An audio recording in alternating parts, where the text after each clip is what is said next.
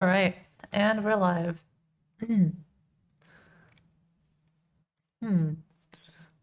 My Discord still isn't showing that I'm streaming for some reason. I have no idea why. Oh well.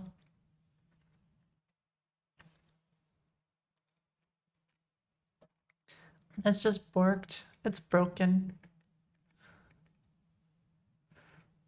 Oh well. Maybe next time I'll figure out why. All right, so today, what are our goals? Also, sorry for the late stream. Had some stuff I had to take care of earlier on. You know, it's just like a weekly raid or whatever on Lost Ark. Anywho, so things to do today. Let's see. We've got a few things we want to fix up on the UI, such as the chat and some other things being kind of hard to read on the new theme. And then we have to let's see. Second plus game fails to start. Oh yeah, this was the... Yeah, that's basically the same as this other thing up here.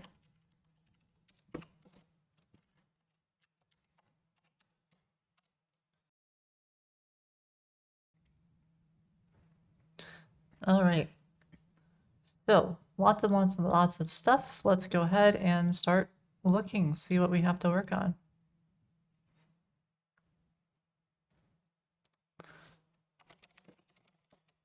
Okay, so the color there, definitely let's fix that ASAP. All right. Now how do I normally do these? I don't think I have a storybook. A storybook is really useful for stuff like this because you can just have it display in like a controlled setting. Hi, Envy. What's poppin'? We're poppin'. We're working on Foony. Hi, Chromageddon. Hi, Agnes. Hi, everybody. Welcome. We're doing chat bubbles real fast. See, the chat bubble looks a little funky. It's like kind of a dark color on a dark color, and it doesn't match our current layout. So we're doing the theme stuff for Foony. That's basically what we're doing. I didn't have time to work on SSE off stream, so we'll save that for tomorrow. And then, yeah, so basically we're focusing on the theme, we're ironing out some kinks, and we're making it look good.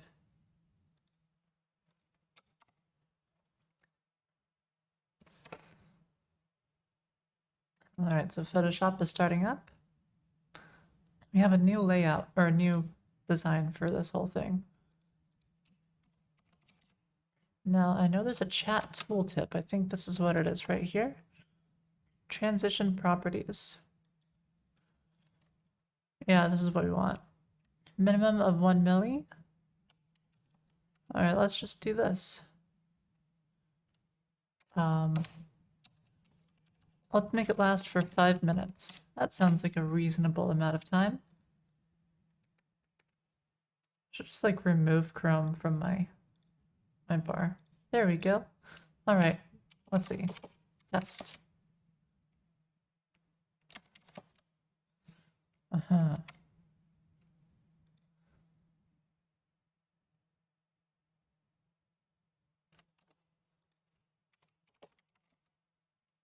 It seemed to have broken it. Okay, let's try that again.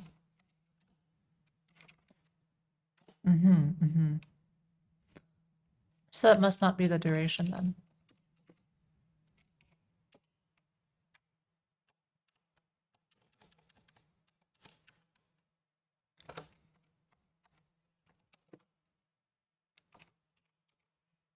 Let's see what we have. There's got to be something on here.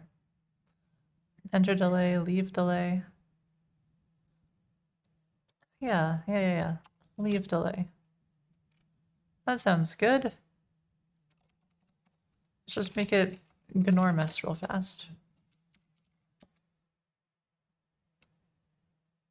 Oh no, it still went away.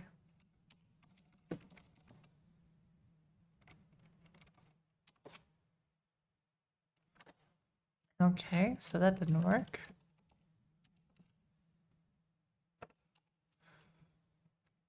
always forget how this thing works.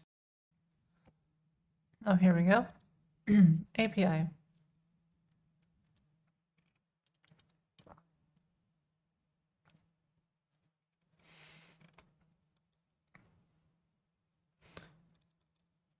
Okay. So enter delay is how many millis to wait before showing it.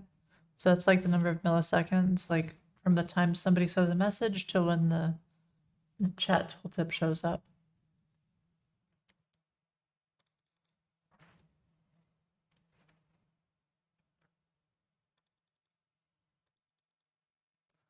Sounds kind of like we want leave delay.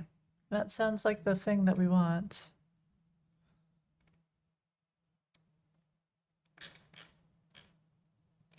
Or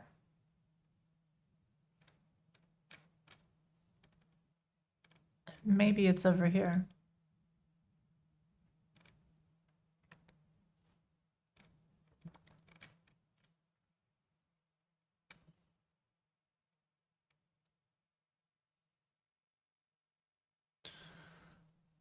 I see, so there's a timeout.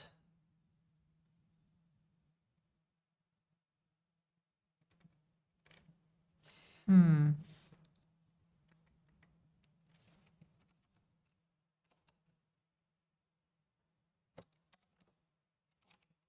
Maybe we just have to refresh.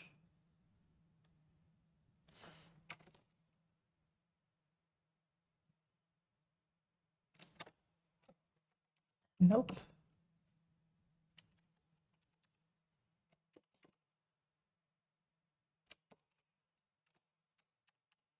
Maybe it's a transition prop for the timeout.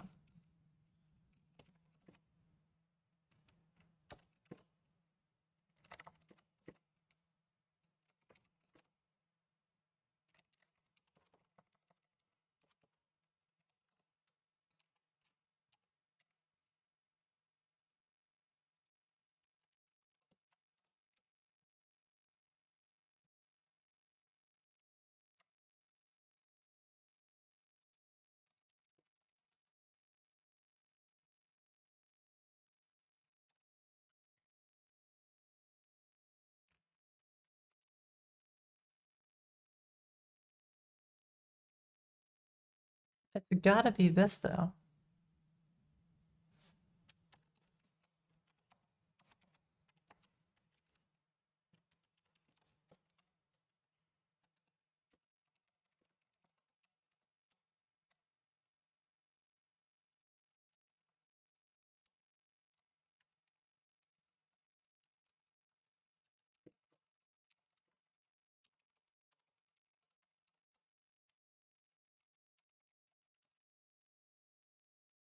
Yeah, you can see right there. That is the right element, see?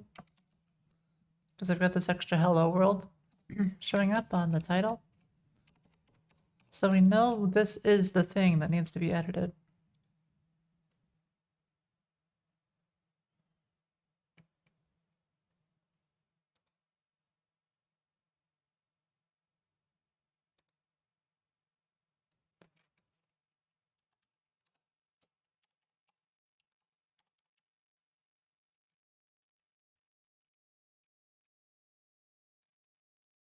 The question is, where? Maybe it's popper prompts.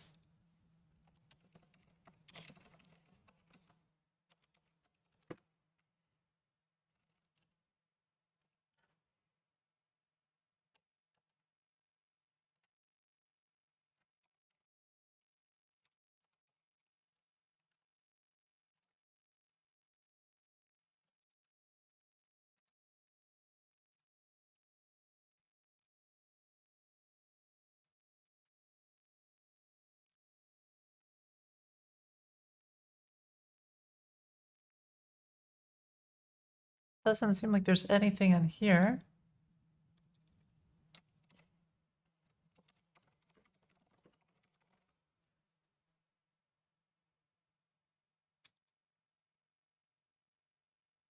Enter next delay.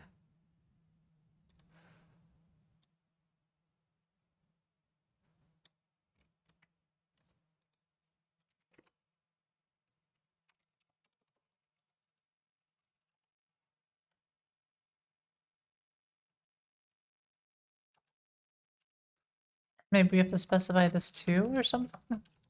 Maybe? I don't think so, though.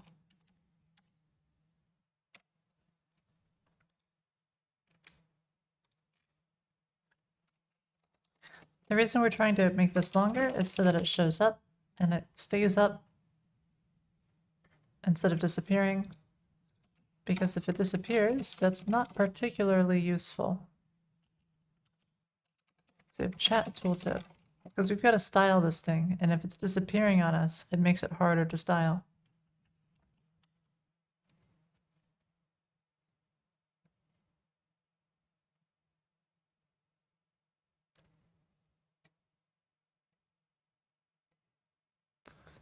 And maybe it's because we're passing in transition props.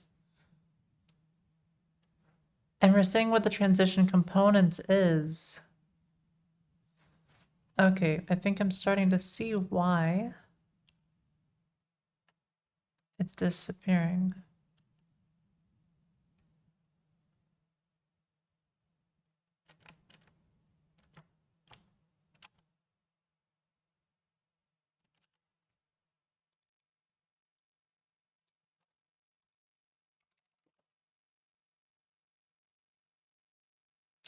There we go. All right, we got it fixed. So now that we've done that, we can have like, you can see it's starting to shrink. It's getting like tiny. It's like, ah. But that's really good. That's what we want. The reason it's getting tiny is because we have this transition component. And there are other transitions we can use besides zoom. But if we just make this really, really big, it effectively doesn't exist. Make it like 3 million millis. You know, just make it like super crazy long. And then problem solved. All right. Hello world is hard to spell, so we'll just say hello Wallard. And that's gonna be close enough. All right.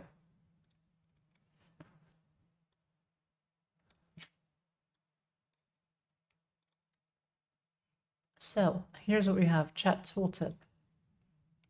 And let's just say color is gonna be like that. Oh, look at that, you can read it now. Wow, that's amazing. All right, so this is the style that we're gonna go for the flat theme.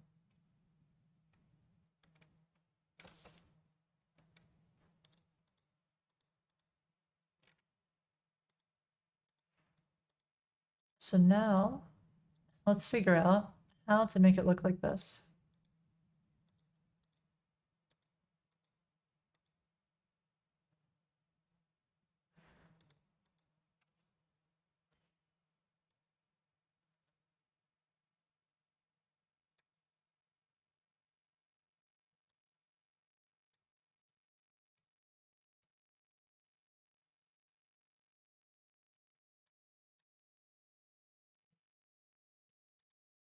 All right, so the way the box shadow works there, this is just like a whole thingamabobber. So let's just say box shadow unset. And then we have to modify the background color. It looks like this might be, no, it's not transparent at all. It's fully opaque. That's useful because it means it'll look the same no matter what the background is. Okay. So that's the color of it. And now it has an outline. There's multiple ways an outline can be done. You can either have a border or a box shadow, right? So let's figure out which of the two we want to use.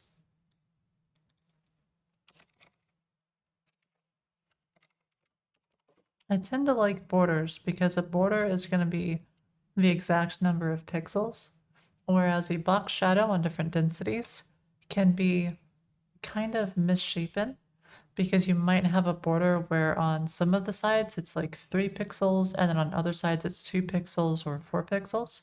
So you don't get like a really nice looking border. And if you use a proper border, that problem goes away. So just one of those little things. The two are not equivalent.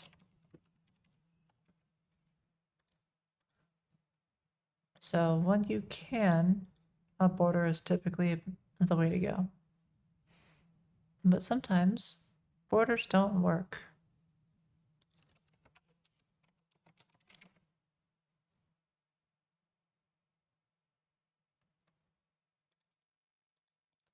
So you might have to fiddle with them to make them work.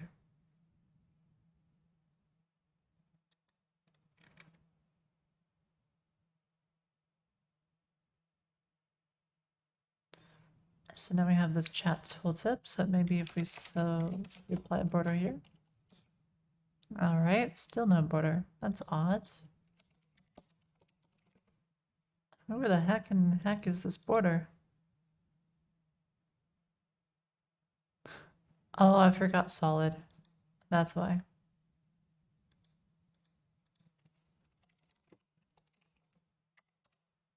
There we go. Okay, that makes more sense. Great stuff.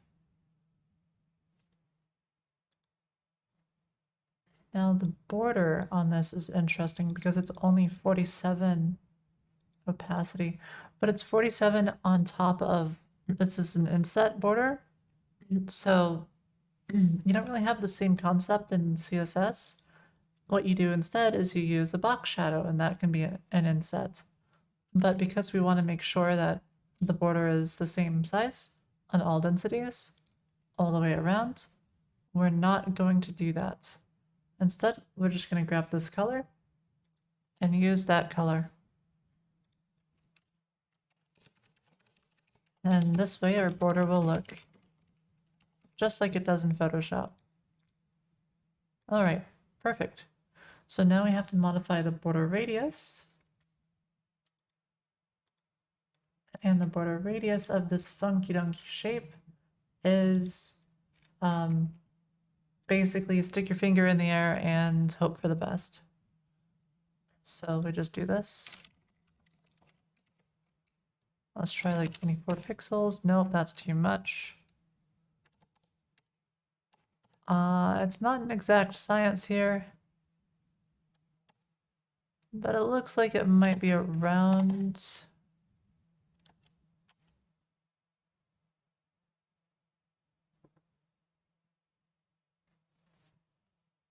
here-ish. You can see it's slowly starting to shrink. Maybe I need a longer timeout.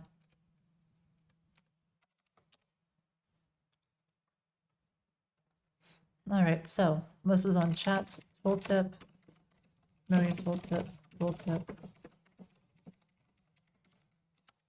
and this needs.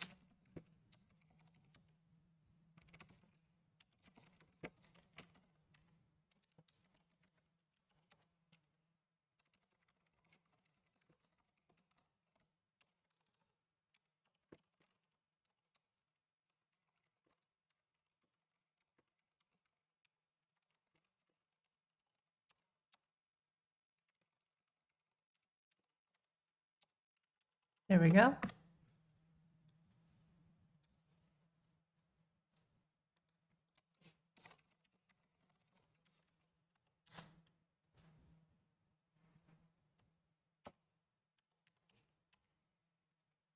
Oh, perfect. We already have a concept for chat tooltips. Oh, that is so nice. That is so very, very, very convenient. So just have it right here. Yeah, I just really like coding, just in general, you know, it's very, it can be relaxing. And it's just like my hobby and what I do for fun.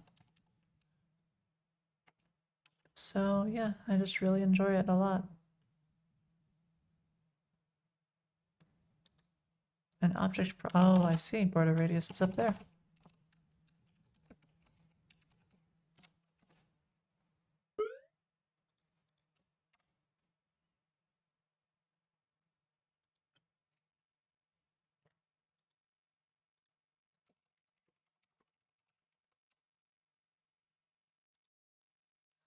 Okay.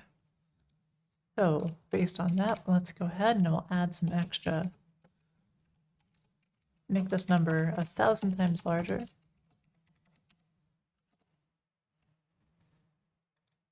Just a couple orders of magnitude.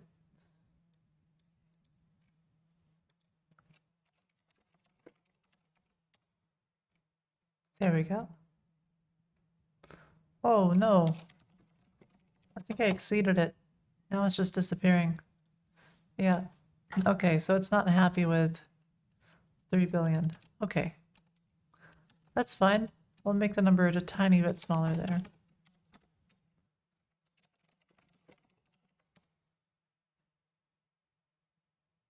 There we go.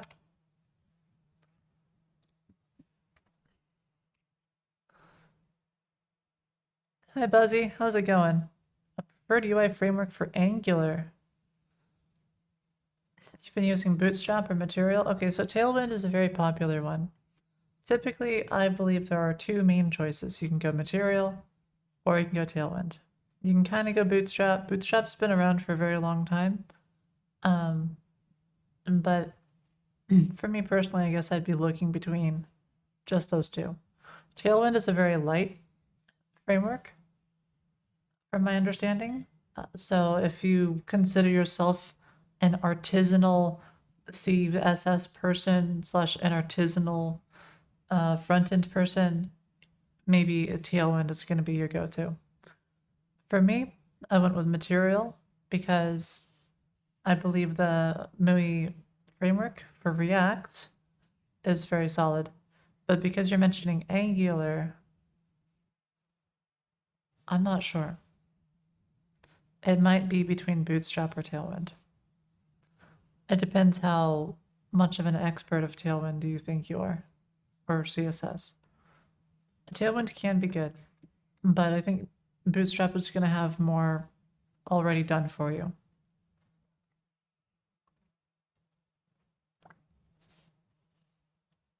But this is coming from somebody who hasn't really used Tailwind. I used to use Bootstrap a long time ago. I liked it. Nowadays, I kind of swear by this Material UI with React. It's been kind of amazing.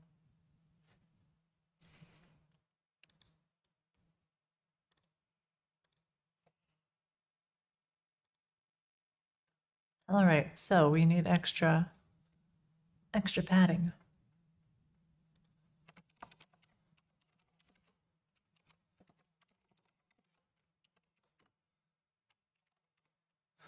All right, let's compare the two.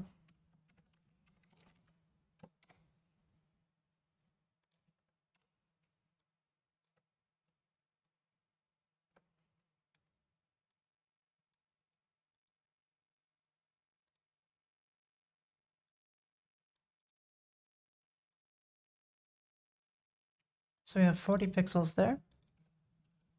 Good morning, I need math. How's it going?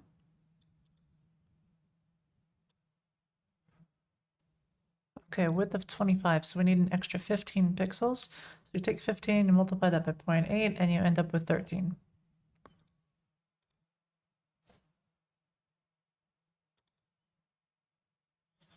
Wait, 12, my bad. I thought that number sounded a little too high. All right, so let's do this.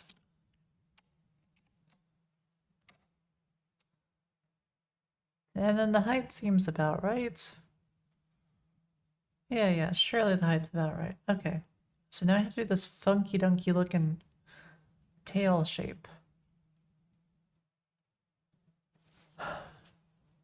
Now the tail, that's gonna be tough. All right, let's see. Does it need to be a tail shape? Do we need that? Is it necessary?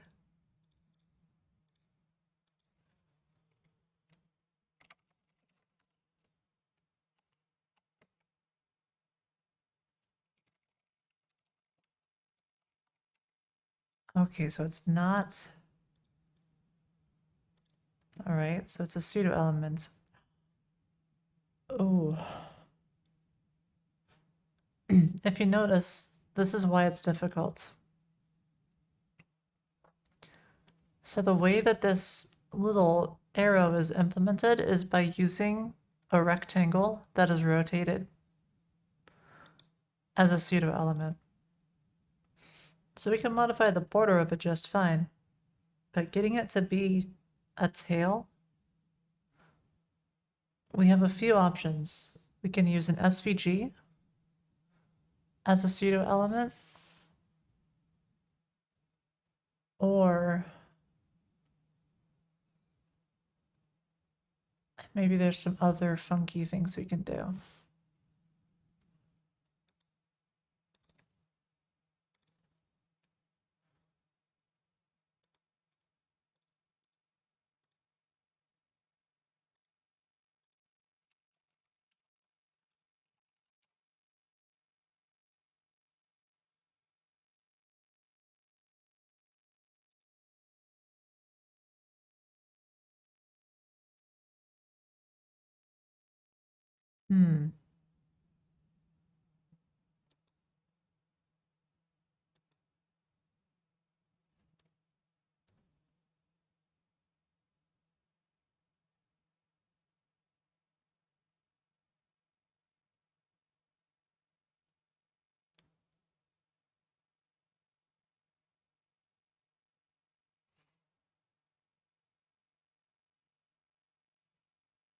I forget how this works.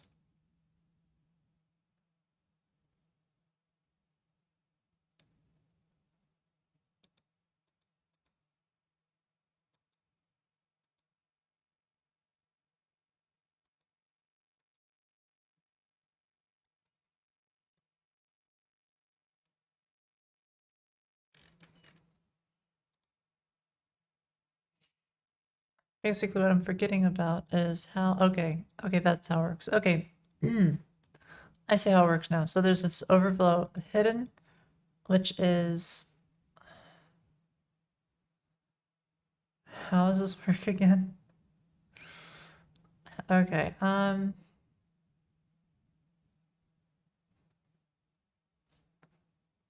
you know what, it's more obvious if I do this.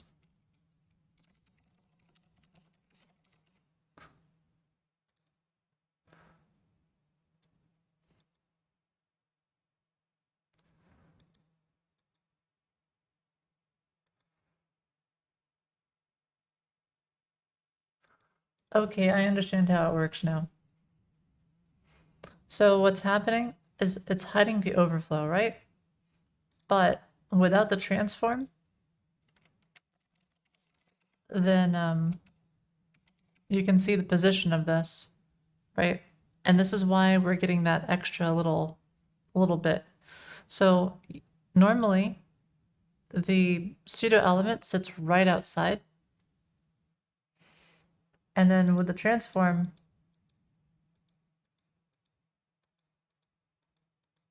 it does some funky dunky stuff so that it doesn't entirely get clipped.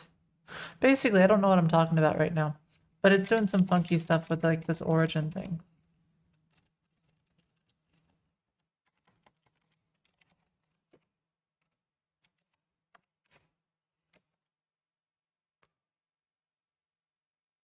But this transform origin, I believe, is what's doing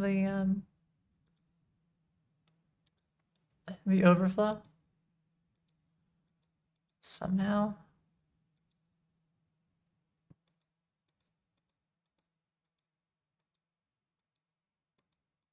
It's weird.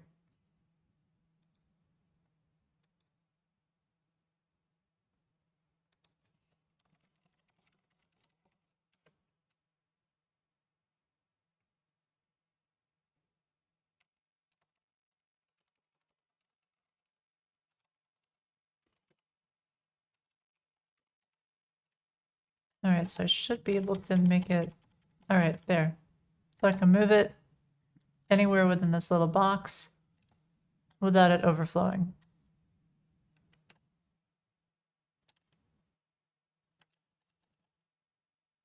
Unfortunately, this box is not where I want it positioned.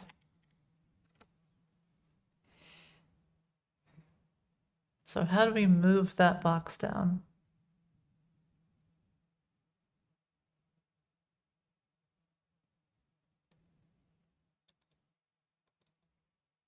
Okay, what kind of positioning are we?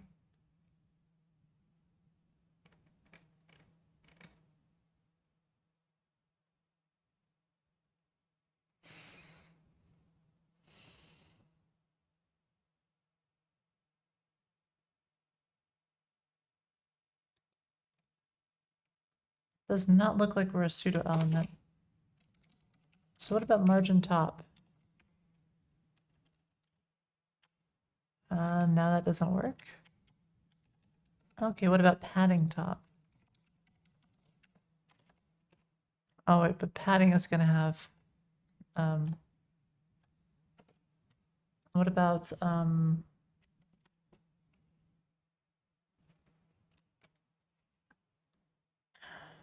the problem with padding is you've got the background color.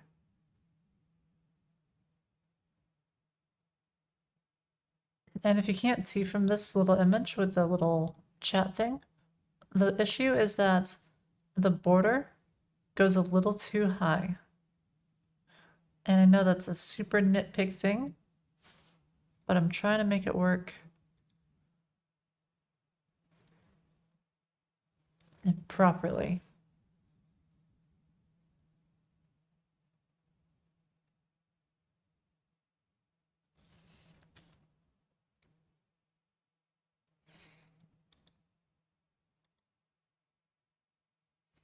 I could probably do something with like a mask or like a clip.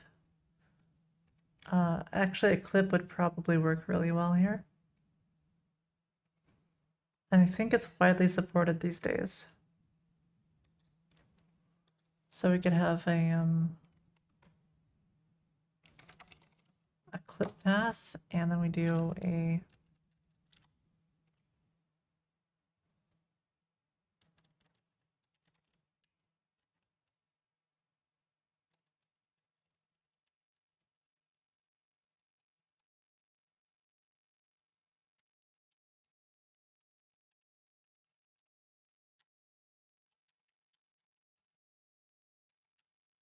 let's see what the options are for clip path here. Clip path, CSS.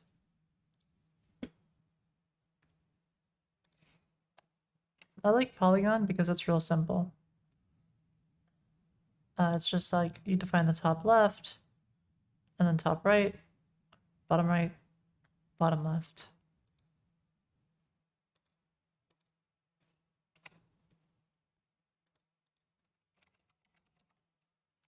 So we'll do top left, 100, 0. Top right, which would be, wait, no. 0, 0.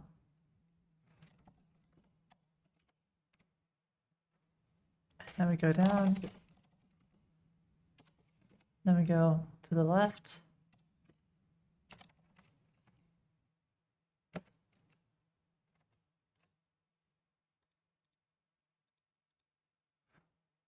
All right.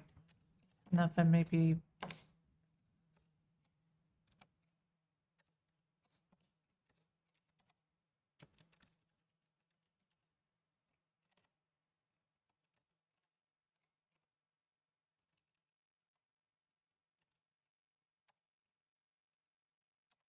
you know, this will be more easy to see if I remove the overflow from this.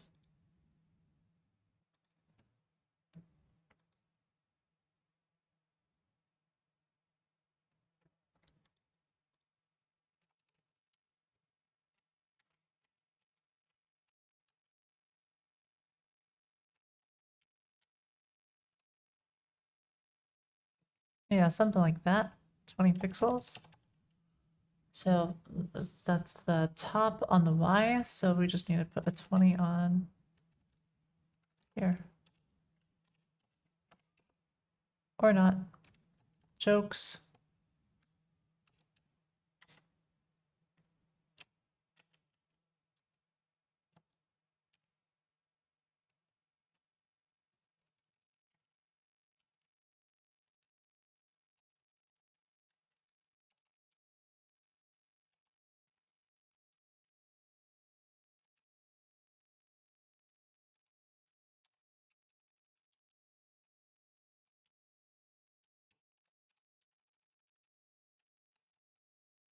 one of these values, I'm thinking will remove that other border on that other side.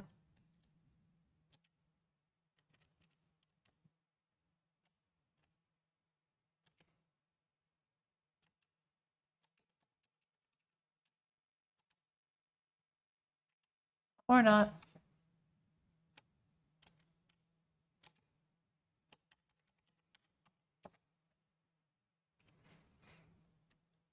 Okay, so that works.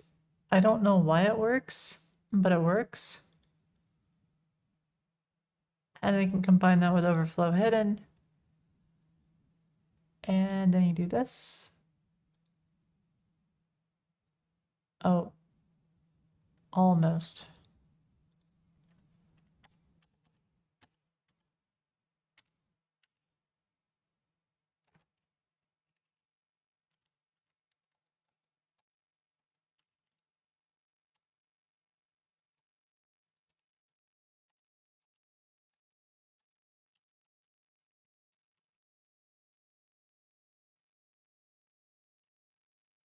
I think the reason this is kind of confusing for the clip path is because it's rotated at an angle.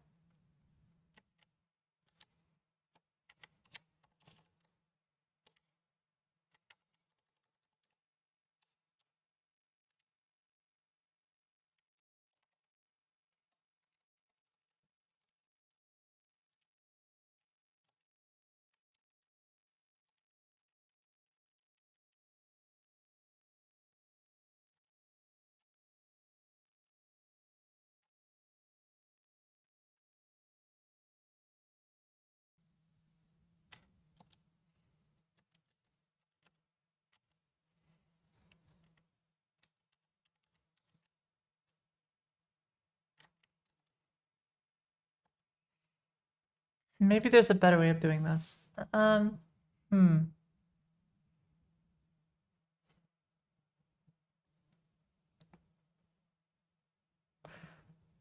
Like, I know this will work if I use, oh, actually, I think there's something for this. You change the, box sizing.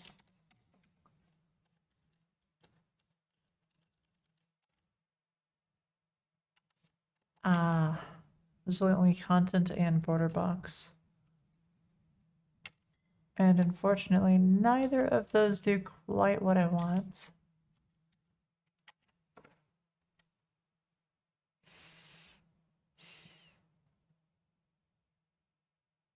Hmm.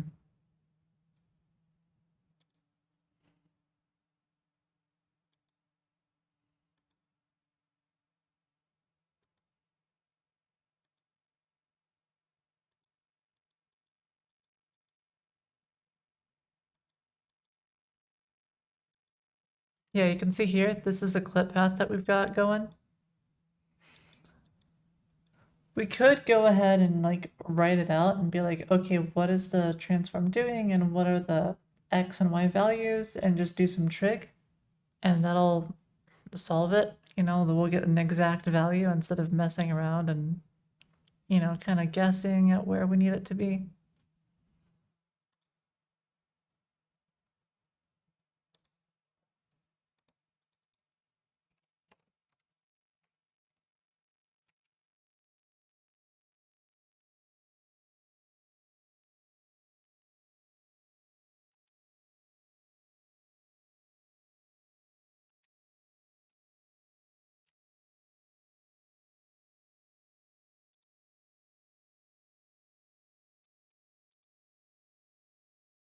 I mean, that's so close though.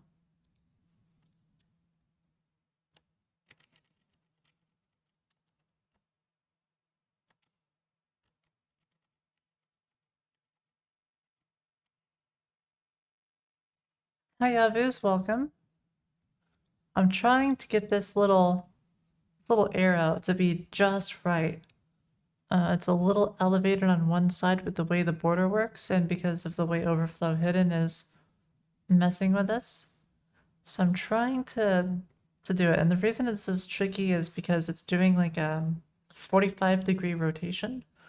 on the transform, and that transformation doesn't apply to the clip path, I don't think. Or it makes it weird, okay? So basically I've got this thingamabobber here, and trying to figure out, I've got this top left,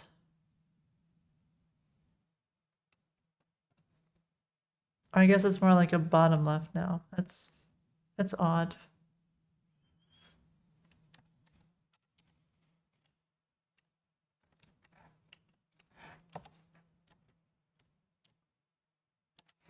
So I can go down that way.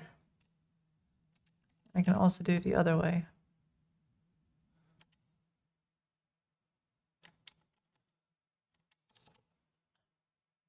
Oh, okay, let's go back to the other transform.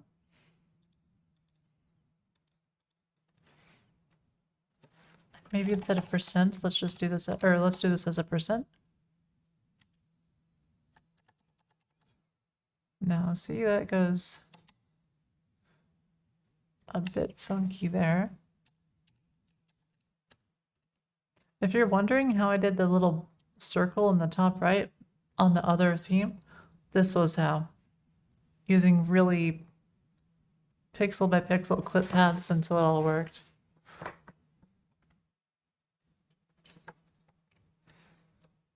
All right, let's just zoom in. Now we can really see what it is we're doing. That's pretty darn close.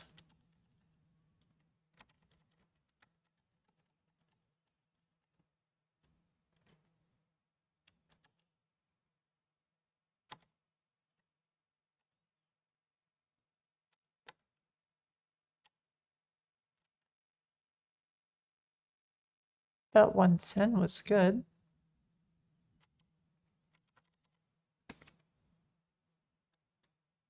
Seems like it's working.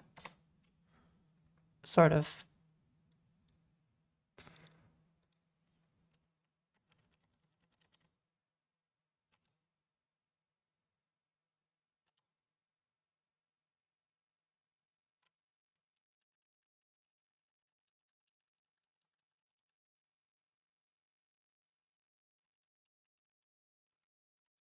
Oh, heck. I don't know. There's gotta be a better way of doing this.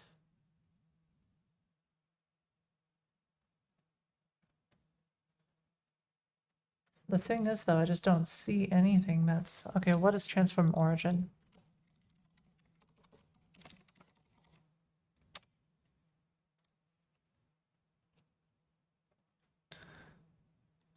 So it's the origin for an element's transformations. I see, so it changes where it rotates from. Alright, sure.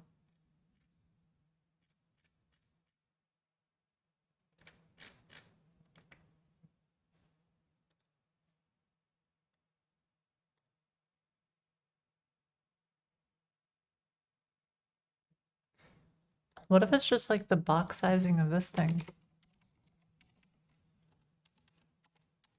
No, that doesn't really help. I could just ignore it and pretend it's not a problem.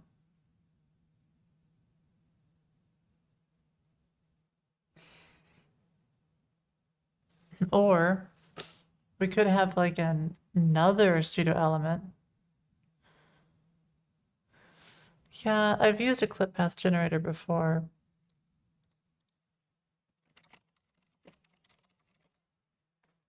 Clippy is what I used. This thing.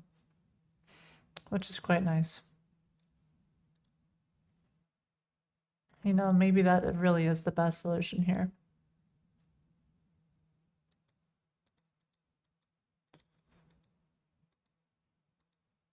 So it's rotated 45 degrees around, let me think.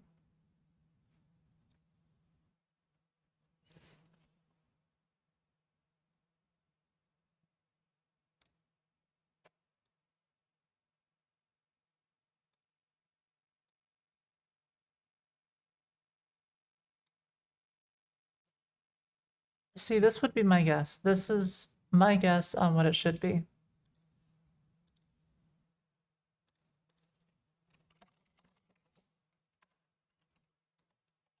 But that's obviously not quite right.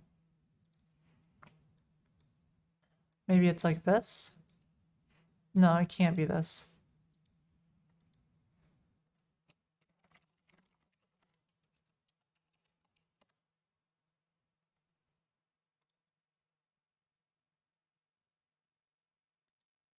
Because now it's like that. Another thing is that this is not a square, it's a rectangle.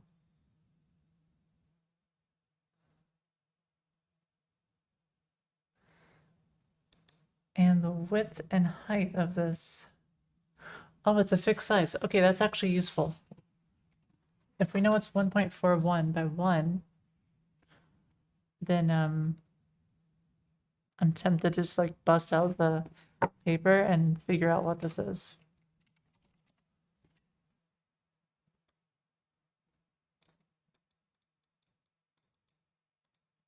Okay. And it's rotating such that this clip path was the closest without a transform. Okay, we want the bottom right corner. Question is, how much of that bottom right corner do we want?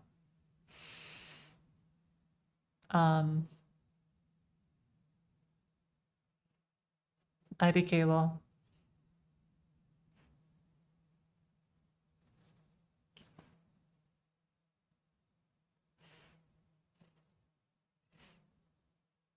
The closest would be this, and then we just change the two values, which would be these 50s, right?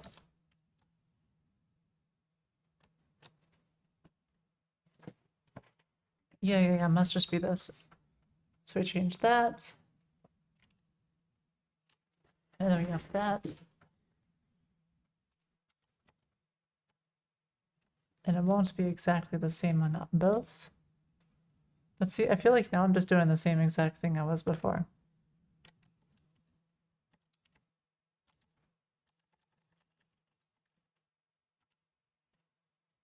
Right about here.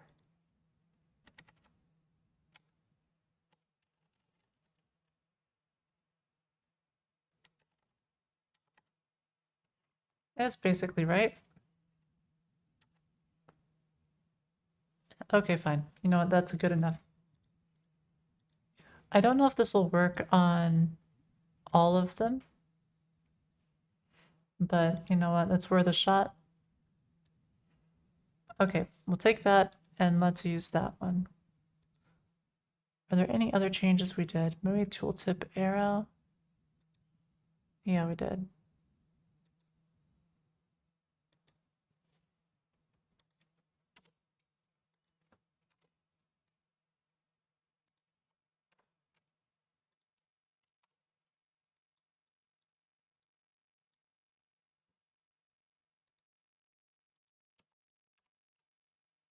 Actually, let's do this one instead. All right. So this will be the chat tooltip again.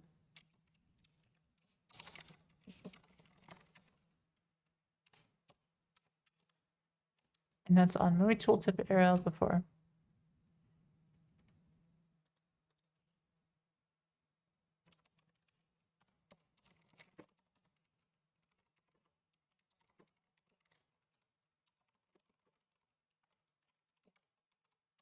There we go. Okay, clip path is going to be this thing.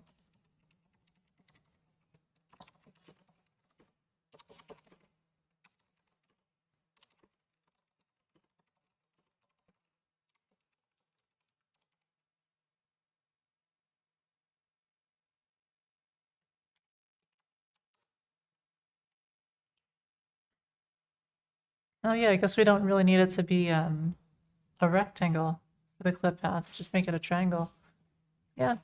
Okay, Clippy was a good idea. 100%. Okay, Mui tooltip arrow. All right, let's get the color for that.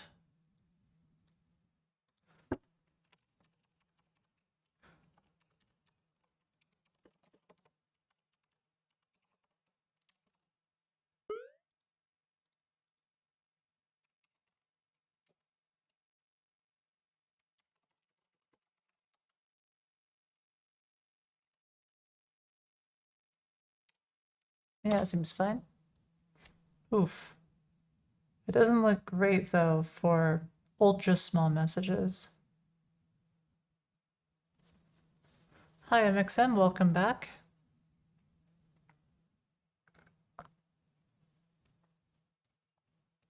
Yeah, a bit late stream today. I had to raid on Lost Ark.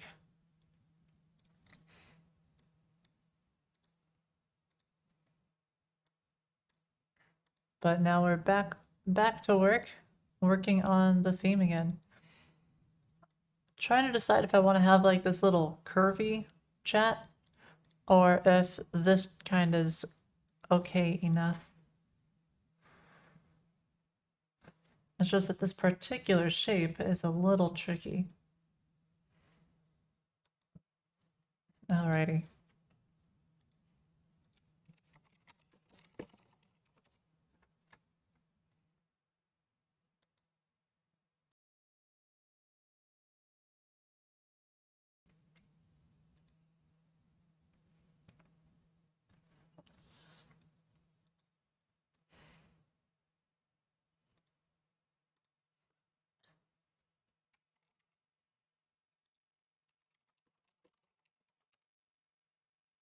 Ooh. Okay, the clip path does horrible things. Yeah, we're working on chat. Seems like we can't really do the clip path.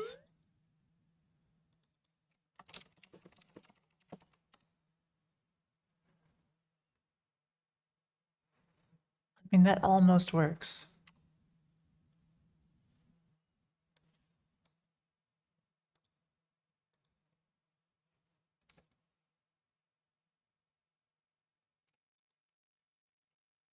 Ooh, that looks bad.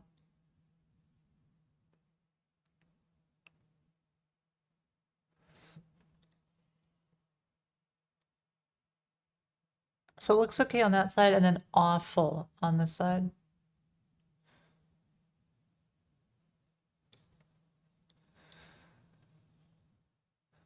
You know, maybe the solution is to use an inner box shadow because I think that'll make this look better. So let's just not do a border. I will instead do a, oh, there's no way that'll work. Because I do a background, or yeah, box shadow.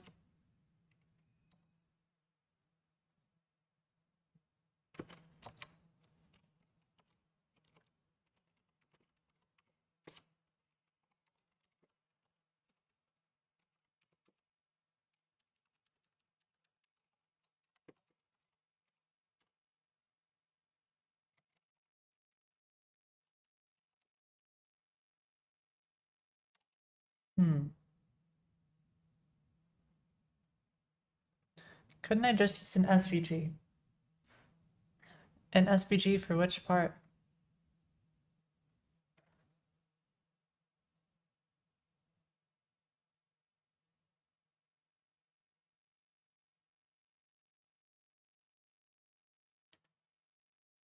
Well, you can't use an SVG for the whole chat bubble.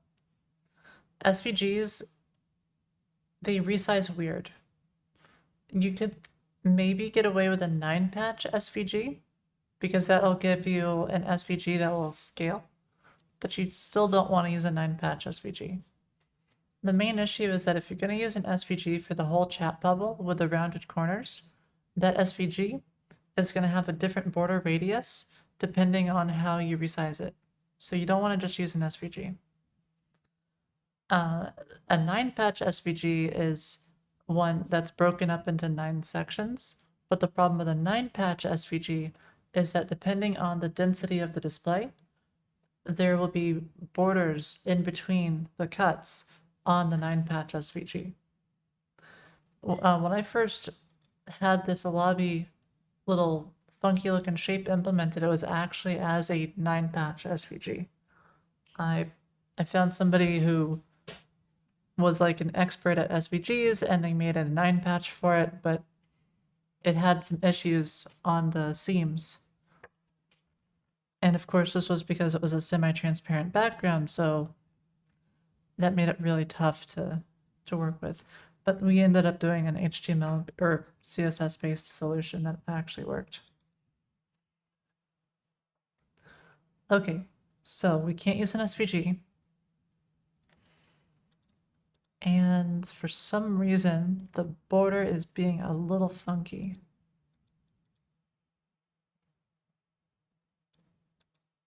But I could have sworn that we had tooltips before in the other theme that had a border. Let me take a look at the other theme real fast, just to see what we had, because I thought we had a border around everything.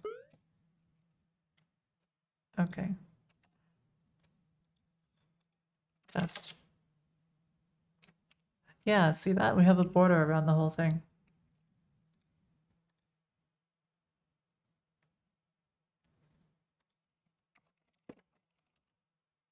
Oh, it was broken. I just never noticed because the colors were so dark.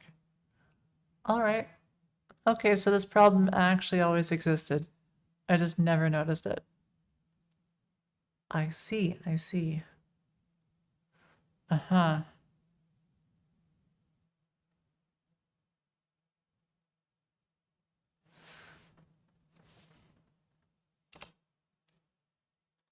Okay, well, in that case, let's get back to the flat theme.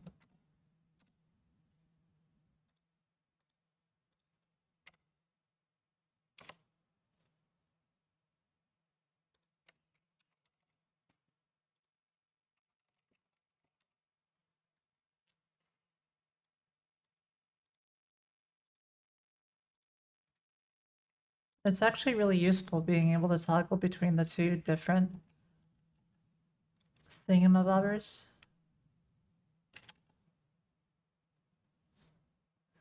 So we have margin right, margin top, okay.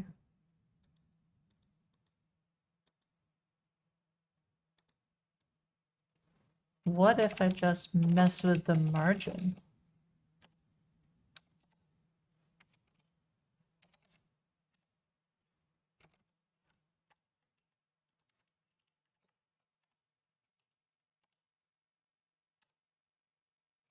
Hey, that doesn't look too bad.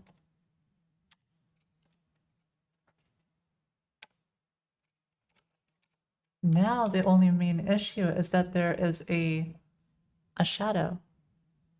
Because you can kind of see there the shadow. That's not terrible. So we can just mess with the margin here. Oh no!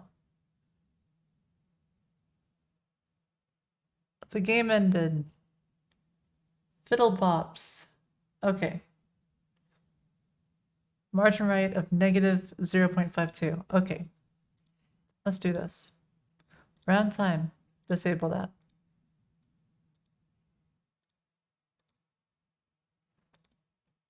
Too good. Immediately. Whoa. That's a bug. What?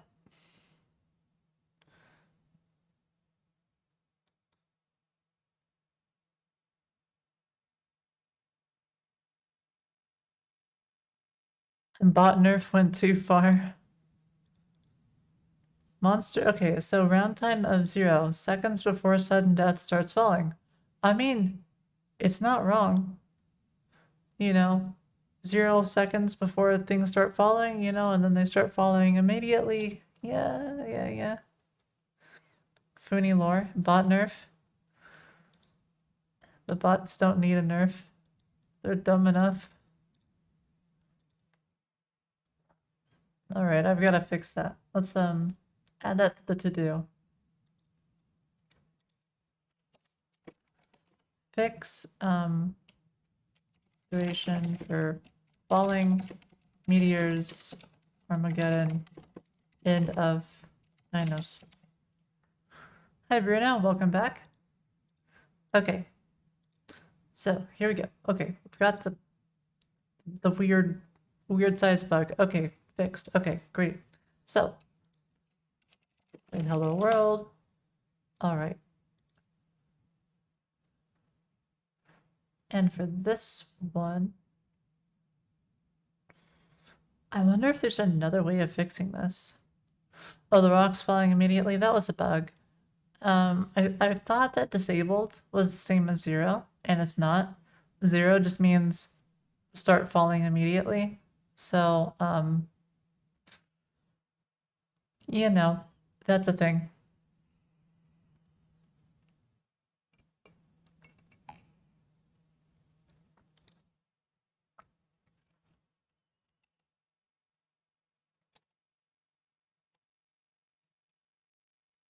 So you have this thing here with margin right.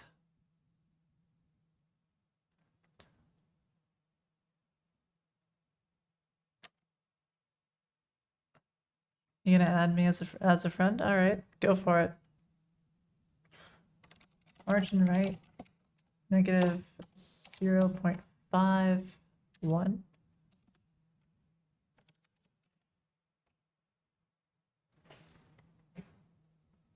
That seems pretty good. How do you know which character you are? Because currently you're orange. So we have position left.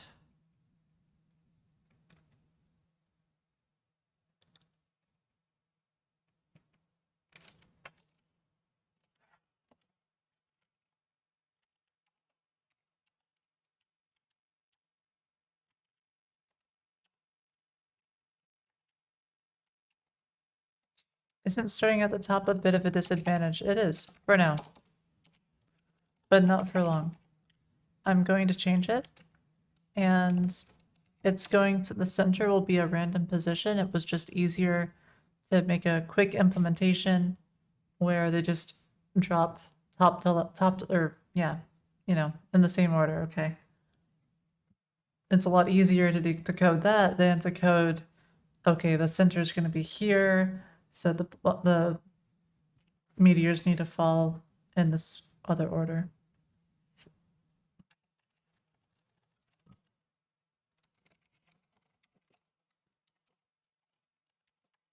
So basically just give it some time and we'll get it fixed up.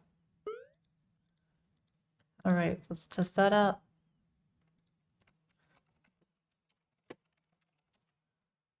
Cool.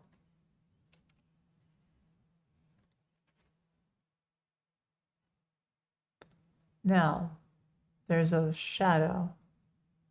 And the question is, why is there a shadow? Because there's no shadow here, and it's the same. Oh, it's not the same color.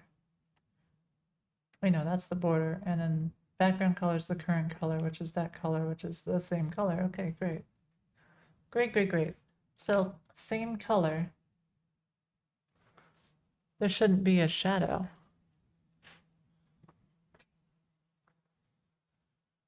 Because there's no shadow.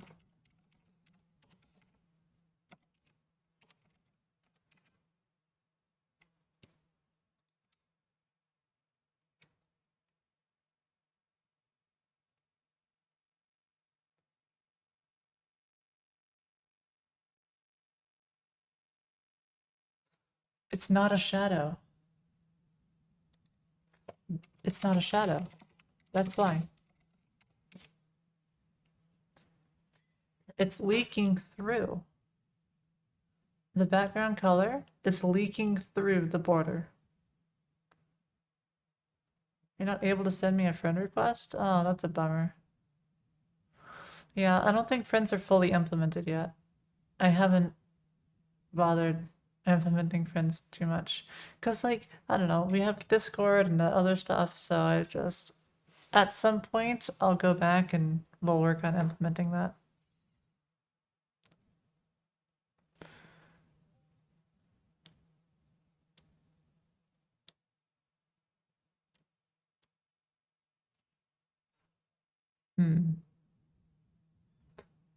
Now,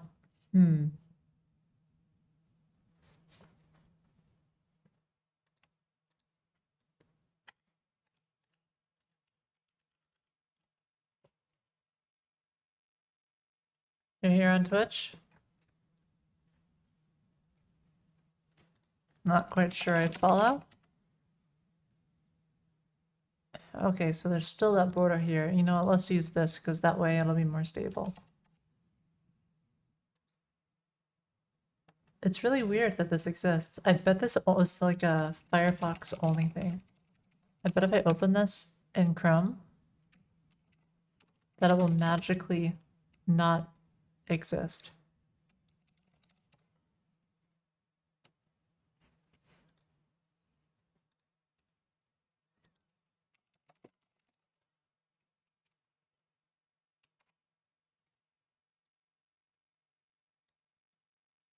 Yeah, it looks like it's fine on Chrome.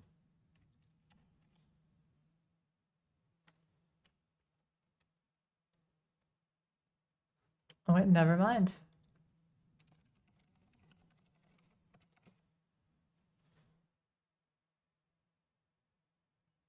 But it's different on Chrome. It's like 1 pixel different. Okay.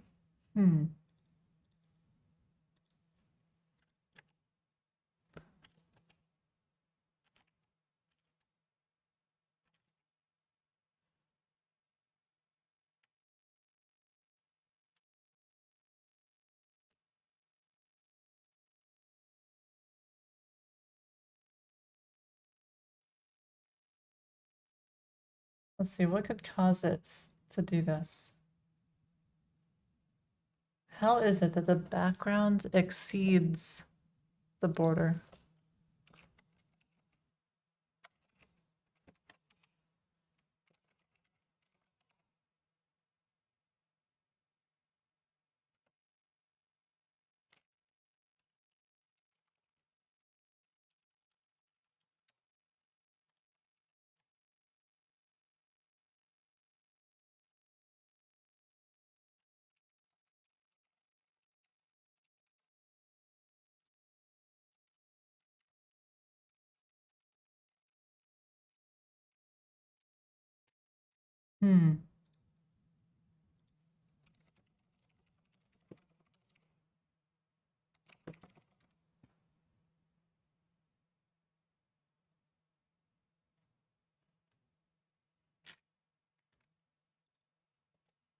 You know what?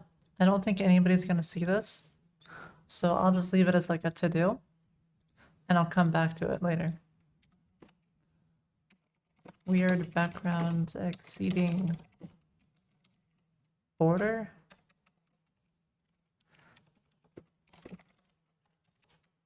I didn't think this was possible, actually. I think it also only shows up on certain density displays. Oh no, it shows up everywhere. Okay. Dunno.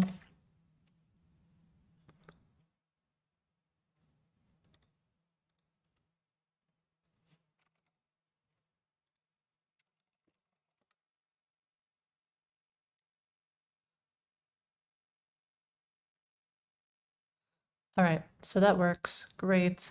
Good enough. Although I feel like the border radius is too big.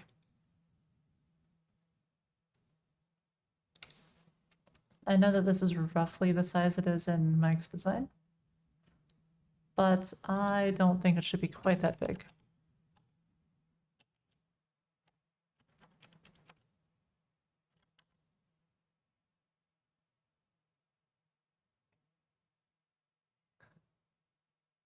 It still looks funky.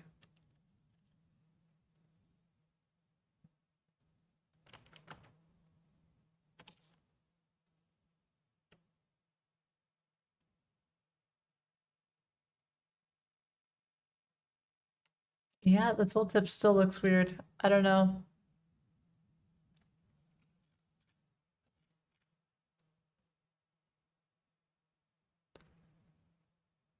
It's weird because it's pointy at the end.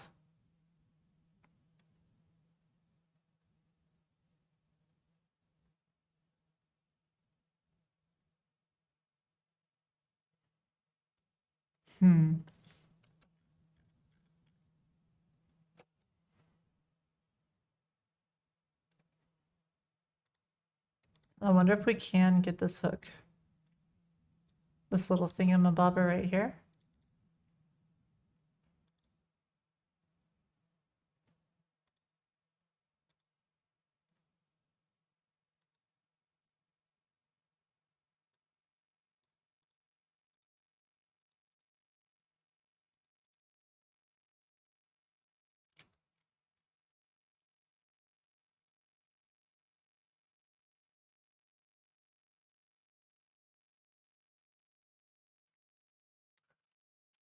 Oh no, you found out the secret, Agnes. I guess this whole time, if you just type in localhost colon 3000, that is the secret URL to the server, and you found it. Yeah.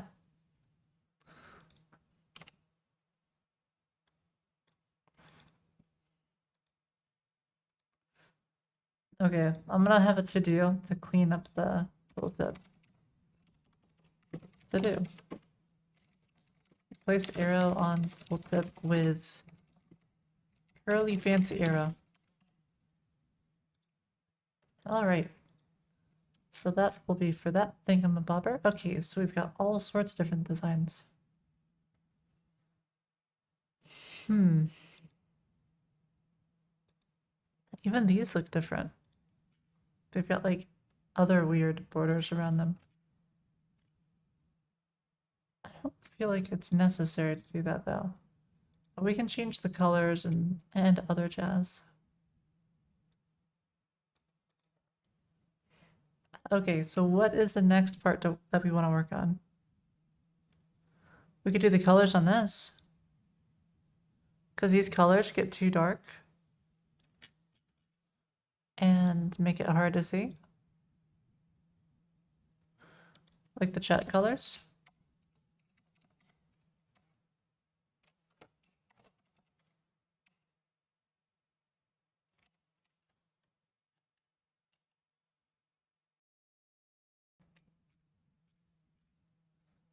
All right, let me figure out where that's stored.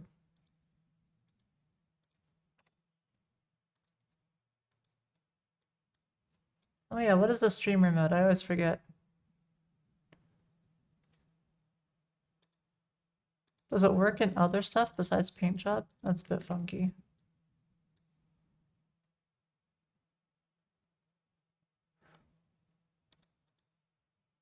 All right, chat color.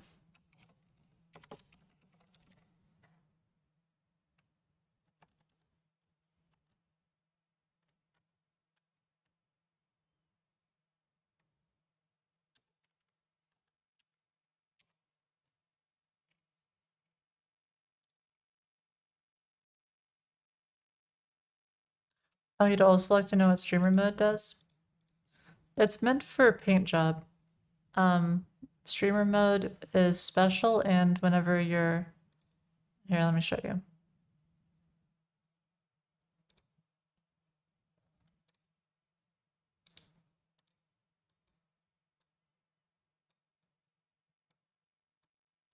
Oh, whoops. It makes you win. No, that's, let me show you again. See how, like, it says, it doesn't show me the word, choose a word to draw, it just says Acorn is choosing a word. And then it says Acorn is painting instead of this.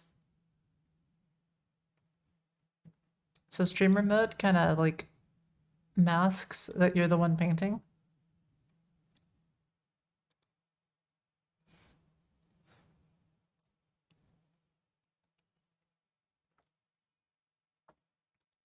That way, you don't leak the word.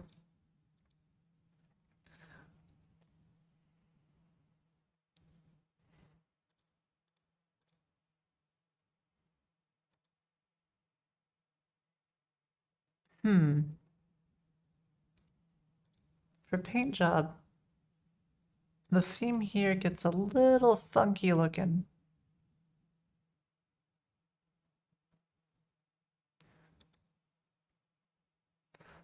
I wonder if we can fix this up.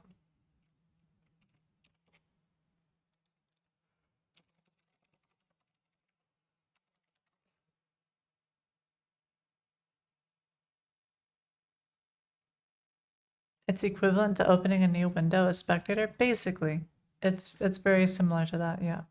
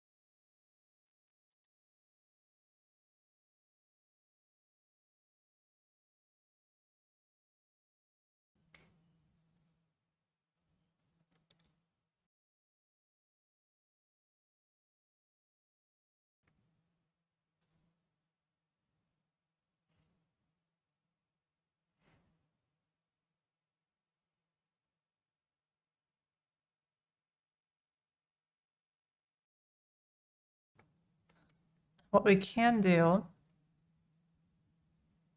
maybe we can like just use the other theme for paint job. Let's see. How does this normally work? So this is default site theme, so maybe we just do retro theme.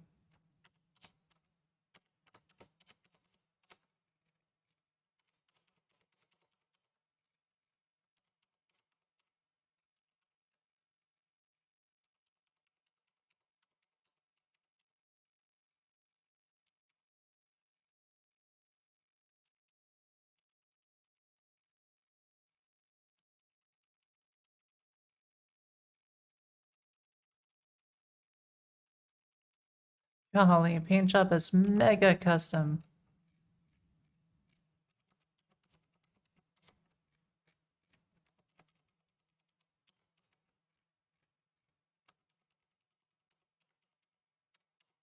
All right. Holy heck. Look at all these things. Oh my goodness. It just keeps going. Okay, there we go. Phew. All right, let's just do base theme. And then right above all that, we'll say const base theme equals retro theme.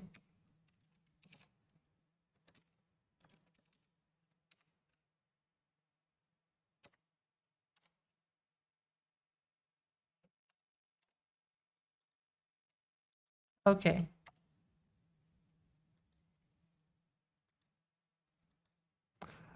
See, now that's weird. So now if I'm in paint job and I'm in the lobby, I have this.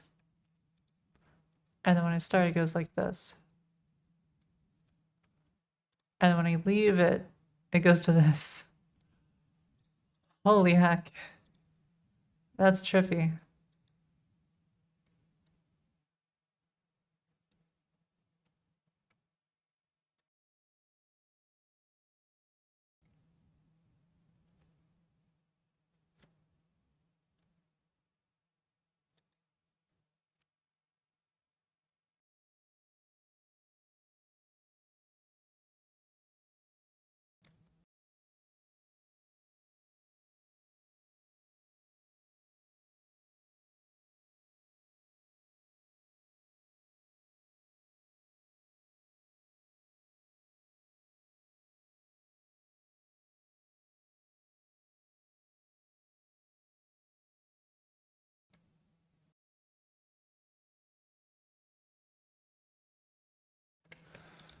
Hold on, let's see.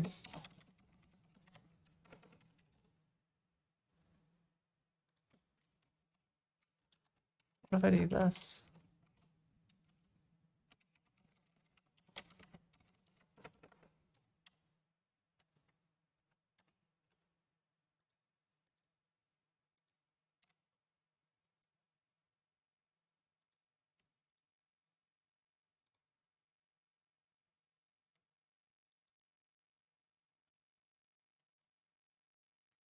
We could do this. So like in game, it's like that and then flat otherwise? Or should we make it flat on the top too?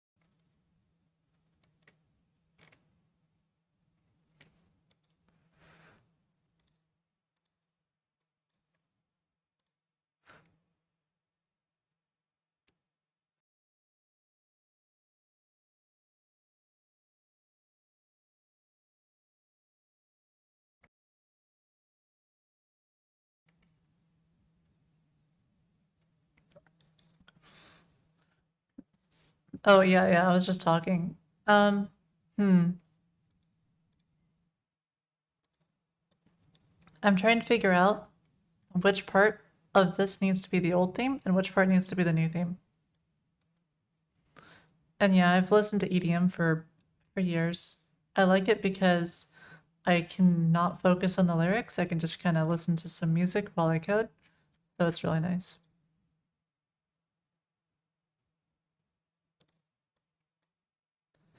So currently what the plan is to have only the center be paint job colors and then have the rest be the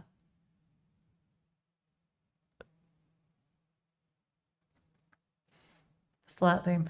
Although this is gonna mess it up though for the retro theme because if we make these changes, then the retro theme, it's gonna be purple as well for all those things.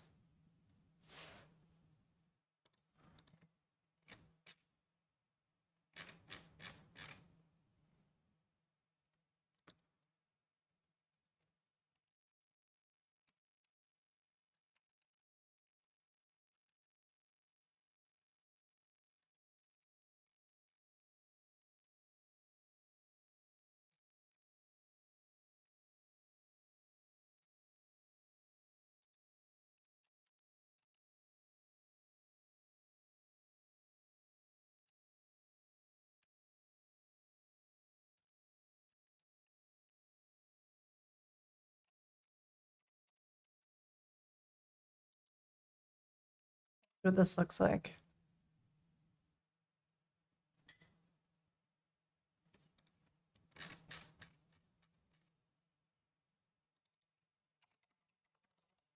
Let's just do like the default set theme.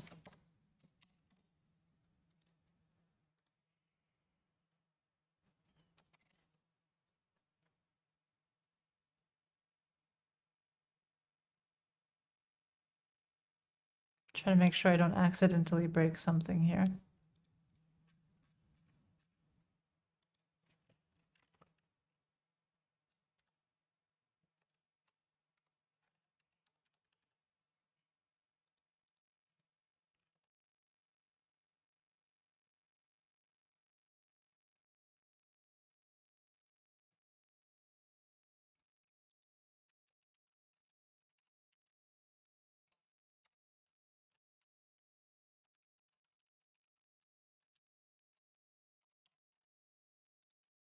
Let's see what that looks like. Hmm.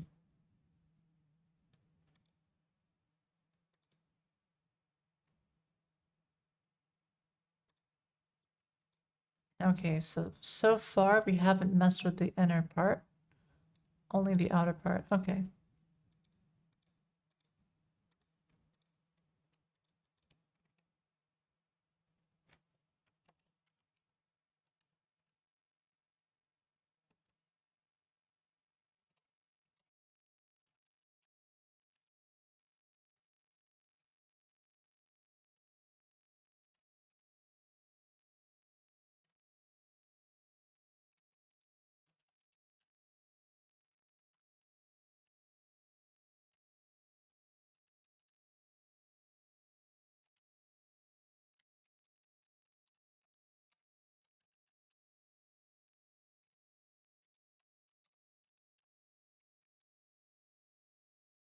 All right, so this part right here, this phaser container needs to be custom for sure.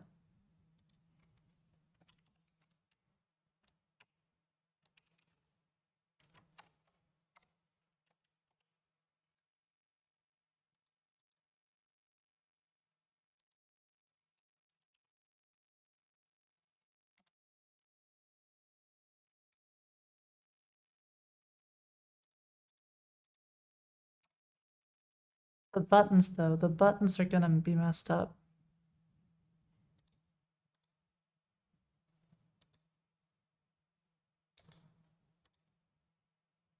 Hmm.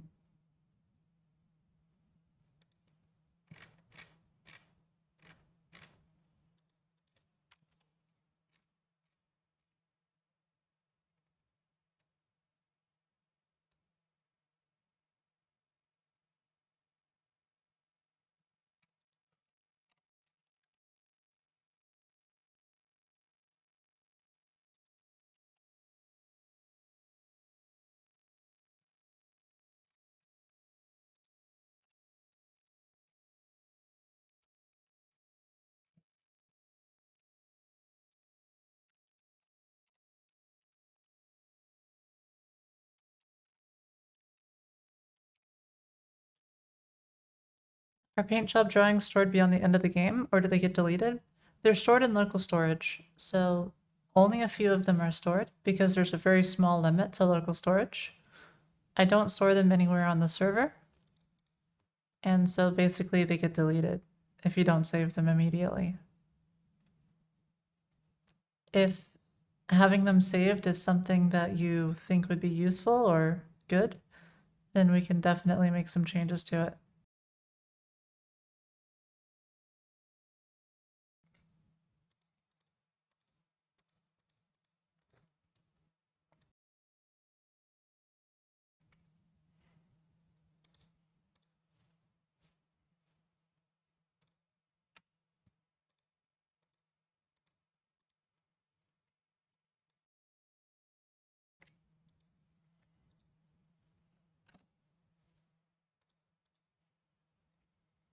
Hmm.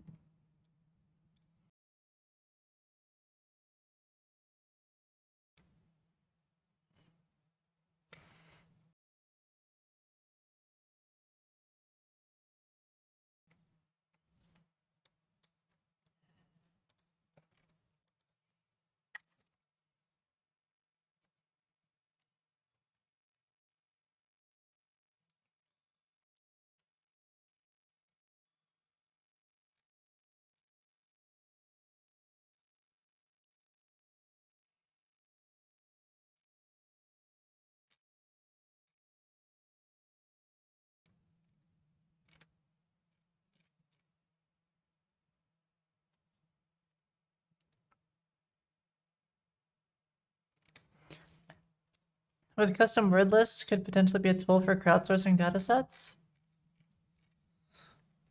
Yeah, we've got custom word lists. Datasets, what do you mean by datasets? Because you've got a workshop, right? And you can just have like, you know, your own custom words and you can upvote and stuff.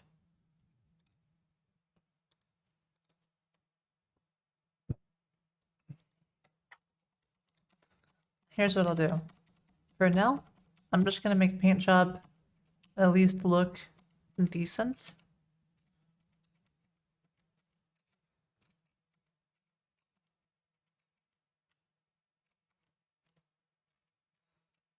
This will be default site theme, and then that'll be that.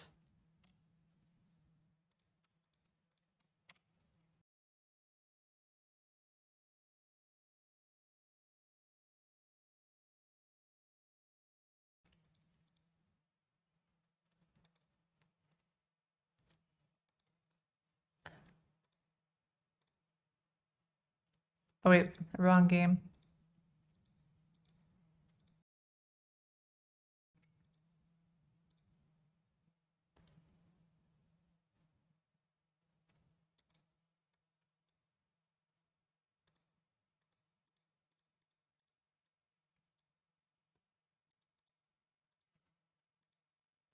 All right, so for paint job, maybe we'll just keep the old theme for now, and then we'll come back and we'll rework this so that it'll be the new theme. If you need hundreds of drawings of certain words for machine learning or something, I see, I see. Okay. I see. So you have custom word lists and then you have them paint everything. And then it's basically tagged data and you store the drawings. You could do that. How useful would that be? Don't know.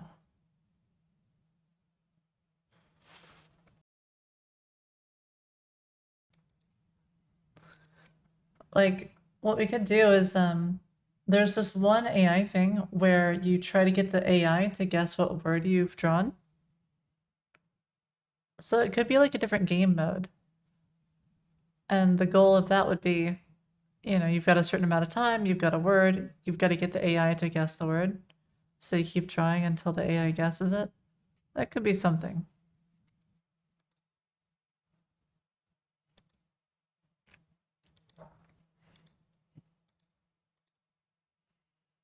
All right, so I'm gonna do that for paint job.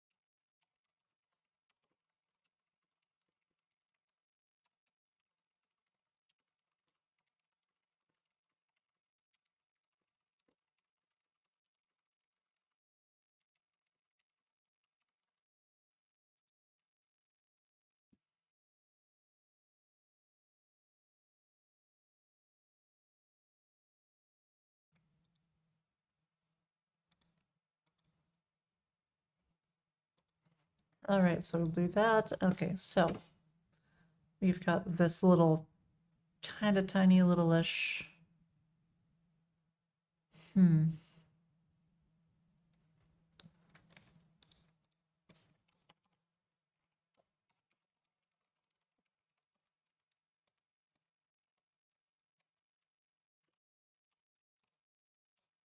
Here we go. Wait, no, that's not it. Oh, wait, yeah, it is.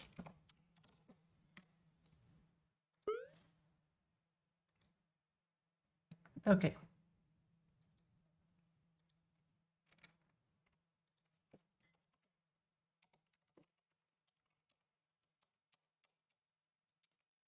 That's a lot of commented out stuff.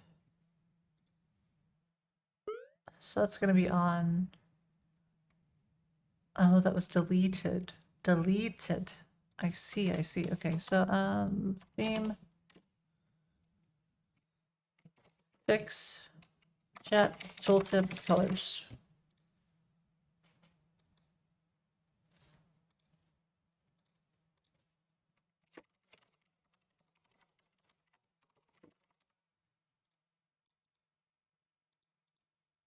All right. Next thing. What's the next thing?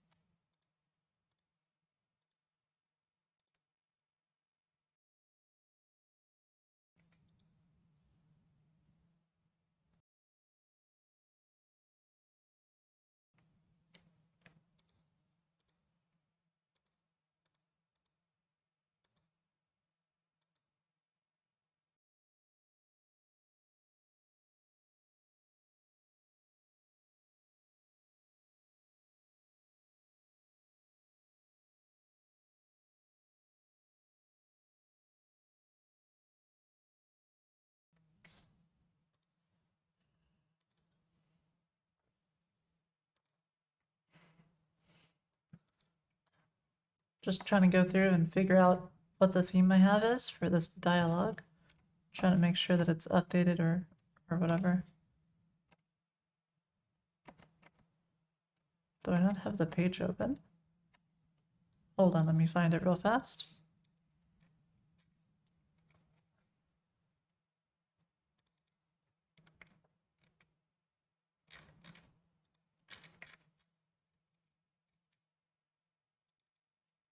All right, here we go. Which one would it be? Maybe this one? Yeah, here we go.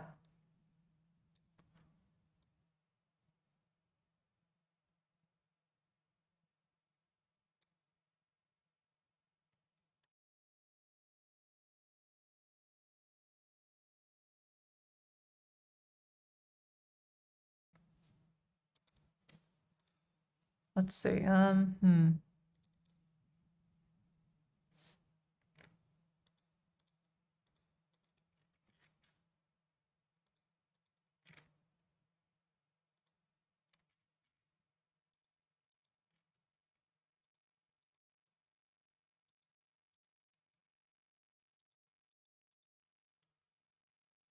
right, so it does look like the shine is gone.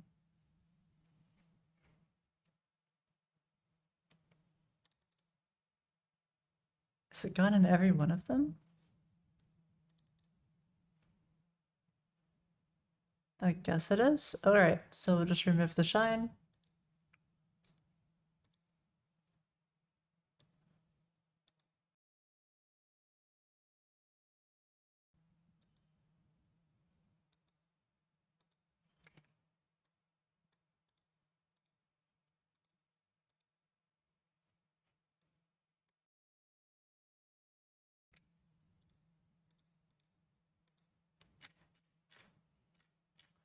All right, I'll be right back, and then I'm gonna work on this dialogue a little bit.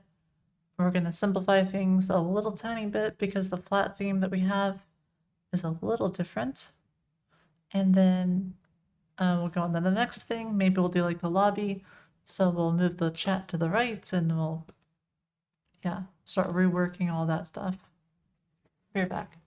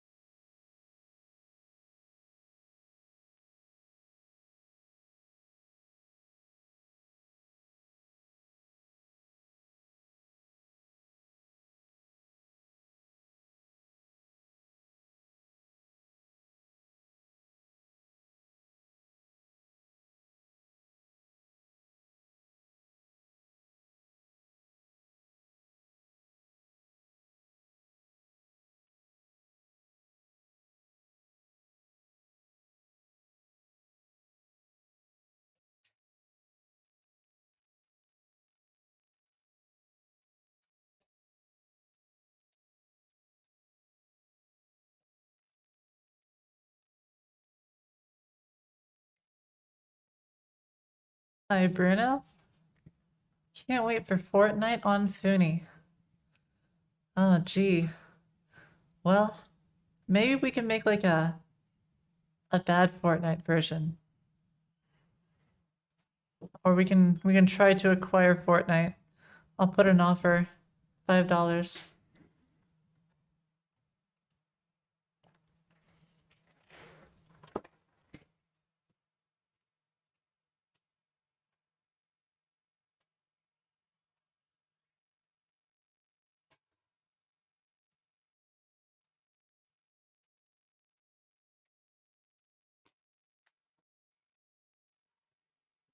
You're sure they'll sell? Oh, absolutely. $5? I mean, I can buy a whole stick of gum.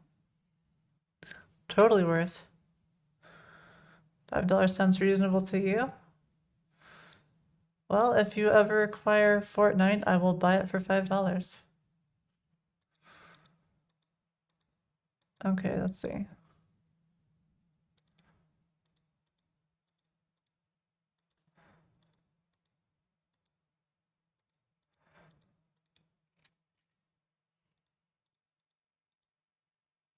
Okay, so here's the frame. Let's see if there's any shadow to this. So here, it has to have shadow. It doesn't look like it has any shadow.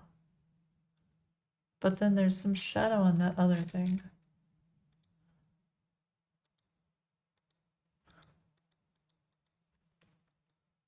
Let me see if there's shadow. Oh, there's totally shadow.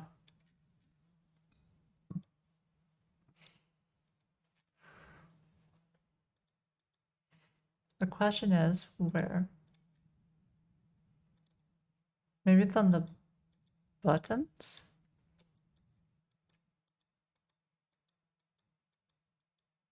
Okay, it's on whatever is in the frame. Okay, all right, we've narrowed it down. No, not there. Okay, I found it. Here it is. Here we go. So this is what the frame looks like now. It does have a drop shadow. Maybe it's like lesser or something. Let's see. Well, it should be the exact same thing that we have. 0.72. Oh, it's already here. Like literally the same box shadow. Just feels like it's not quite so crazy. What if I half it?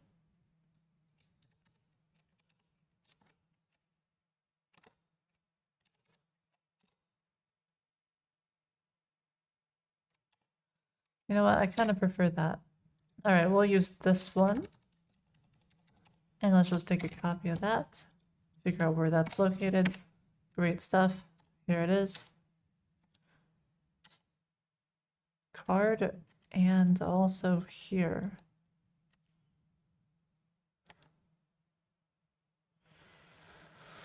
I see.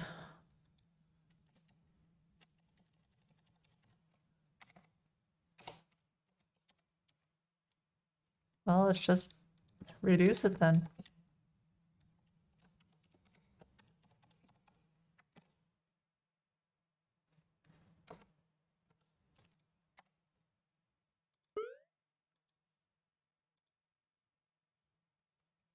I kind of prefer having it be a light shadow compared to like a really dark shadow because it that felt a little overwhelming. All right, now I actually really like this little how it gets lighter here. But okay.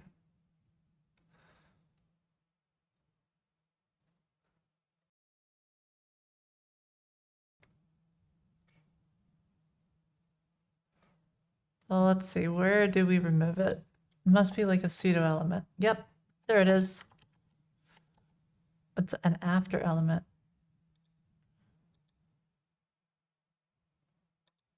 Boop. Oh, it's both. There we go. All gone. I thought it was cool.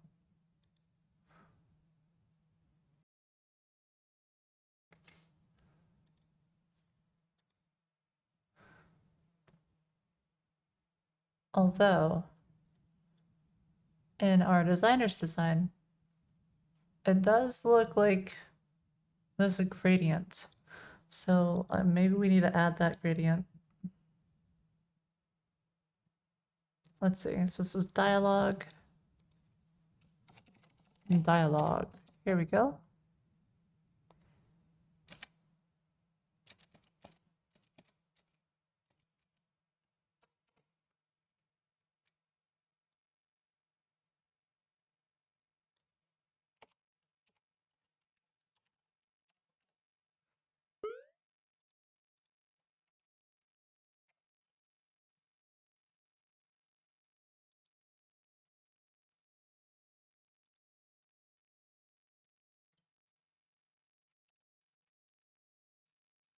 Oh yeah, there's totally like a tiny little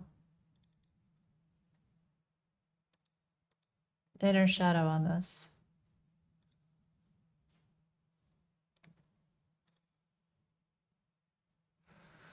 So this is a shadow that only applies from the top.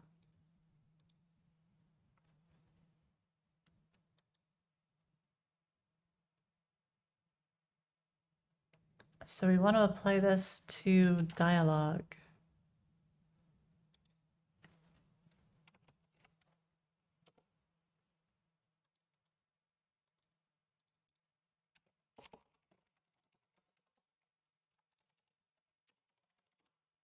So it'll be a 0. So it's a something or other. Definitely not that though. Let's try this. Almost.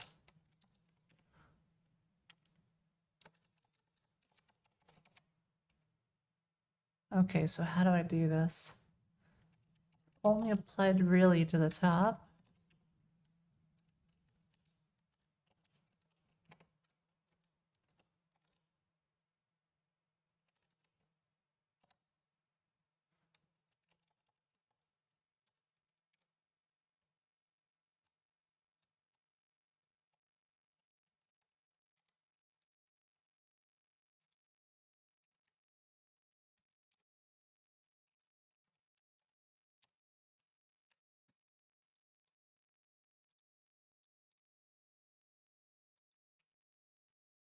Okay, let's see.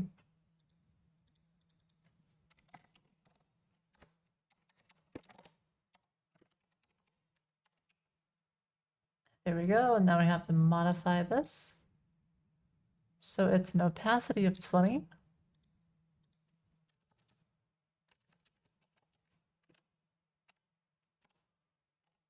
And then we have like a size and a distance.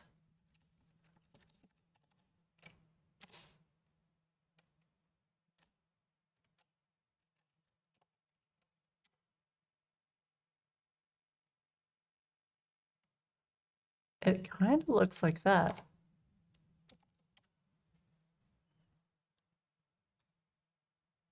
Let's make the opacity like mega high.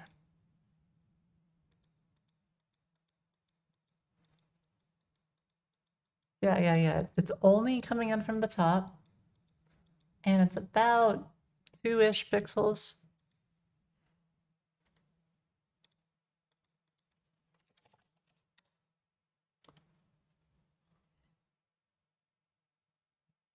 And it's normal. Okay, yeah. That's pretty similar. I think it's kind of hard to see because this on the Photoshop, it's like on a white background. Hi Miyamoto, welcome. What stack I'm using for Foony? Absolutely. Did I create the designs? No, I didn't. I have like a fixed skill set, right? I'm very good at programming, but I'm not very good at art or sound or music. So I outsource the things that I'm not good at and I focus only on what I'm good at. What stack am I using for Foony? I'm using, on the front end, I'm using React, Firebase. You know, I'm gonna make this like a, maybe I'll put this on the sidebar. So React, Firebase, MUI, which is like a material UI framework for React, TypeScript. On the back end, I'm using also Firebase. I use Firebase for the hosting. I use it for Firestore. I'm moving away from the real-time database in favor of SSE, which is server sent events. So the way I'm doing this Firebase is a lot of people will have the client directly modify the database, and I think that is a code smell and not a good thing at all. So instead, I just have the server modify the database. So there's only like that API between the client and server that I have to really secure. And I keep the Firebase rules really simple. So for the client, you know, they can like access parts of the database, but only parts. Writing this in the channel info area might be good too. Absolutely. That's where I want to write it. So that is on my to-do list. Let me really put it on my to-do list. Add FAQ. Or a Nightbot command. That could work too. I feel like just putting this in the channel area might be good. Add info about the stack. All right, there's a few other things I do. I use Kubernetes. I use AWS Chime. Yeah, there's a bunch of other stuff. I'll put like a link so you can just check back later, and or not a link, but I'll, you know, a description of all the stuff, all the technologies.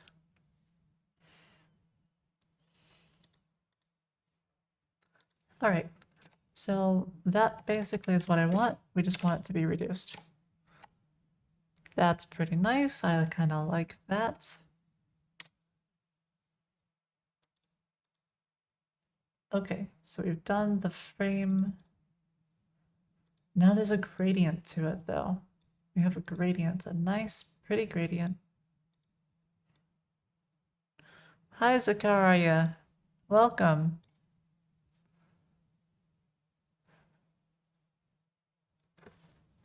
Hi, Tiny. Okay. Yeah, what tech do I use for the front end? Okay, you know, we're definitely gonna make that channel info area and put in all the stack stuff. You're AFK, no worries. For the front end, again, I use React, TypeScript, Firebase. I use MUI for the framework. Even though I use React, I do not use Redux. Don't use Redux.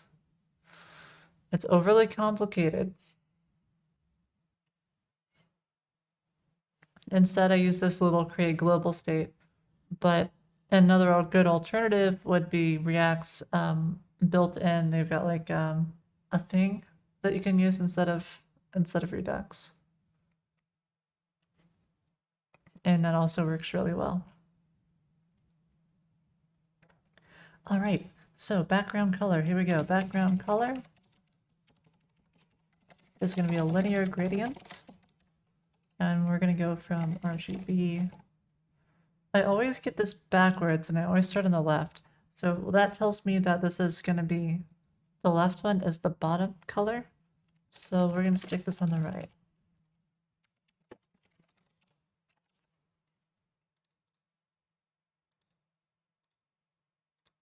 So let's try this out. Maybe I'll get it right this time. Watch it be backwards again. Background color, linear gradient. Oh yeah, here's something else I do. Whenever I've got parentheses and I want to figure out if my parentheses are like correct, what I do is I start counting. So whenever I see an open parenthesis, I say 1, and then 2, and then 3. So I'm adding 1. And whenever I see a right parenthesis, I subtract 1. So then 2, 1, 0. And if I end up at 0, obviously I have all the parentheses there. And this is really useful if you've got like 30 parentheses or something, which you shouldn't have, but it's just a nice little way of counting. So 1, 2, 1, 2, 1, 0. Okay, so it's not that. What did I do wrong here? Oh, it's an image. I did it backwards again. Okay. Yep, I did it backwards. Okay, left is the top. Alrighty. Alright, alright, alright. So that one to this one. There we go.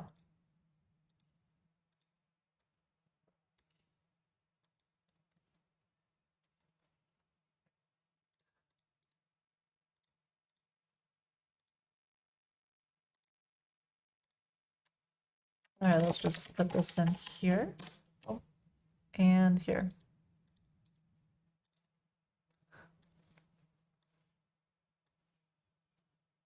Alright, so it's going to be movie dialogue paper.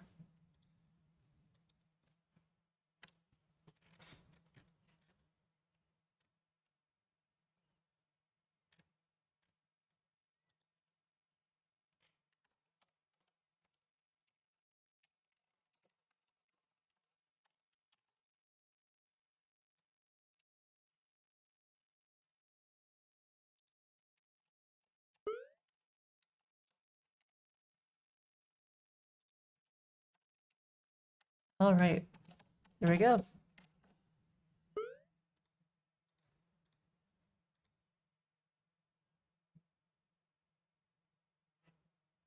I think it's there. It's such a faint gradient that it's kind of hard to tell, right? But I think it's there. Confirmed. It is there. Yeah, see? Without, with. Without, with. Bum, bum, bum, bum, bum.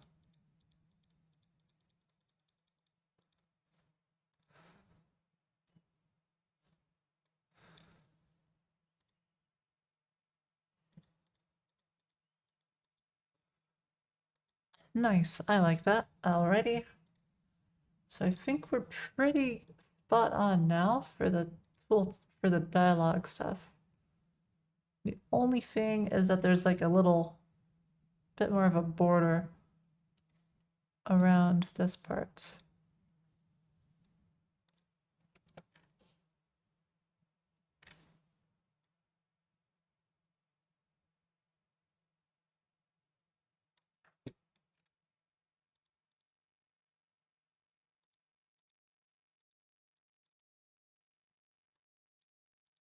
So it's got this nice little stroke. There's no way this is a gradient. This has to be a solid color.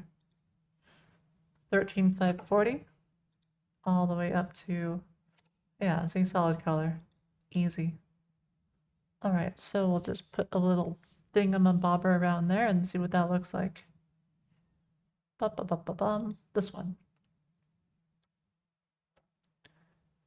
So for this, it'll look funny if you do a border, even though this is a border, right? It's a stroke, it looks like a border. But if you do a border, it looks weird. Okay, it looks less weird than I thought. Jokes. Doesn't look that weird. Let me see what it looks like.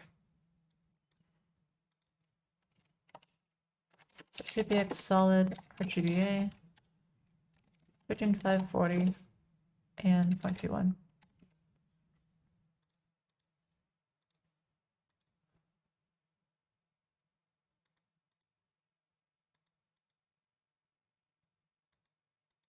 I mean,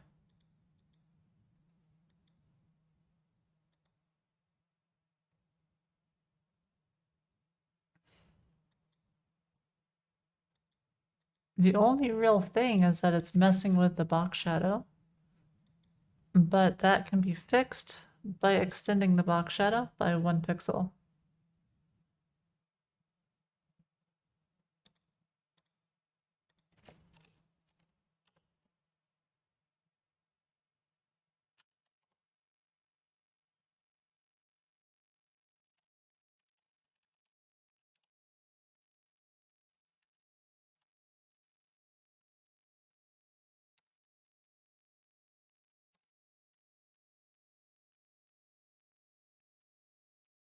Yo, the net. What's up? How am I doing? We're doing this little thingamabobber on the dialogue.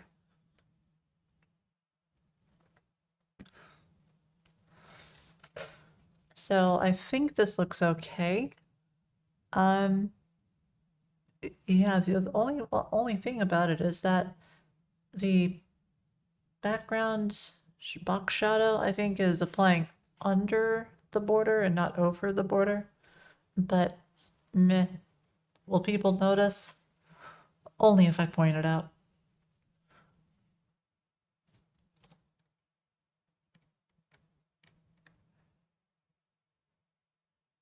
Yeah, you can see it looks a little funky there. We could also remove the border on the top, but that might be more weird. Oh, you know what? There's actually a bit more to this, isn't there? Oh yeah, see there's like a box shadow going on. It's like this weird funky dunky drop shadow. Oh no, another issue with the site. Okay, let's hear it. All right. Yep, I'm all ears.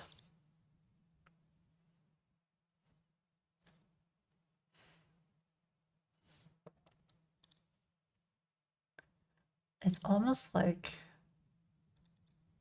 it's darker. You're unable to use the volume slider. Have you tried clicking on it? Wait, what's wrong with the volume slider?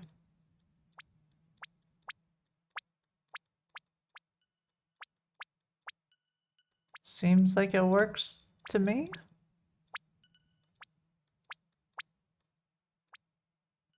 Select any game, okay?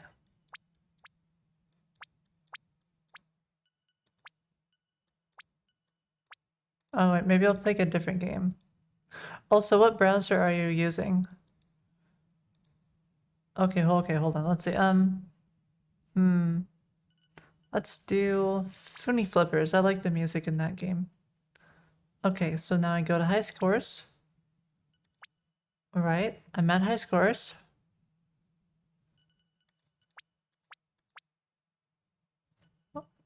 That's weird.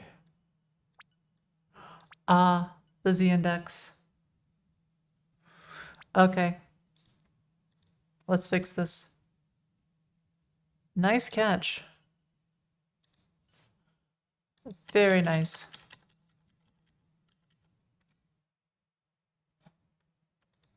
So I think if I just do like z-index 100 million gazillion.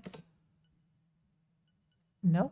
100 million gazillion didn't work.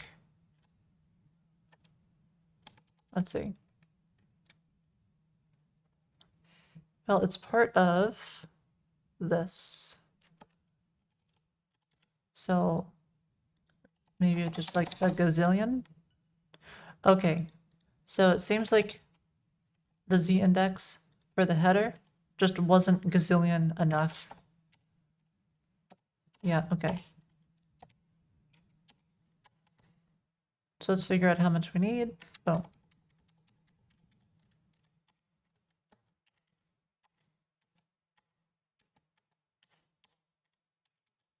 $11.02.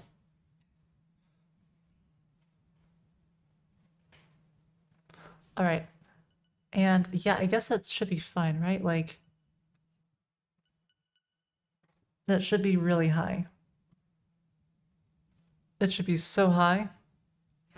So high. All right. Okay, we want to get that fixed, but I also want to get this thing fixed. So just hold on to that thought on how to fix that other thing, and I'm gonna get this fixed real fast. Transparency is also low. Yeah, good point. We'll up the transparency. All right, so sound. Increase the index of navbar to 1102. It was 1102, right? I don't remember. Yeah. Heck yeah, I remembered. Okay, we'll do that and increase transparency. If you can figure out a good transparency for that, let me know and I'll go ahead and apply it. Otherwise, we'll just take a look at it after this. All right, so we've got that box shadow on this thing.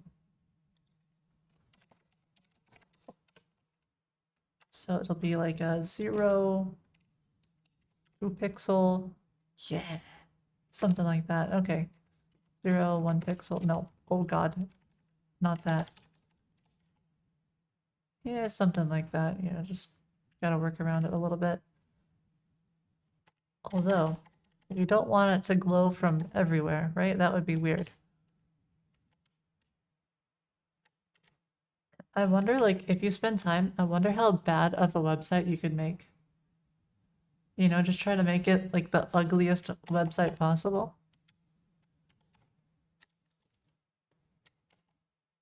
Okay, try that. And now we've got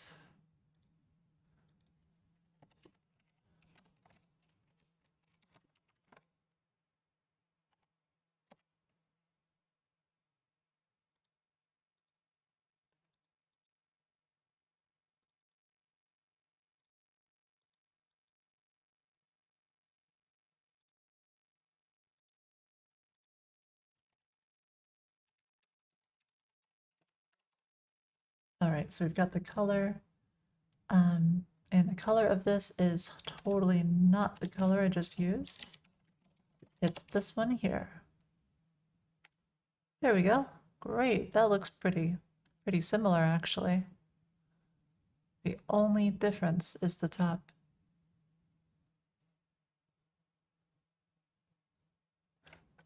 Oh, you know what it is? It's that the shadow applies in a funky dunky way. Yes. Funky dunky shadow. So what is the alternative?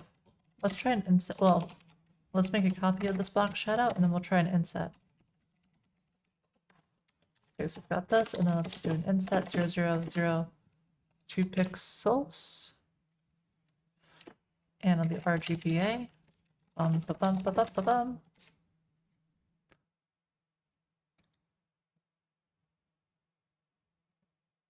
I mean, it basically is the same thing.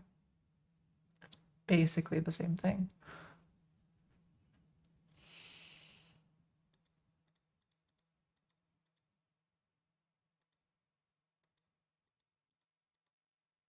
I kind of prefer it as a box shadow just because box shadow, unlike a border, doesn't increase the size of the element. So I'm a big fan of box shadow when I can get away with it.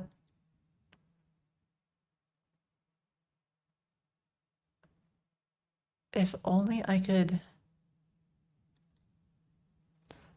Oh yeah, what I was gonna say is like, if only I could limit the shadow so that there's like a cutoff. And then I was thinking, you totally can with a clip path. But is it worth it? I mean, it would make it look a tiny bit better, maybe.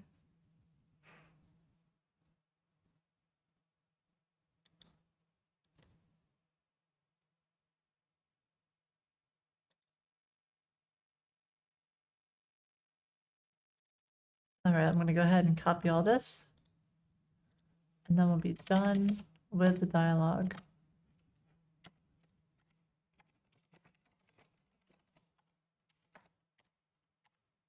So this is gonna be for the dialogue paper. Every tiny detail matters. That's true. Because it all kind of adds up. And if something's off, then you might not even be able to put your finger on it. You might just be like, this feels off.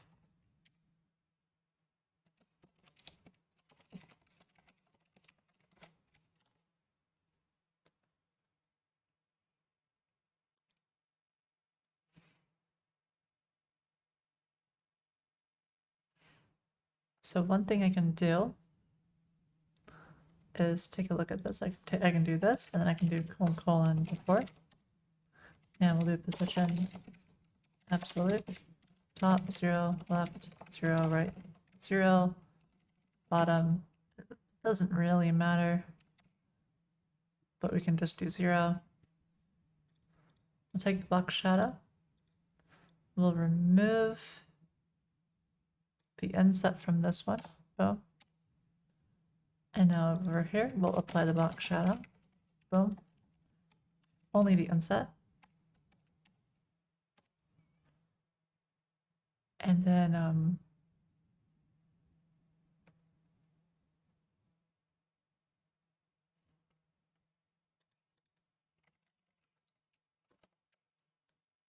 there, okay. So with the box shadow, you can see it's making the whole thing lighter, even the border. Now, if I take a look at the way it's done in Photoshop, I believe it's different.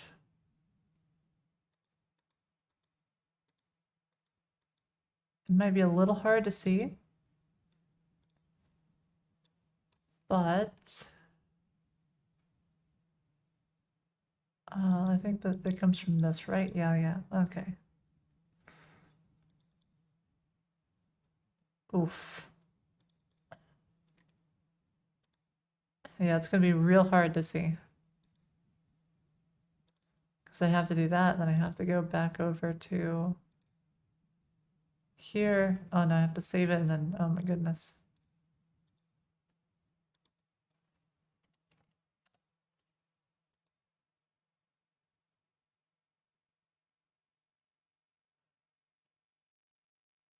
All right, let's see.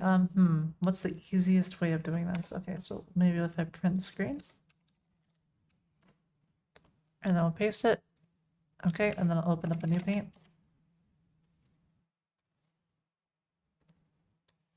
All right, and then we go over here. Bum. Add the shadow back. Save it.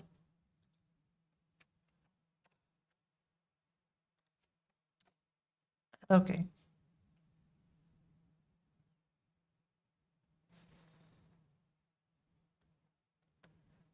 So if you compare these two, you'll see that the shadow does not apply to the border in Photoshop, but it does apply in HTML. So that's a difference. And you can achieve the same effect. It just requires a little bit of thinking outside of the box. So you can use a clip path here. Let's still do a polygon. We're going to make it like a full polygon. So 0, 0, 100%, 0, 100%, 100%, and then 100, no, 0, 100%. Okay. So instead of going up to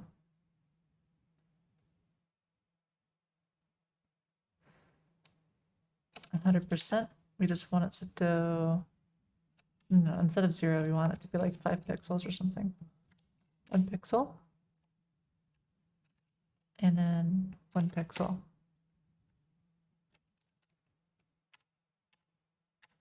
And if you look really, really close, and you squint and you look real close, you'll see at the very top, I'm making a clip path and I'm cutting off that shadow so that it doesn't overlap the border. And I know this is like super tiny, super minuscule. But if you look, I did it. Now the only issue, of course, is that, well, it's still applying to the shides there. So how do you fix that? That's a little tricky. Or is it? It's not that tricky, actually. Instead of clip path, what if we do this? You can't even tell a difference? Don't worry, I can. You have to like use a magnifying glass. Let's just do this. instead of using a clip path, an alternative is to just have the pseudo element be a little bit smaller. So now it's 2 pixels on all sides. And this is probably the better solution here, okay? Like, let's be honest, using a clip path is like, avoid it when you can because it's a little too complex. Okay. So we'll do that, and now we can reduce the size of this box shadow. Bum bum. And now it looks very similar.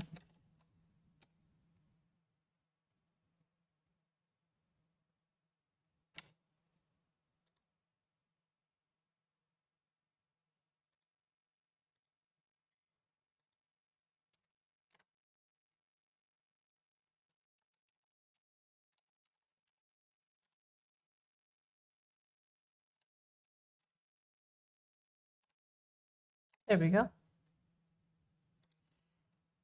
Yeah, I know this is like super small. But I feel like doing these kinds of things helps kind of maybe help elevate the site a little bit. Plus, it's just kind of fun. All right, so it's going to be a pseudo element on the dialog paper. And was there anything else we did besides just that really funky donkey thing? Yes, there is. We did this.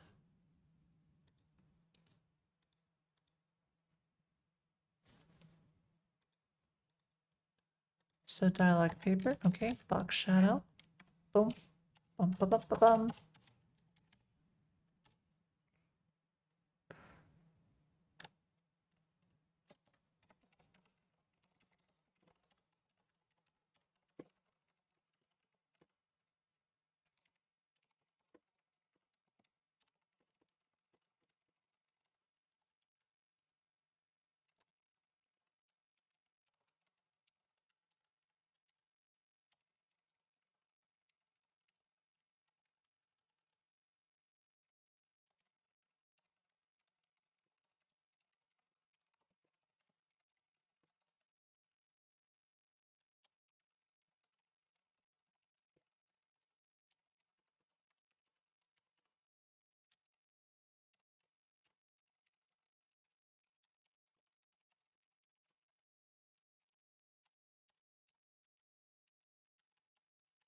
All right, so we've done that.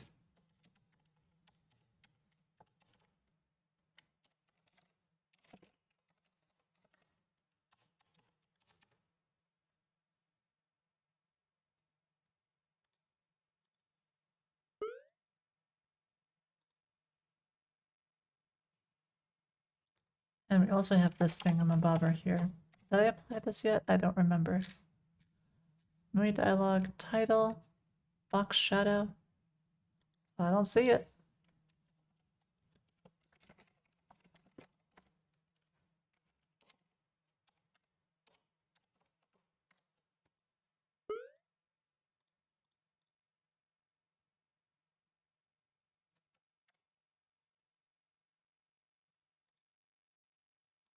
Oh no, where's my pseudo elements?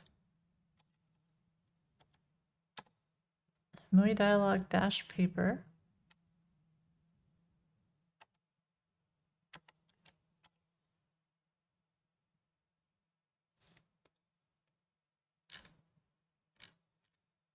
Movie dialog paper. Oh, that's why. It wasn't actually being applied to the paper, it was being applied to dialogue. Totally different thing. All right, there we go. Great stuff. Bum, bum, bum. Okay, so now that that's done,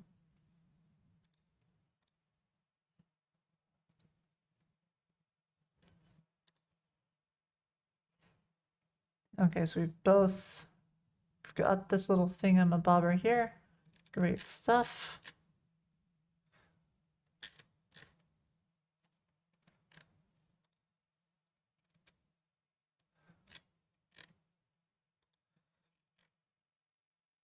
So one thing is that there's a border around this.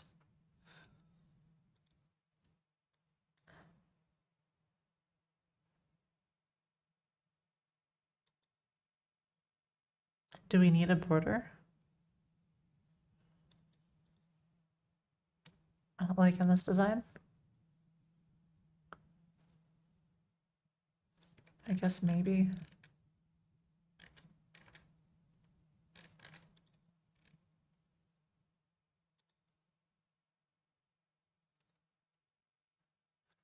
Let's see what it looks like. Okay, so 2 pixels solid. Okay, not there.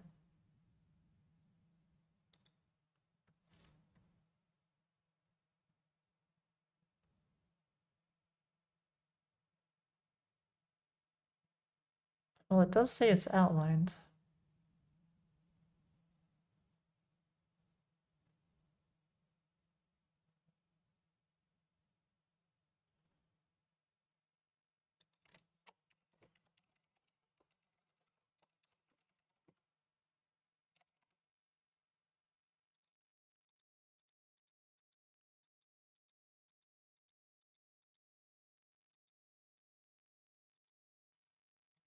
All right, let's see. Where is this implemented at? There it is.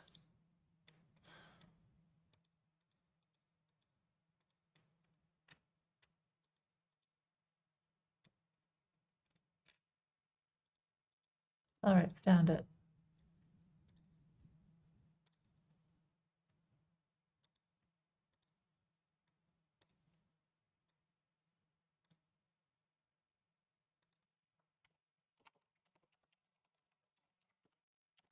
So the way this is implemented is as a 2 pixel inset, blah, blah, blah.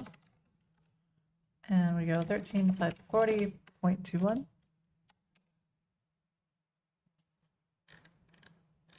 Oh, I see.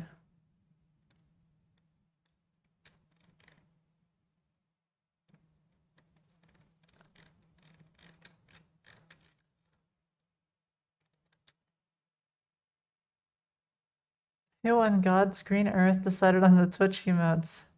They're so wacky. Why, thank you.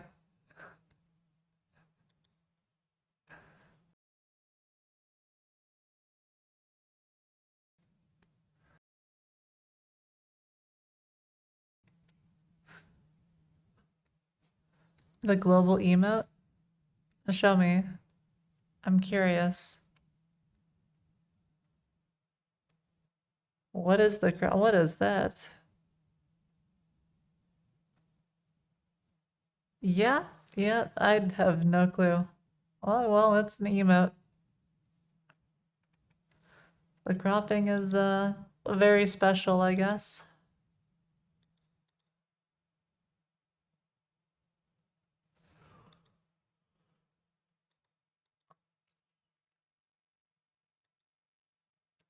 All right, you know what we're gonna do? It's a partially transparent border here, and that's kind of a little bit funky, so we're just gonna do this. Bum ba bum bum ba bum bum ba bum.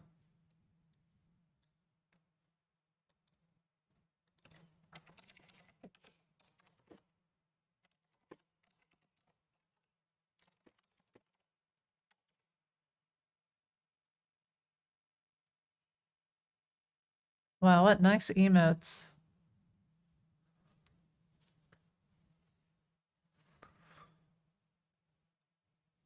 All right, so that seems to be pretty good. It's just this tiny itsy bitsy border. The question is, what style do I use for this thing? Ah, game selector, movie paper route. Easy, okay. Oh, fiddlesticks.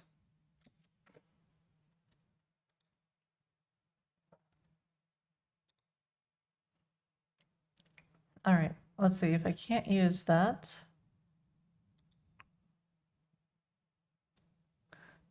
This one is cursed. Why is that one cursed?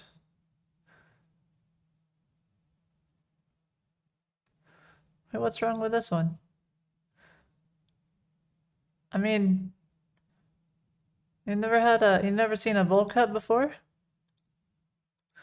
Purple bowl cut? He's a stash man. Dialogue content. Okay, so it's something in here. Gotta do something with game selector. Okay. Game selector.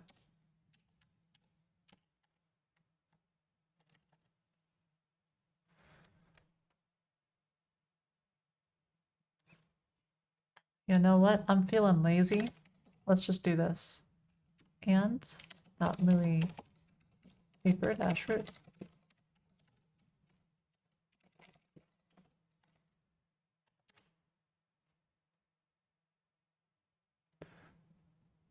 Wallace sleazy. Yeah. It does kind of look. Oh my gosh, it is kind of like that, isn't it? You know, I still remember like the Luigi dance, or no, Waluigi dance. The legs thing. That is what I remember Waluigi for. Alright, so now that's done.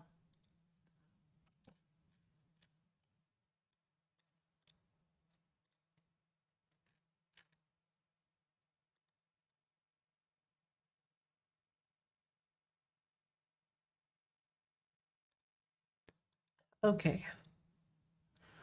Next step is, I believe some people only see two or one game. Wait, what? Oh, you know what I bet it is? I bet they're using the wrong browser.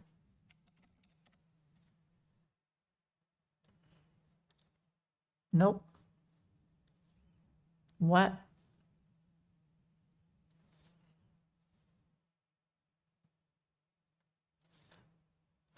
I really like the new theme though. Because even if, oh wait, oh, I did it. Oh, I did it. I broke it.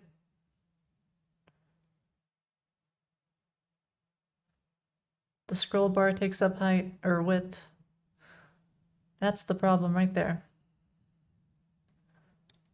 Okay, so here's what we're gonna do. We're gonna fix the scroll bar. We're gonna make sure that it works with a scroll bar, and then we're gonna fix the logo for Dynamite. And then after we do that,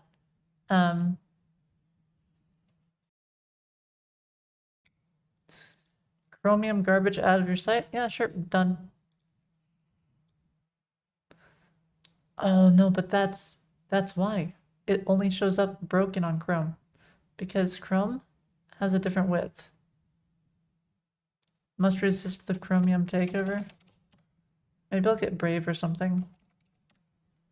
Oh, you know what? I'll use Edge.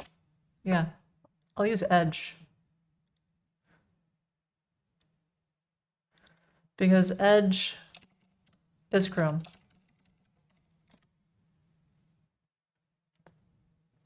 What? Oh no. My password for a local host is at risk. Oh no. Ubar at bar.com is at risk.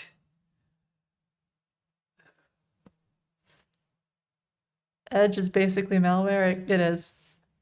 I mean, hey, you said get Chrome out of here. You said get Chrome out of here. So, you know, we've got Edge going on here. I know. My foobar at bar.com. My email. People are gonna know my email now.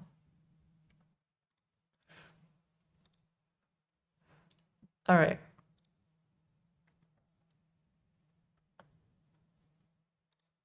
Let's pop this out.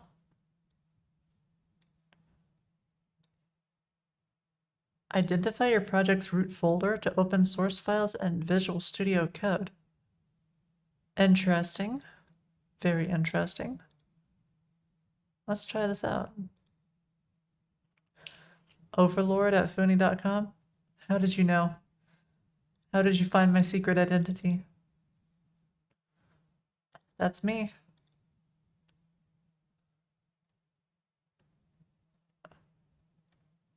Make sure I don't... Okay, yeah, let's not reveal any secret sensitive stuff here. Okay, I'll be right back. You can look at Edge.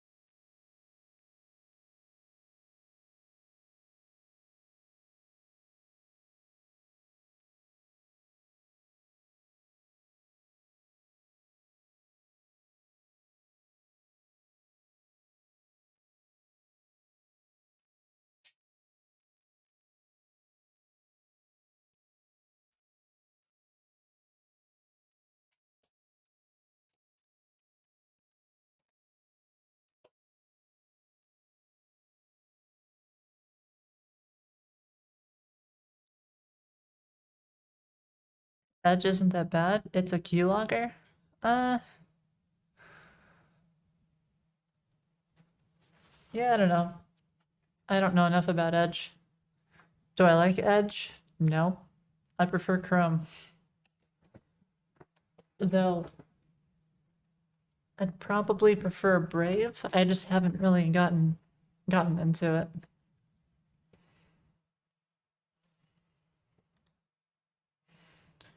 Okay, so let's see. What kind of width do we need here? Bum bum bum bum bum bum bum.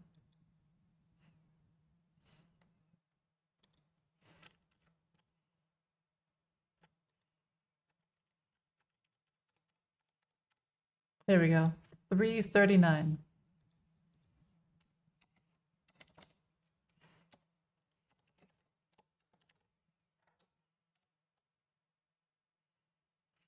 I use Edge to download Chrome, but I also use it to download Firefox because I like Firefox better.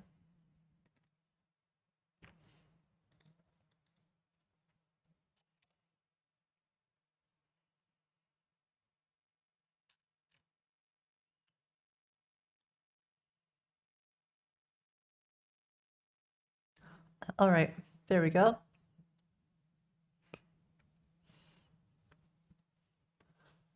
Now that that works, let's get some commits in.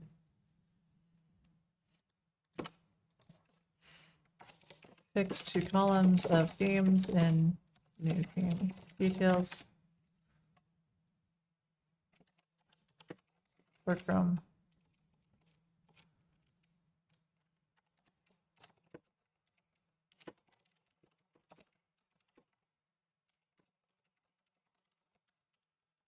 Two game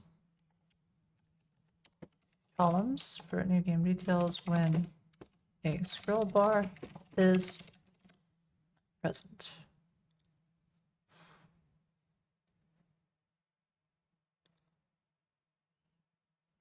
If you can't properly use your website from a terminal, it's trash.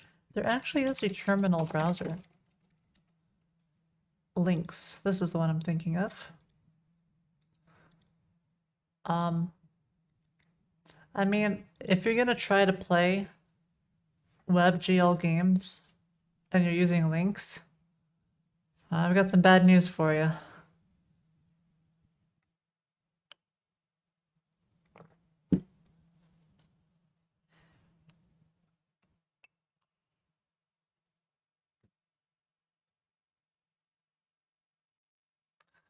Wow, it's the oldest web browser still being maintained. See, this was like before my time. Save search on. Okay, thank goodness. This was before my time. I never really used links.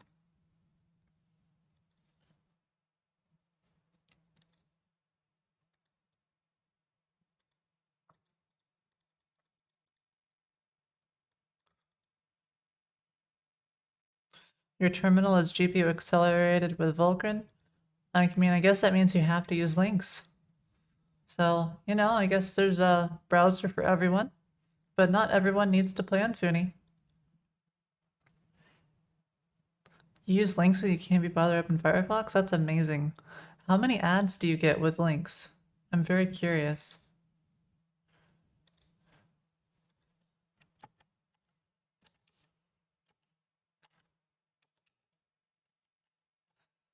I see, so this is just a... I kind of want to make it so that if you click anywhere on this, it counts as checking the thing. Yeah, you see, like, it worked on these. It should work on this one, too. Because I clicked on it, thinking it would work, and then it didn't work.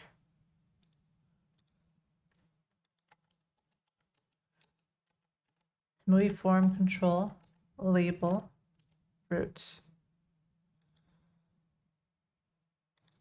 Use a pie hole, so none. What is a pie hole? I mean, besides like a mouth, I would imagine that would be a pie hole. So there's this. Did I just like fork the code somehow? Cursor, pointer.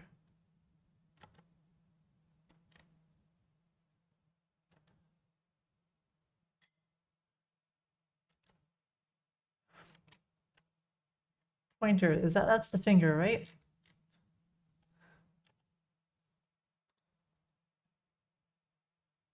I forget.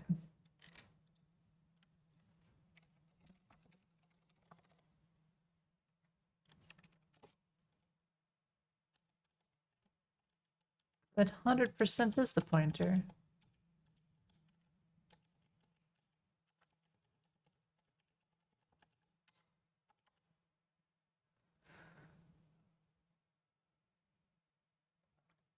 A Pi-hole is a DNS proxy which blocks all URIs. That's awesome. I wonder if I can set up my router to do that. Because I've got one of those like fancy schmancy routers that people buy when they want to feel cool, but then you have no idea how to actually configure it and you have to Google everything. That's me. Aha, I fixed it. It needs a Z index. Okay, so that is on show advanced options.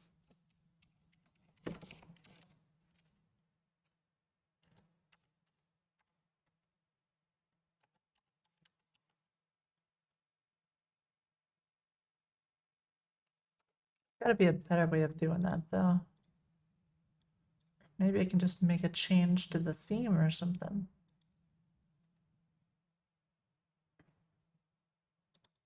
Maybe just movie form control label.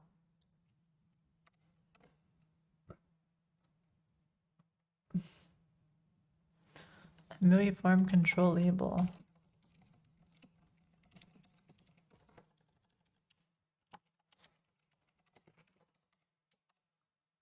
Your old router runs Linux? Yeah, that's cool. Mine does too, I think. But mine's just like it's a microtic. Yeah, this thing. And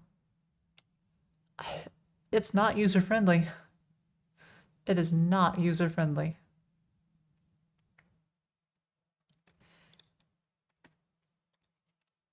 Before that, I was using something that starts with like a U or something. But I really needed a router and I couldn't get the one that I normally had. So I went with Microtic because they were pretty cheap. And they still give me the flexibility to do literally anything at all. I can also brick my router, so that's always fun. If you can't brick your router, is it even a router? Yeah, Ubiquiti, that's what I used to use. Do I have a NAS or anything that can use the 100 Gbps? No. Not really, no. I mean, I have Wi-Fi 5. Or no, 6. Wi-Fi 6. And that's a little Ubiquiti thing. Is my source code public? No, it's not public, sorry. But if there's a part of my theme that you'd like, which theme do you want to see? Do you want to see the purple theme, like this current theme, or do you want to see the old theme? Let me show you what the old theme is like.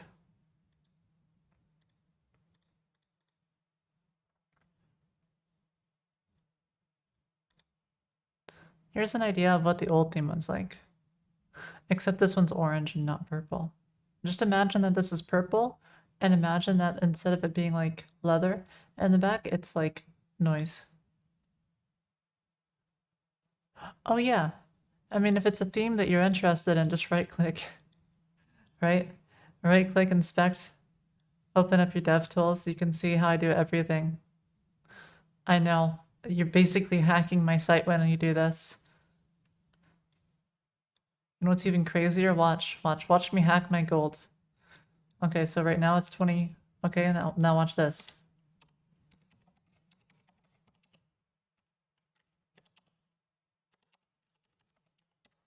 Wow. See, if you just change the number here, then you can become super rich on Foony. For example, now I have 420 billion gold, and oh gosh, well, you know, I guess I better not. Okay, here, let me clear it real fast so people don't see. Okay, okay. All right. Phew, that was close. I almost broke the economy of Foony with that one weird trick.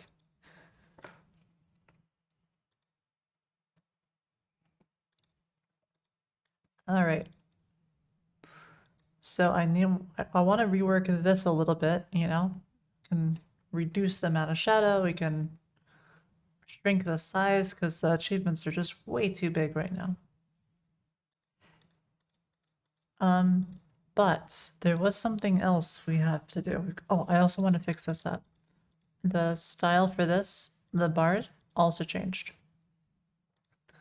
Oh man, there's like, gotta do this, gotta do that, gotta do this, gotta do that. Okay, game selector, border on this thing. Yeah. Theme. It's 1:20 a.m. No, it's 8:20 a.m. All right, take care, MXM. Thanks for being here. Or tonight? I'll try to be here tonight. Okay, add border around games in game settings.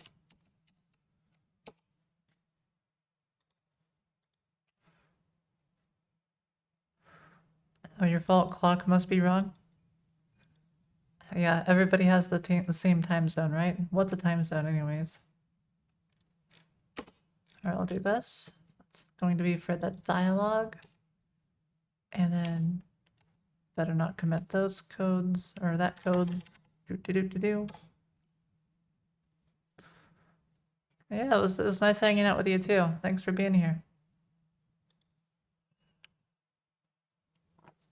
Sun must be running behind schedule. It happens every once in a while. You know how the sun is. It works really hard. Sometimes it needs some sleep.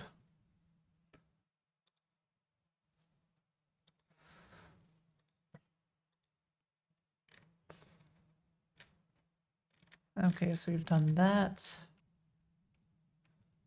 So this is for the theme. And what we're doing here is we're doing stuff. Yeah. Okay, what are we doing?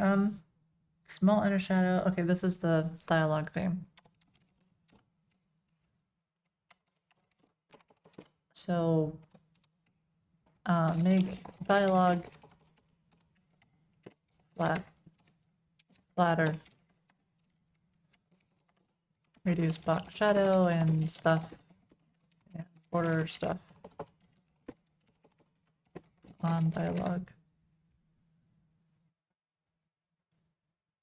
That means you win all those bets on the sureness of the sun rising? Oh, geez. All right, we go ahead and do that for the commit. Next, let's see the sound.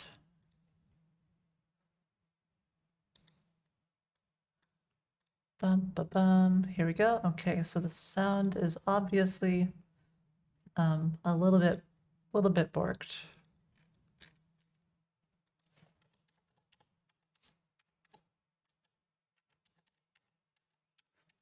Oh, you know what? I think the reason we had it this way is because the theme, the old retro theme, gets weird when you change the nav bar in this manner. And so that's why the z-index was so weird. But now that it's a flat theme, you can't tell. I'm telling you, flat themes make life so much easier. Bam, 1102. So that's a z-index of whatever it was before. I don't actually remember what it was before. Bum, bum, bum. 1051.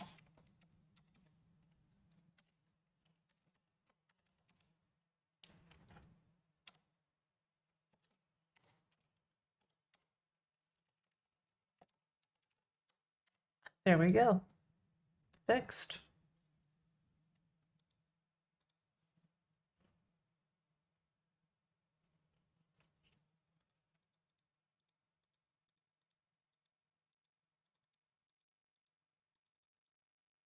Oh, this is a bit funky dunky.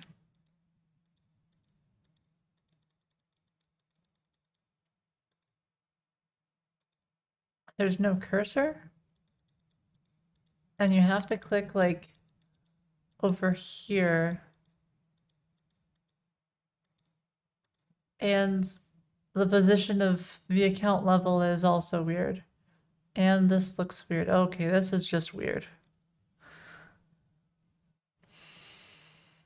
All right, basically we gotta fix this.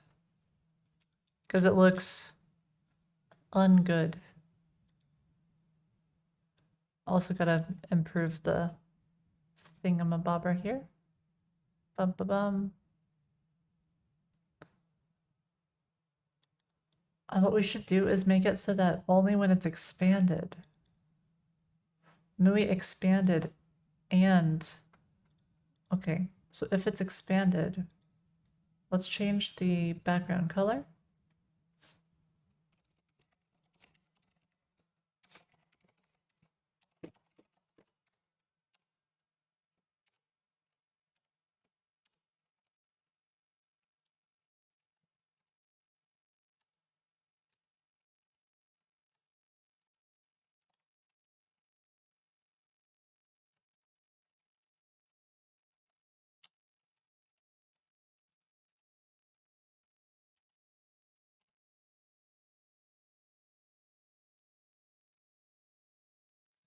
Have I looked into the there was no winner screen? Not in particular. Which part about it? Is this a good color? Should I change the background color so it's not black? What do you think? Is this fine? I'm not good with colors here.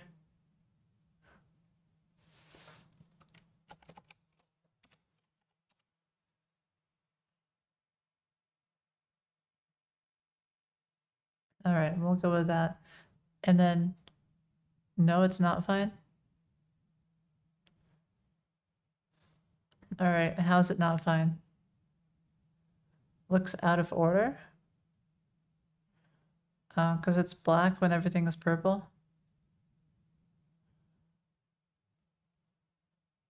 Hmm.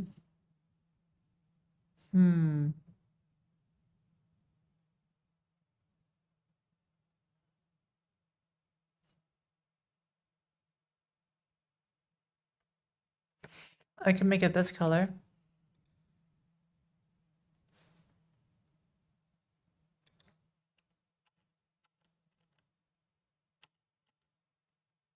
Here, let's try this color.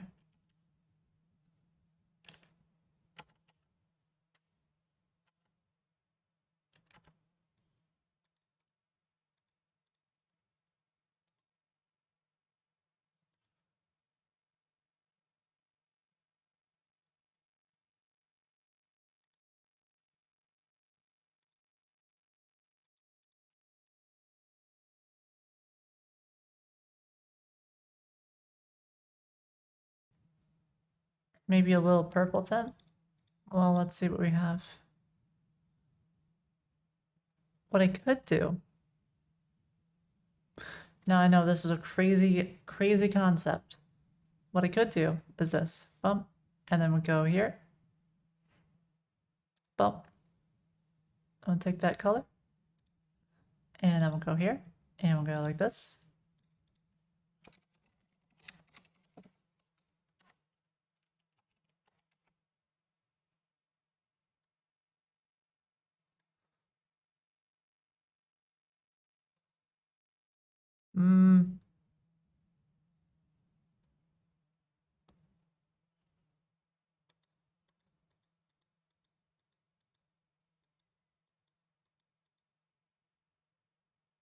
Or we take the other color, which is this one.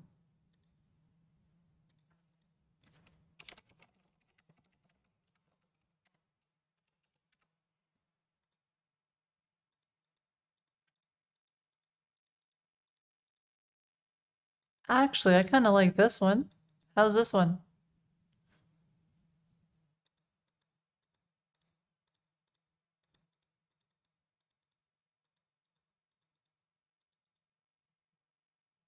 Yeah, this one? Alrighty.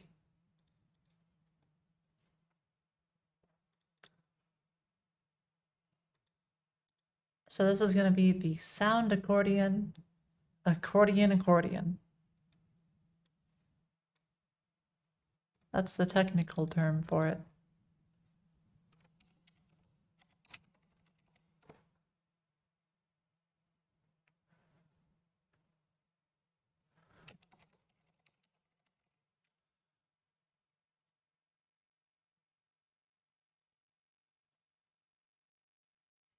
So we want SVG wrapper section.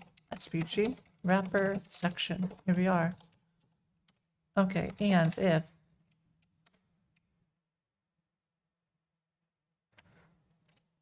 okay, what was it called? When it gets expanded, it's like a MUI accordion, right? MUI accordion expanded? Maybe? Let's try that one.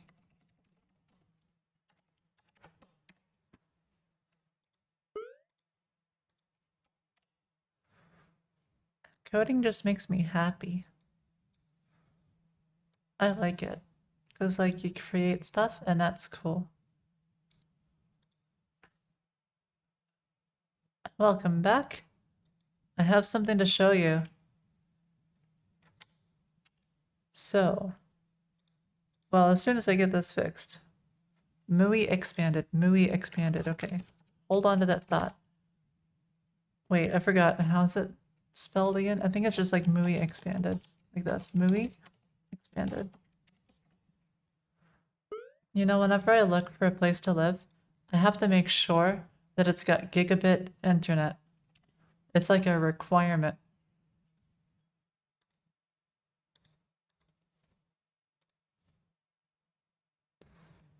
And none of that like gigabit down, 30 megabit up. No, no, no, no, no. It's got to be both ways.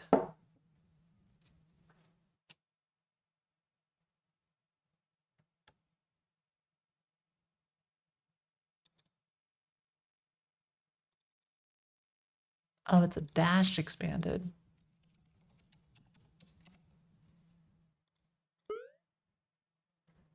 Okay.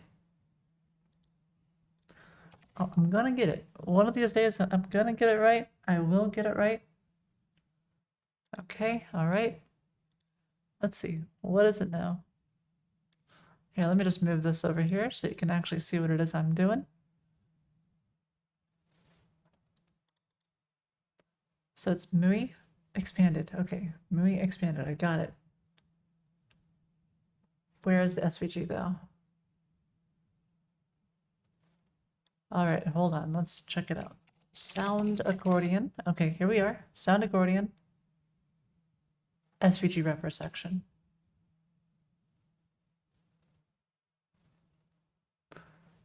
And we have the SVG wrapper section with a key. It gets added.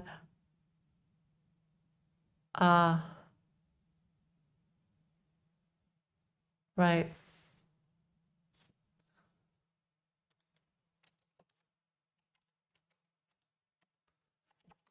This is why. It's getting overwritten here. So I have to put this at the bottom. And now I have to have margino.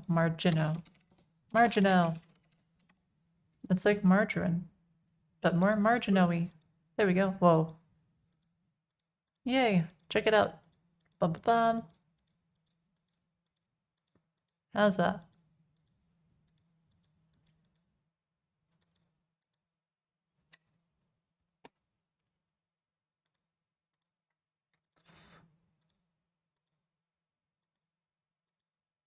Yeah, I like it. In fact, fixed? I know. Can you believe it? I fixed something. Isn't that crazy? Me? Fix something? I know what you're thinking. You're thinking, yep, Alex fixed something. Okay, so SVG wrapper section, I think it's just used for sound, right?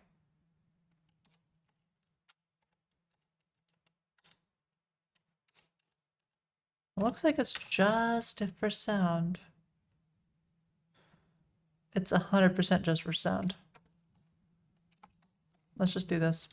Bum. Done. Easy peasy. Basically, I didn't like how it was going from transparent to not transparent. So now it doesn't do that. All right, so now this part is weird. Because you got this thingamabobber here, right? And you're thinking, ah, well, the cursor's gonna be a pointer because you can click on them and see this. So several questions here. Okay, so should it only be when you click on this part?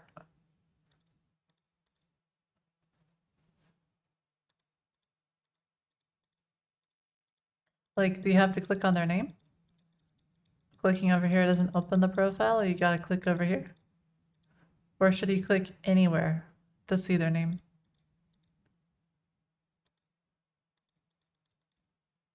Click anywhere in the bar?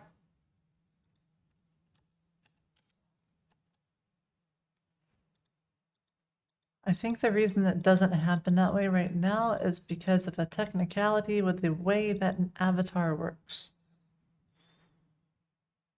So an avatar is super duper special. And it's an on-click thingy. You know what? We can figure it out. Okay, let's go to the high scores. Bum, bum, bum. Here we are, high scores. High score section. Something or other about a row. Okay, here we go. High score row.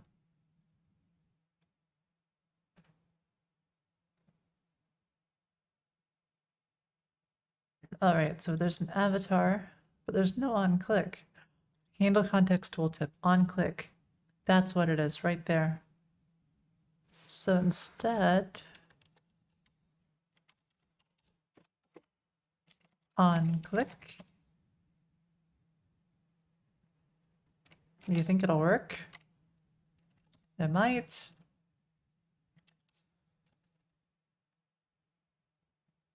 Alrighty.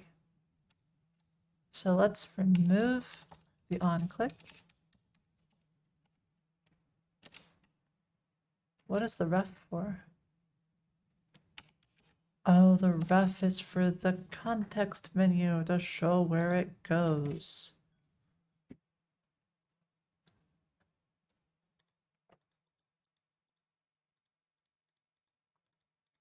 So now you can click anywhere. Bum. Yay, click it anywhere.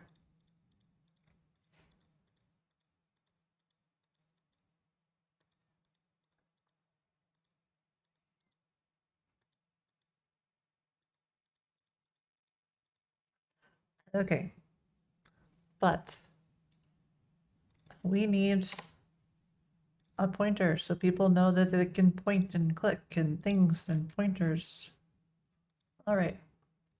So the way we'll do that is table row. Table row. Boom. There we go. All right, cursor pointer.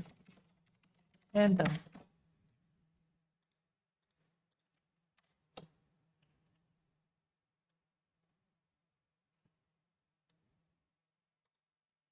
And now people know it's interactable because it's a cursor. And the little pointer thing means you can click on it. Yay, clicking on it. Yay. Did I fix this bug here? Wait, compare what? I broke the compare. How did that break though?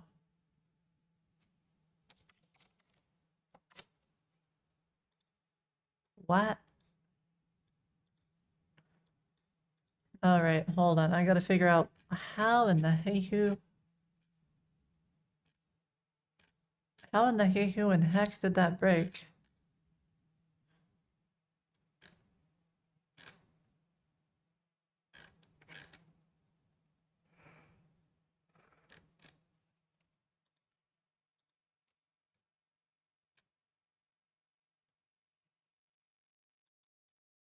There's something here with a context tooltip. Add compare user. This right here.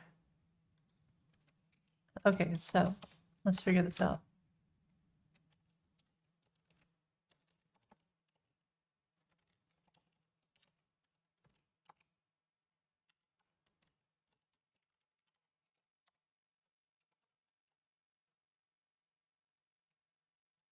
Oof. That is an ugly way of doing this. Okay, whatever. It works. Just for testing purposes, right? We're not going to commit it like this. So this is going to be user compare raw.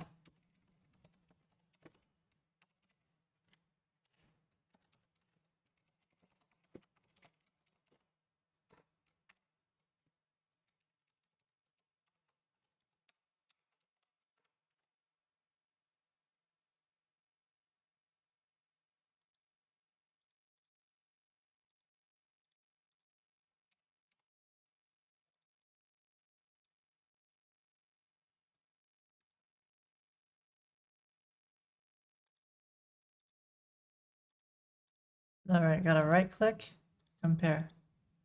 User compare. Okay, so we got there. User ID, user, all that jazz, all of it's good. For some reason it's not showing up here, but that shouldn't be too hard to figure out. Okay, other user of prev list. If other user id is equal to user.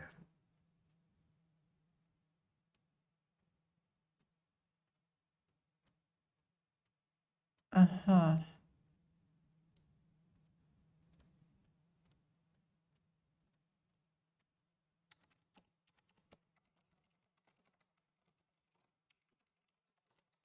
So let's just log what's going on. Okay. Otherwise it does this whole thingamabobber.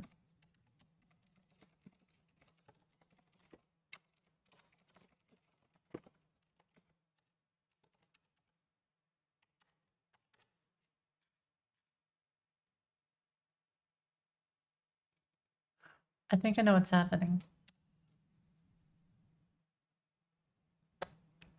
Because I have some code, and that code is deleting the stuff. There's like a clear thingy that I added because I was like, hey, we'll just have it clear and then it'll be cleared and that'll be really great. But I think what's happening is this is running.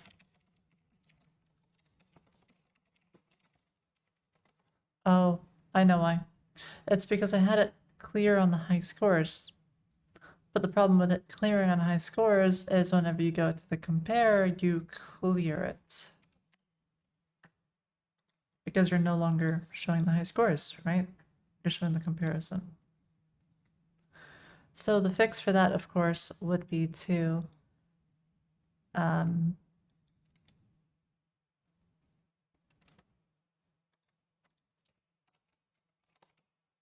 see where high scores is getting added at.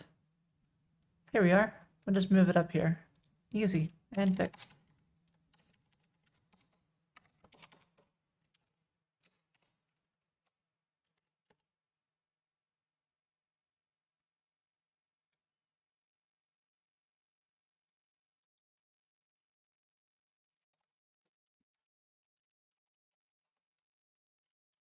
And I believe clear compare list is in the same thing, so it doesn't actually need to be exported anymore.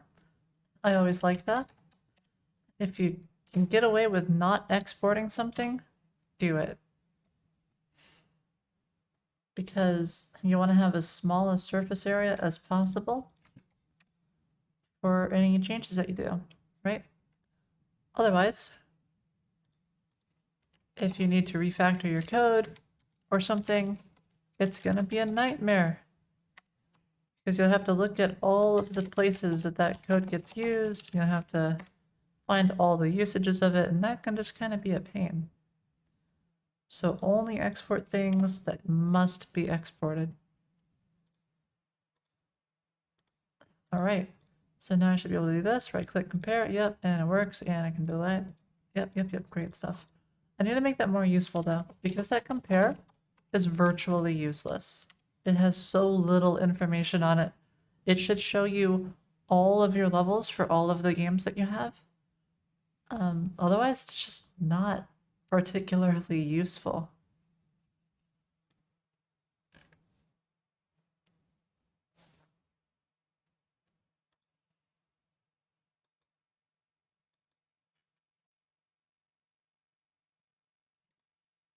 All right, let's see. I should have a high scores thing on here too, right? High scores, bum bum bum. And I think it's flat. Yeah, super duper flat. Okay.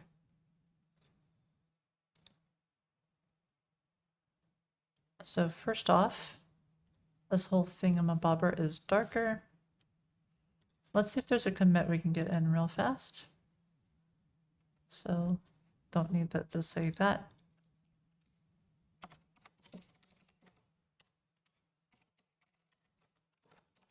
All right, and that's removed. Great stuff.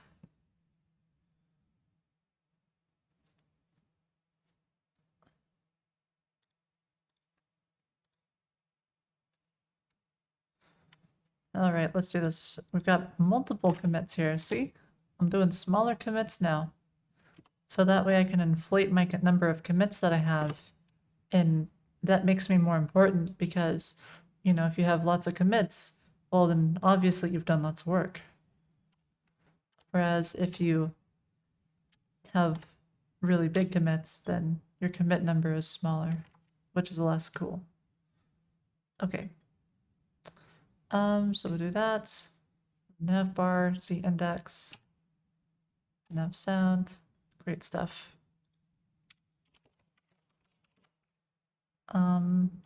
Make nav sound a solid background.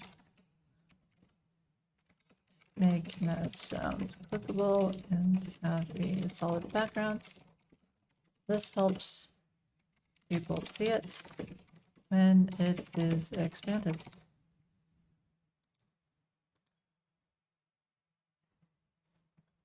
All right.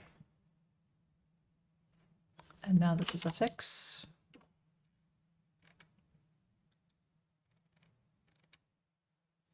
Oh, gotta get rid of that user compare rar thing.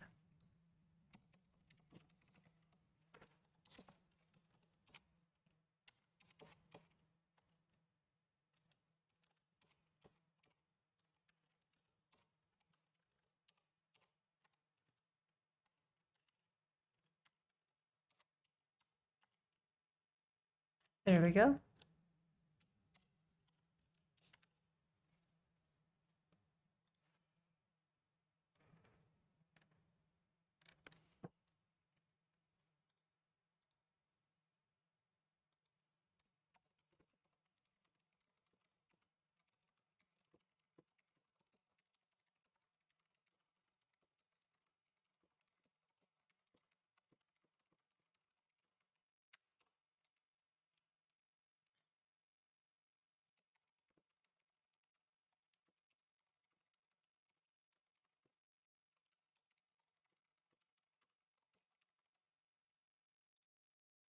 All right, so we got that in.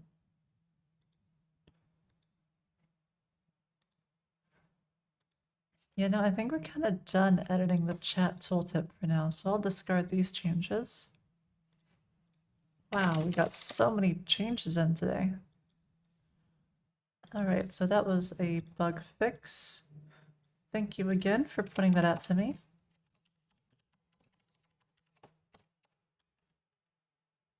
What language? Oh, for backend. I thought you were gonna, it's gonna be like English, you know. For backend, I use TypeScript. And I also use TypeScript for the front end. The reason I like that, I like using the same language where possible for both the front and back end because it means that I can share code between the two, which reduces the amount of code you have to write, and it reduces the overhead of having to think about like different languages. So it's just easier to develop for and stuff. The flip side, of course, is that this is not as performant as Go or something like C++, although I haven't really had any issues with performance. Like a few weeks ago, I think another dev showed a comparison between Go and TypeScript, and they showed like at 1,000 connections, Go all of a sudden just takes off, you know, like to the moon and goes super slow. But the problem with that comparison, I believe, is the number of open file descriptors. I believe they were limiting Go to, or the Node.js version to 1,000 file descriptors. So it makes a lot of sense that when they hit 1,000 connections, all of a sudden CPU usage skyrocketed. The actual performance difference between Go and TypeScript is a lot more similar. Go, of course, is faster. It just is. Hi, Bruno. Welcome back.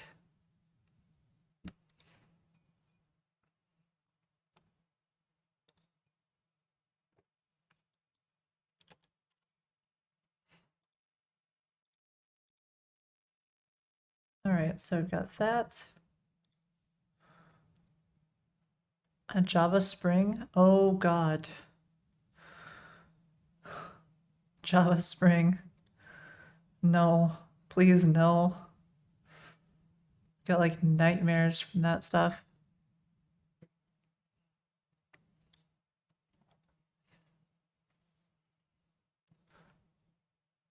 Okay, so we need to get the colors and we need to get like the flatness going here.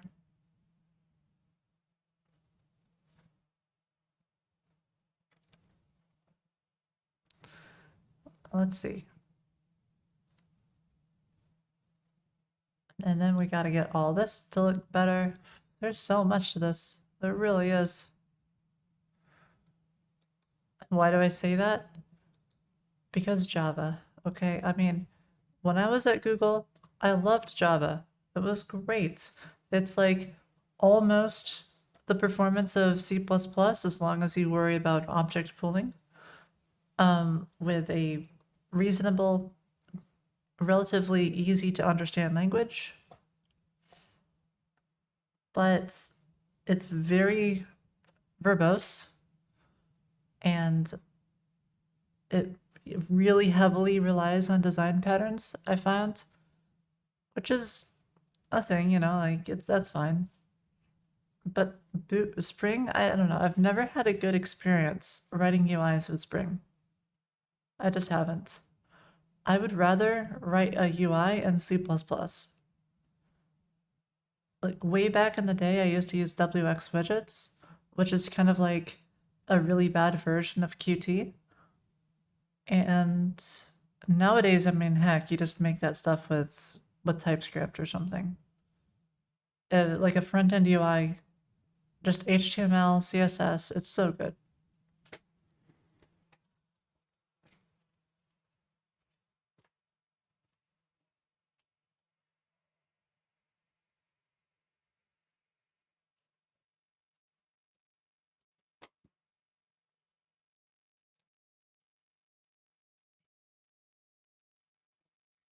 Java Spring Boot is for backend. I guess I'm not familiar with Java Spring Boot.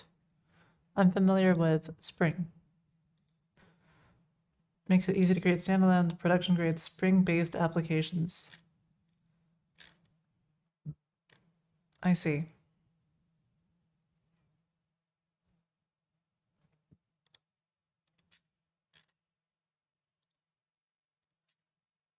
Yeah, no. Yeah, no. Why would you use Spring Boot over HTML? Like, is there a reason? Does it make things easier or something for you? RESTful APIs? I see. So this is like Node.js or Express. First time here? Well, welcome.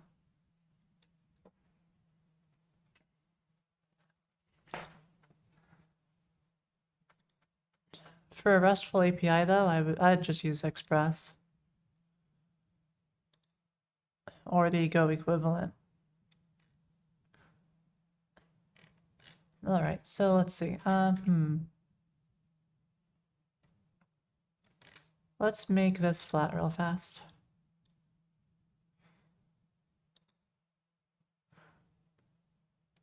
What's a REST API used for? It's used for retrieving information or updating information or creating information. It's just like ouch. It's a type of API. Nowadays, people tend to use GraphQL instead of REST, but REST is kind of the old thing that people used for a long time.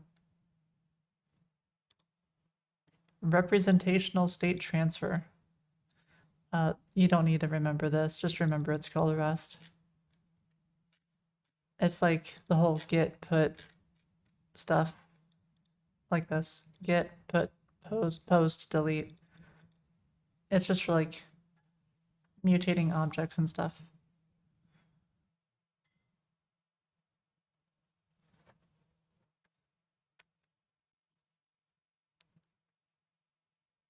Yeah, but I mean, Express.js I find is easier to use than the Spring Boot thing.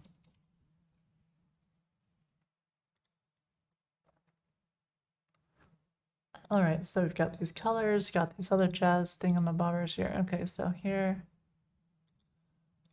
how does this all work? Oof. It uses an SVG. Yikes. Oh, never mind. SVG's for the icon. Okay. I was like, why would I use an SVG here? That's just Funko.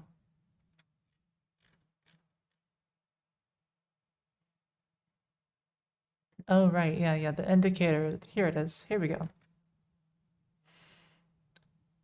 So we've got all that jazz. 36, 15, 70. 36, 15, 70. That's a lot. You hate using IDEs? Why do you hate IDEs? What do you use instead, Vim? You're probably one of those Vim people, right?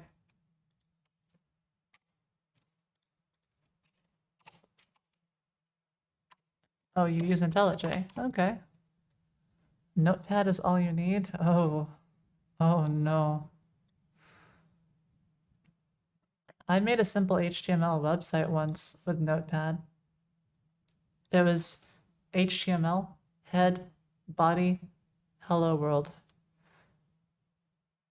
And then it might have worked, or I might have made a mistake in it. But, oh gosh, please no. No with the Notepad. Did I publish it to GeoCities? Oh, that was too fancy for me. I probably just opened it in localhost, saved it as .html.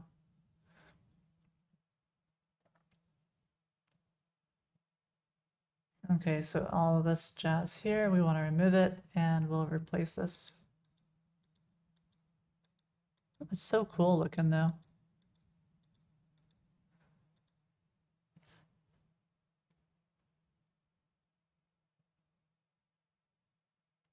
I noticed though that he uses a different one for the two. Huh.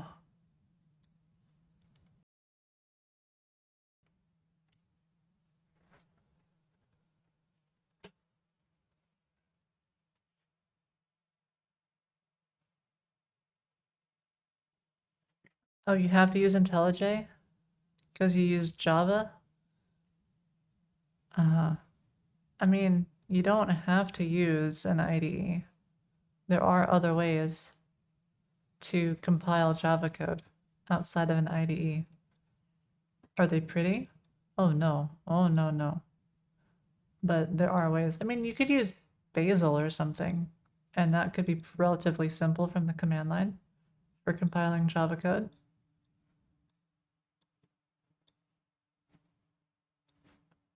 I think my biggest complaint with basil is just that outside of Google, there aren't a lot of examples of using it. I guess you could probably get on GitHub. GitHub is something that I really like doing, where I can just look up like a particular file name. I think it's file name or file type. I don't remember which. Yeah, you can do this, and then you can get like a whole bunch of different examples. And sometimes you can find some decent code this way. But this is one of the ways that I like to look stuff up, right? Do I have the ultimate version for IntelliJ IDEA? Absolutely. Like ultimate is the only way to go because I can use IntelliJ for anything. IntelliJ is basically a superset of all of the other IDEs provided by JetBrains. So it's like WebStorm on steroids. So there's no need for WebStorm. All right, so we've got this. The background color needs to be whatever the heck color this is. Oh, it's different. And we also need to remove the background image. Boom. But then we also have a border. How is this border implemented? I noticed that the other tiny one has a border too.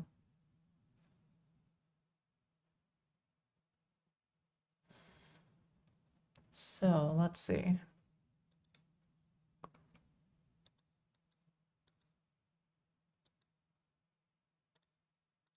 I see why it's different. It's different because the background is a partial. Oh, that must be it. That must be it. Maybe that's why. Because this is lighter and this is darker. So maybe it's just making that color look darker.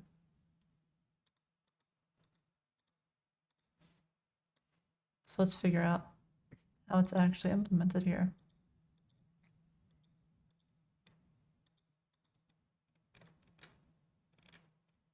Here we go. Rectangle. Here we are. All right. So we have a fill and an opacity. That's exactly what it is. So let's take the background color. Oh, it's the same. It wasn't changed. You'll try to DDoS my website? Okay, go for it. It's a static site served on a DNS. That was terrible. This is what happens when I try to sound Texan.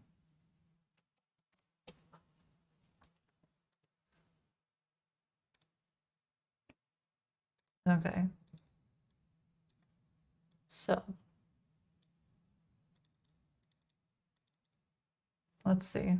We got a stroke here. And we're going to go ahead and implement it the way that a stroke is implemented. Probably with a box shadow, right? Yep, that's how it works. Box shadow inset 0, 0, 0. 4 pixels. Static website? You betcha. You know how much you save on hosting costs with a static website? It's amazing. There we go.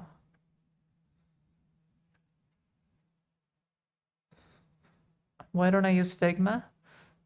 You should ask my designer that. Please. Please ask him why he doesn't use Figma.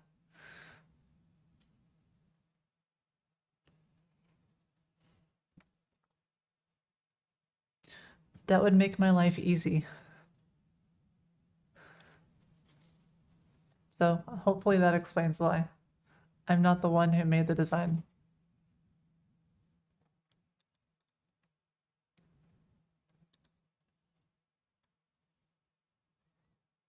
All right, so let's go to the thingamabobber and figure out what's going on with this. Photoshop is better? Photoshop is better? Then Figma, which I've never used. Whoa. Paint is better? Absolutely. No, what I like to do is I like to, draw in the sand and then take a photo of that and then ship it in the mail and then use that as my design.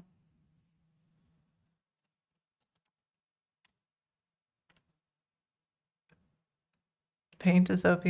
I use Paint all the time. Paint is nice because you can do like alt print screen to quickly do like a grab of just the app that you have. So if you ever wonder how I'm able to do something like this, I open up like Paint and I just like Control V. That is just alt print screen. You can also do this other command, Windows Shift S, and you can select just a little part. And now you can like just paste that section that you cut out. You don't actually have to use push or anything. It's supported by Windows. Windows Shift S. The more you know.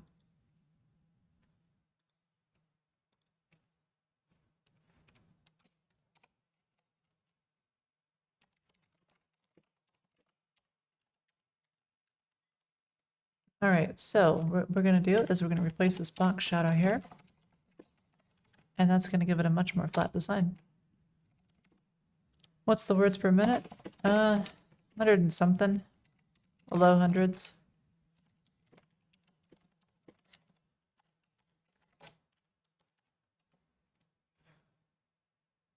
Okay, so then no background image anymore. How fast is the typing? Yeah, low hundreds.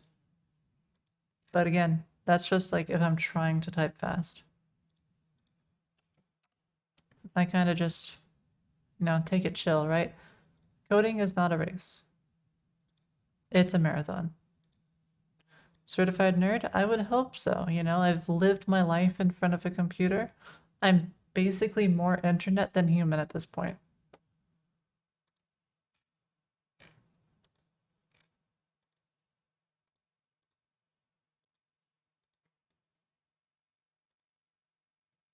All right, so we do that. Now I need to get rid of the shadow on this thing.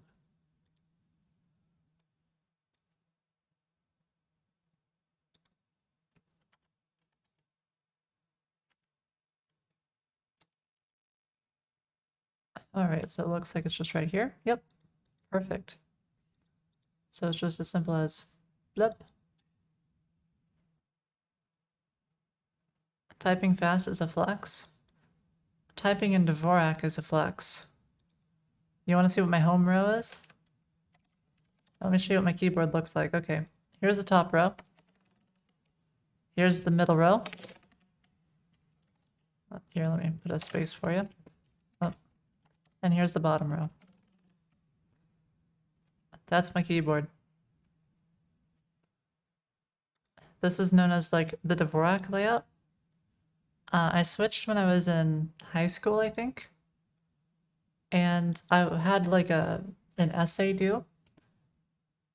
So yeah, I changed from QWERTY to Dvorak way back then. I don't even have my keyboard. Like my keyboard looks like it's QWERTY if you look at it. But yeah, I type in Dvorak. It makes it easier for coding for me because all of your symbol keys that you typically use as a coder are like right up here and right down at the bottom, right here. But this is a nightmare for playing games. When I play video games nowadays, I don't even change the controls, I just play it in QWERTY. And it's still very painful, like if I'm trying to like chat with somebody in a video game, I do not type at 100 words a minute because it's in QWERTY, so I type at like 10. I type real slow. So what I'll typically do is I'll, just swap to Dvorak just for typing. I'll do my typing, and then I'll go back to QWERTY. What games do I play? I play Lost Ark. I used to play World of Warcraft many years ago.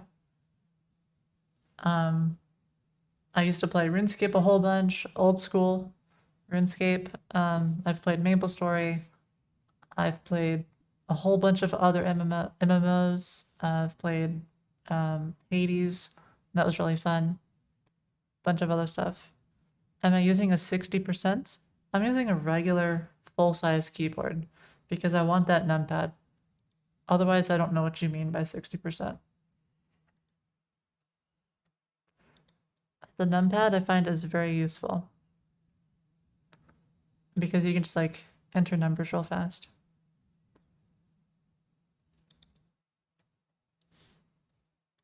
Okay, so we've got to figure out where, let's see.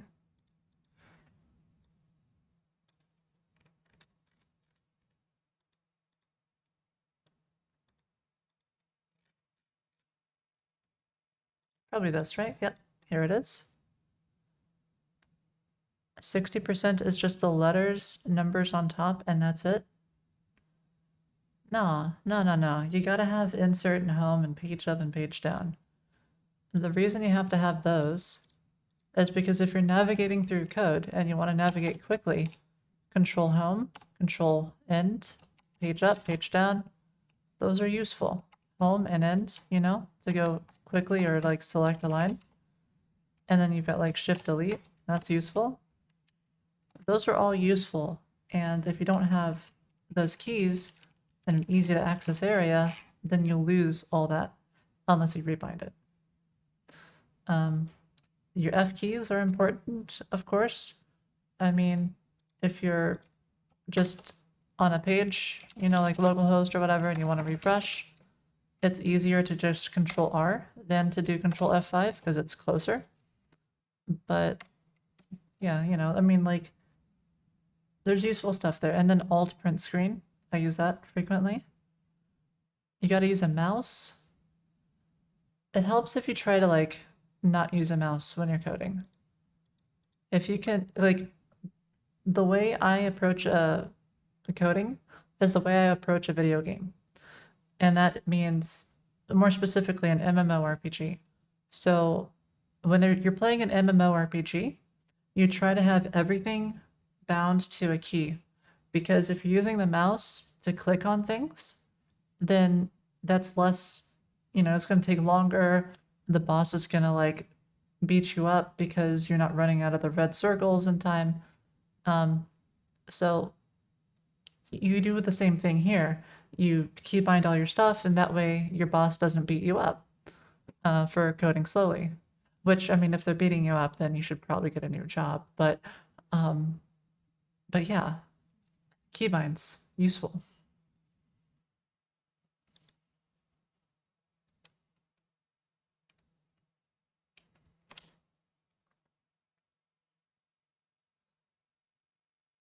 Oh yeah, and then I also use control page up and control page down because that's how you navigate your tabs in Firefox or something.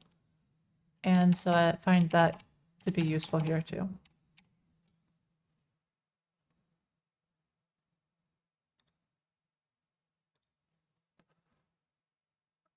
All right, so let's see. Back to this. Okay. Shift F6 on functions. What is Shift F6? I like Control Q because Control Q brings this up. Okay, rename. Okay, that's interesting. That's a useful one. Yeah, I can see how that's really useful. Control Q is probably my favorite though. Because you can just, you know, bring up documentation, which is really nice. F6 for local. Okay. Move module members. Shift F6. Interesting. You know, I like that because the way I've normally done this is I'll just like select it and then I'll Alt J to select all, you know, or something, and then I'll modify it. But just Shift F6, that seems pretty great. Alt Tab is the best. Alt Tab is pretty good.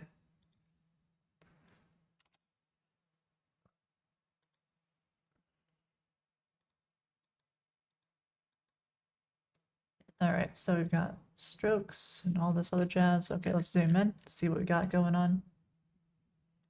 So first off, it's 100% opacity. So it's fully opaque. And that's just a stroke with a really tiny opacity.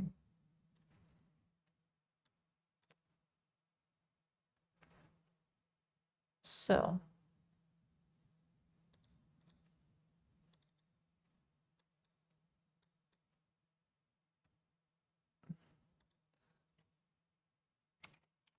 let's do this. Background color, Argaba, and 34954. Nice. And now we need a border, so we're gonna do a box shadow. Into 0002 pixels. RGBA.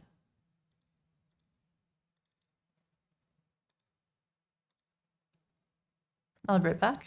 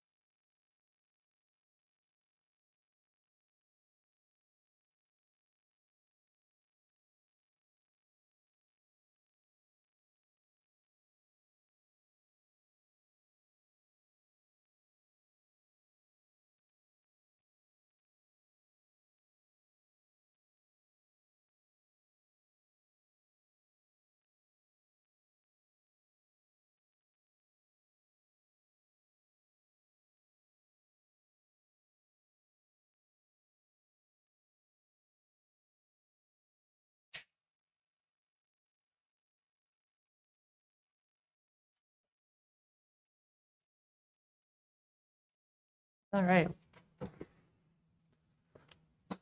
How many monitors do I use? I use 2. Yep, 1 TV and 1 ultra wide. What size? My TV is 4K, so it's essentially like 4 1080p monitors because it's like 40 something inches. And then my ultra wide is just, I don't know. Yeah, 48 is probably what it is. You probably know more about my TV than I do at this point.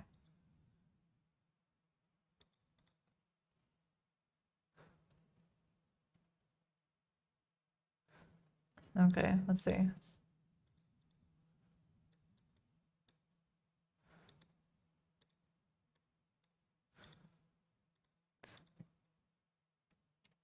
And I'll put in my little, the little description area with the panels, I'll put what I use. I just haven't yet. No time. I'm so busy all the time. Okay.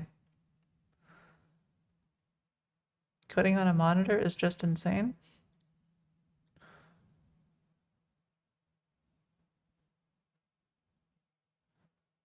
Oh, coding on a TV is insane? I mean, my friend kind of got me into it because he used an OLED TV to code, and then he's like, "You should really try it, Alex," or whatever. And I was like, "Okay, fine, yeah, I'll give it a shot." And then I looked into it and I was like, "It's got great colors, great contrast, great response time, 120 hertz or more. I think it's 120. It might be 144. I think it's 120." And it works really well. The only issue is that it can cause burn-in if you have the same stuff in the same areas. And when you're coding, you kind of have that, right? Because you got lots of static content. But I use it for playing games as well.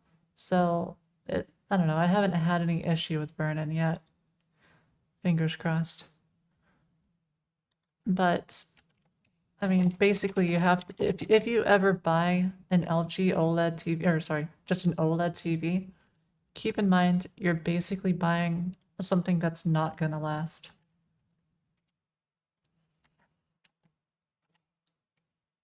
So when I bought this, it was very much under the impression that it's not going to last. You know, I'll be happy if I get 2 years out of this thing. And then hopefully there will be some new technology around the corner where the burn-in isn't an issue. But I can't imagine going back to a small little monitor after this. You know, it's kind of like how once you get used to 2 monitors, it's really hard to go back to 1 monitor. It's the same thing.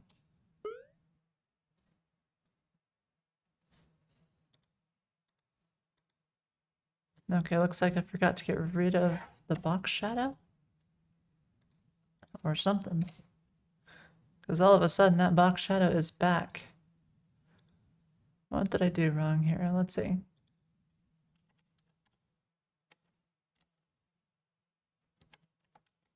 There it is, box shadow, flex container.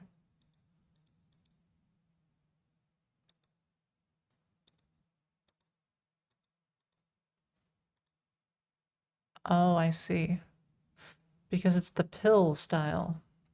That's what it is. Ah ha ha. This is the issue. It's overriding my happiness. Oh no. Oh right, yeah, because it's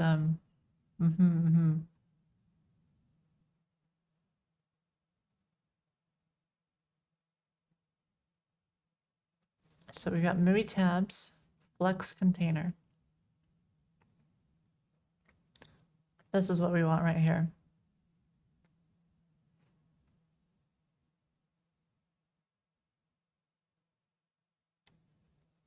The question is, what's the best way of handling this? Because we also have pill vertical. I'm guessing they're both going to have a similar box shadow. It's actually different.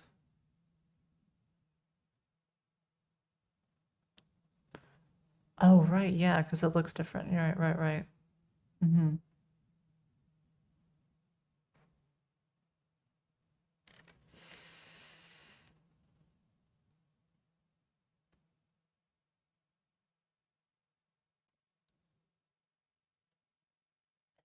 Okay, I have a plan.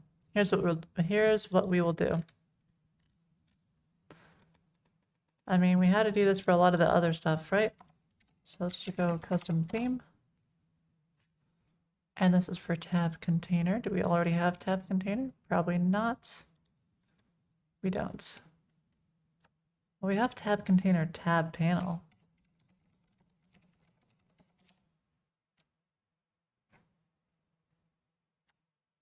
Which is only used here.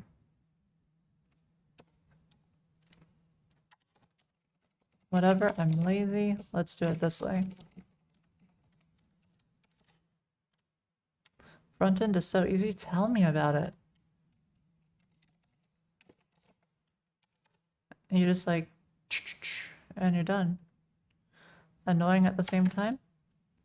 I like it. It's peaceful. The only annoying part for me is that when you're doing CSS, if you might accidentally modify multiple things that you didn't mean to. That can be a little annoying, but it's not a big deal.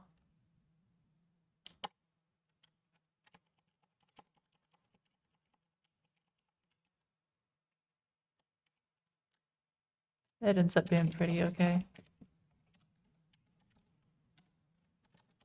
All right, so we've got this pill, and what we'll do is we'll take this one right here and copy pasta,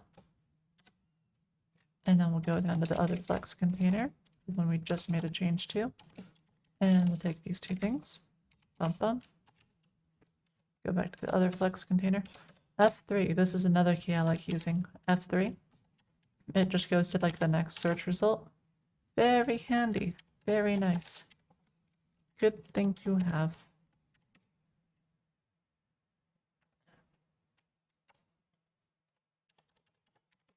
There we go.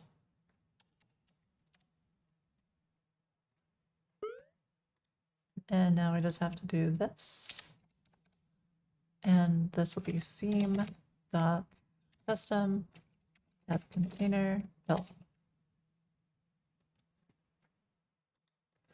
And then we also have to go to retro theme, and it needs to have an empty one of these.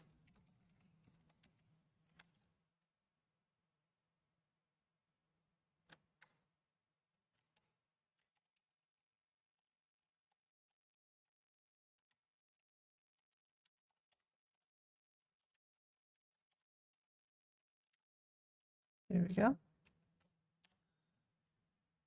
Is that the default theme on the IDE? Sure is.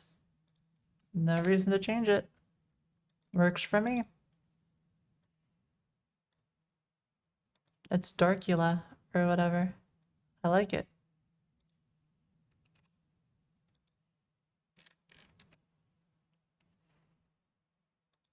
If it ain't broke, don't fix.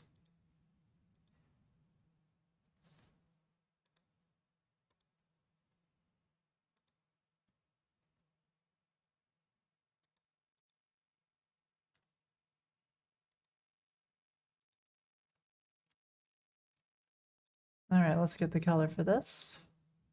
So we have this color here. And that is going to be the one for... Oh, a light theme. Oh no.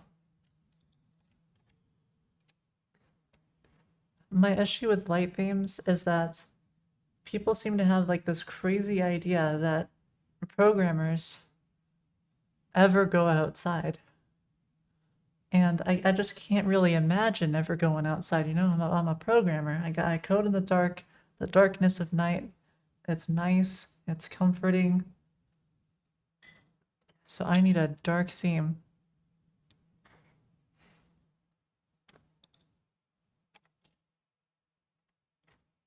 All right, so we've got this color here. It's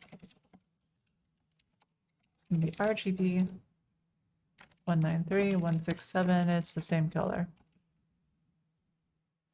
All right, that's nice. I like that it's the same color because it simplifies my life. The only thing I noticed is that the invert. No, it should be totally like this.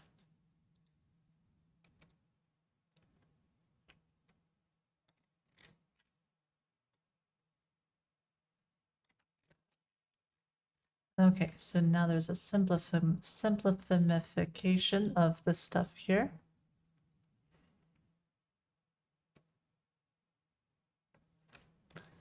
You know, we could actually implement this ribbon without an SVG. This ribbon here, if you look at it really, and you really think about it, all it really is a square or a rectangle with a clip path.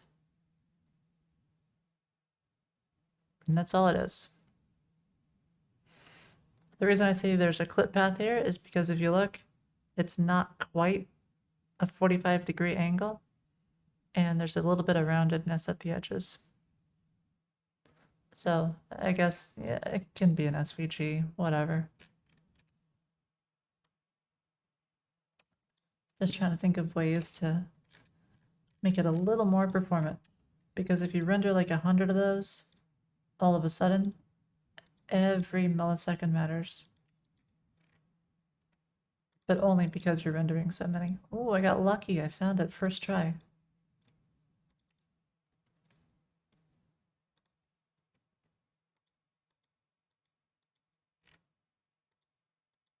Oh, here we go. Okay, so we have a bit of a glow going on behind it or underneath it.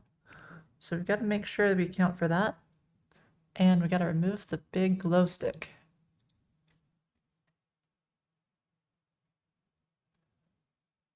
Was I able to reuse my virtual list component? No, I wasn't. I ran into an issue.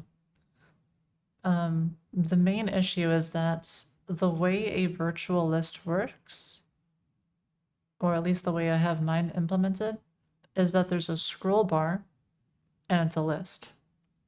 So the problem with the list is that it was a list. And I can get around this. Okay, so why is this an issue?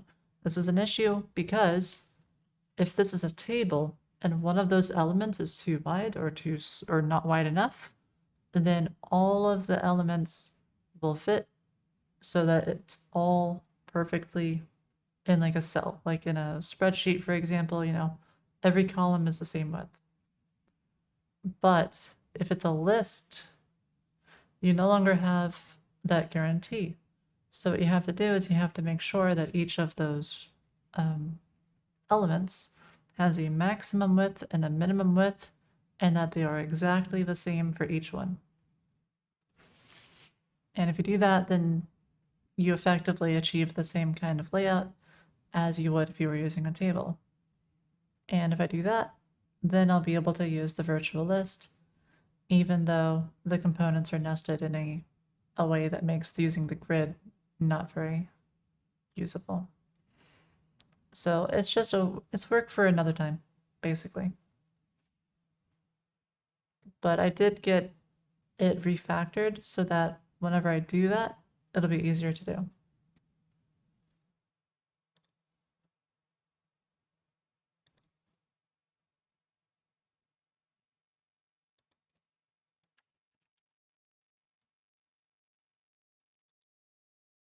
There we go, overlay color.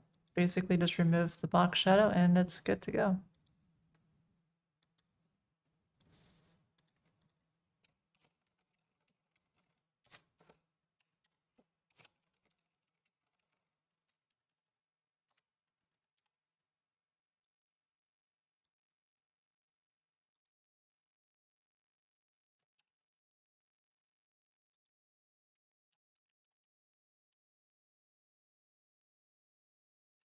All right, so we have this overlay here. And now we're just going to take this and simplify that. Purple Elf, raiding with a party of 43. Thank you. Yeah, thank you so much. How'd your stream go?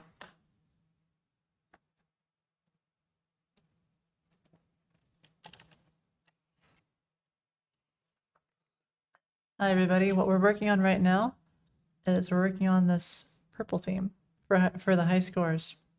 Pretty good. That's good to hear. Yeah, if you haven't checked out Purple Elf, she's got some cool stuff she's working on with it's like this website with like this gum thing or something. It's some kind of like shop or something.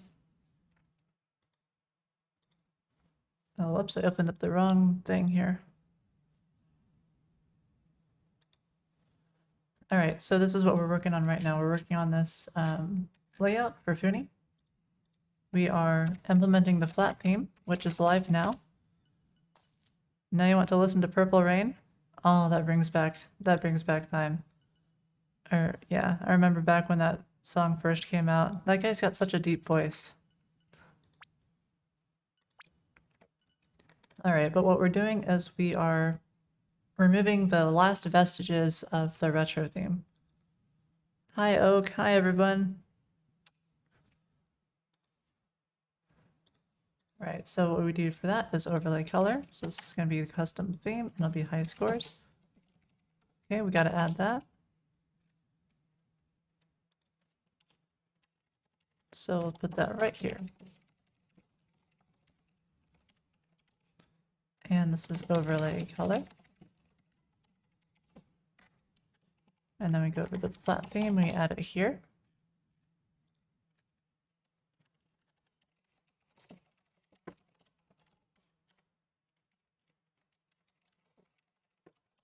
All right, and what we want to do is we want to remove the background color. So this will be, what was this again? High scores? Yep. Overlay color, perfect.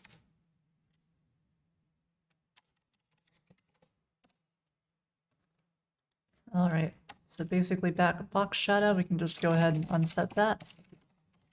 Or we could even do initial or none.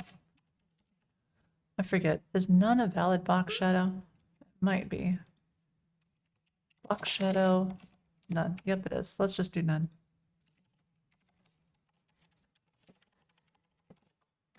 And then we'll go over to our old theme, retro theme, and we'll make sure that it's there too.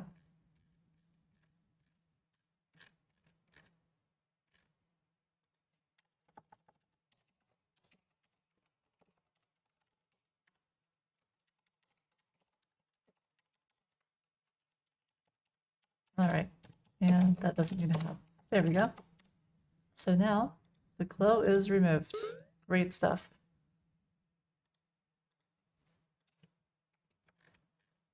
All right, the next thing we have to do is we got to get this little part here. So that's implemented as many things. Holy heck. Well, that one's basically, that does nothing. That basically does nothing. That does nothing. Okay, it's just a drop shadow. That's simple enough.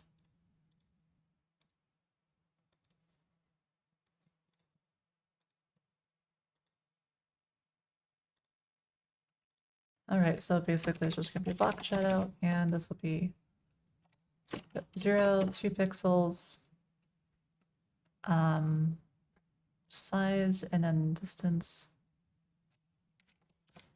Something like this.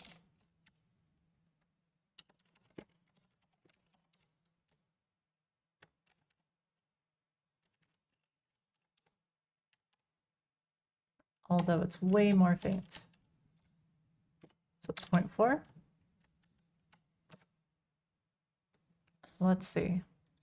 I made a document for converting Photoshop stuff, and it really simplifies my life. All right, so again, this was a drop shadow. So box shadow, very much preferred. Okay, distance, size, 0, and then color. Distance, size, 0, cool. All right, so that's done.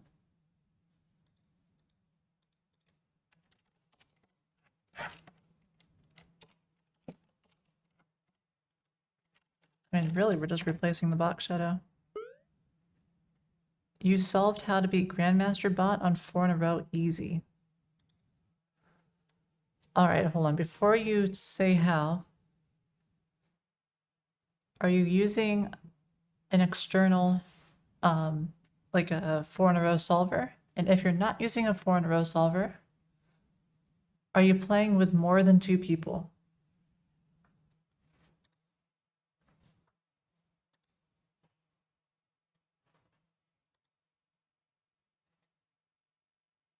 You're not, okay, how are you doing it? How? How are you beating him?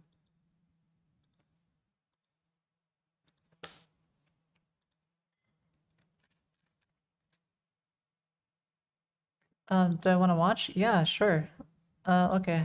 Yeah, go ahead, make a public room and I'll join as a spectator.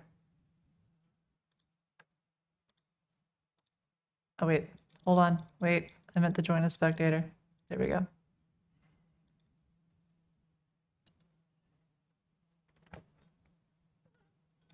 Okay, I'm watching.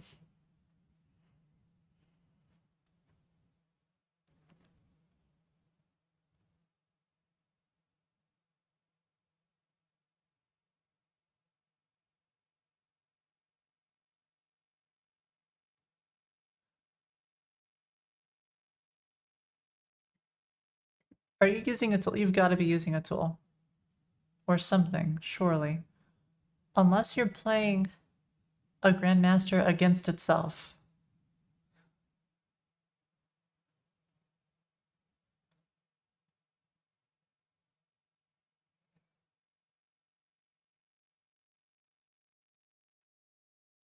Because there's no way you're going this fast. Like, legit. What? Alright, how are you doing this? How are you doing this? You've learned the... Is it always the same pattern? No way. I might have to retrain the AI.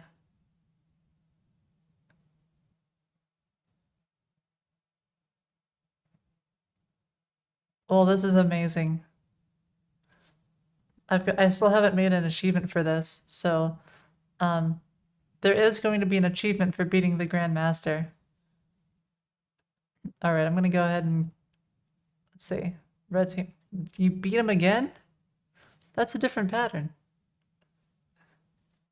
It's predictable? Okay, I'm gonna have to change it up then or something. But that is amazing. Well done. I've never beaten the Grandmaster in 4 in a row. I mean, I think I used a tool once to beat it, but that was it. Just to make sure it was actually beatable. Okay, so high scores. All right, we got that done.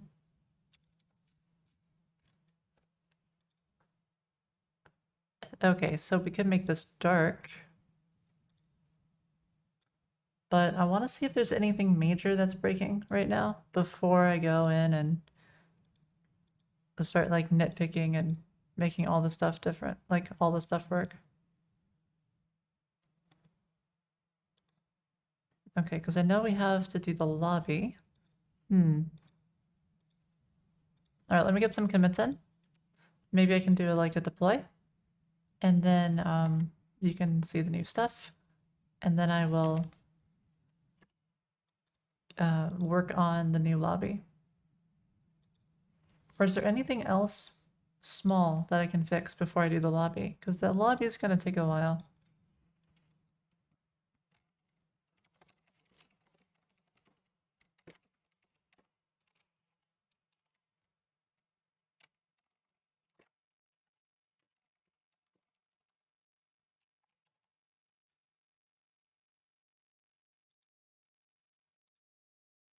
All right, going ahead, getting this commit in. And after we do that, let's see. Do we have anything else major? Use effect breakage with SSE. You can't play verse bot, don't worry, we will add that soon-ish. I just have to go through, find like some good chess AI, and then actually implement it. So maybe we'll do that someday soon-ish. I haven't decided if I want to train my own AI using AlphaZero, or if I want to just use one of the off-the-shelf ones. I know there's several that are really good. A homepage cookie notification banner. Let's do that one. That's an easy one. All right, so the issue with this one is that on really tiny devices, also known as phones, that's another word that people use for them,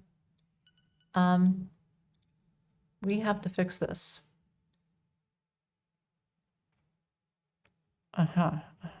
Right. So that does not look good. In fact, I would say that looks ungood.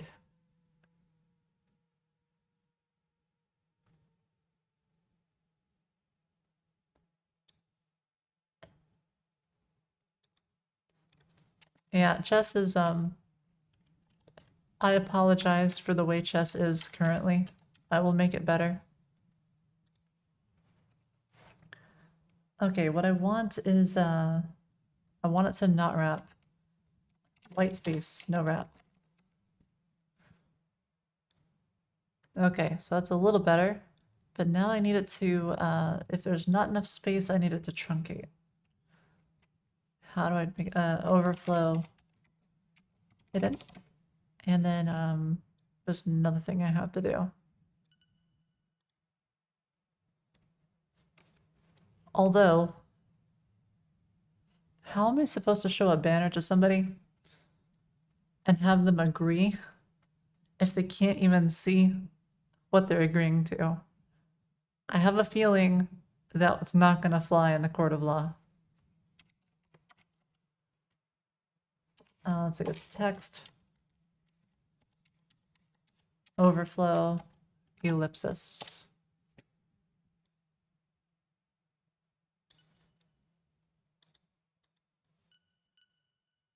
I thought that would work.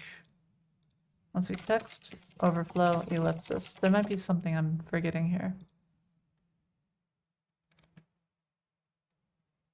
Overflow hidden, white space no wrap. I've got all of that. So it should be good and it should show it.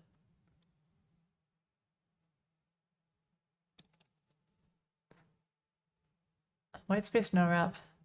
Overflow hidden. Maybe it's because it's display flex. Yeah, that's why. Okay, so if display block, then now it's happy. No reason for it to be flex anyways, right? Okay, is that okay for mobile devices for now, you think? Using our service to agree to our pry? I mean, it could be worse. Okay, no, that's still pretty bad.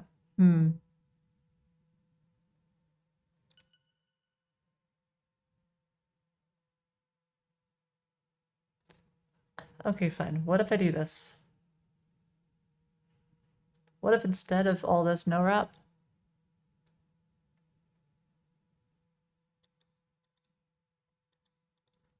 But see, it looks so nice though. The alternative is we don't do this, and we say line height is like 1. And then we reduce the font size.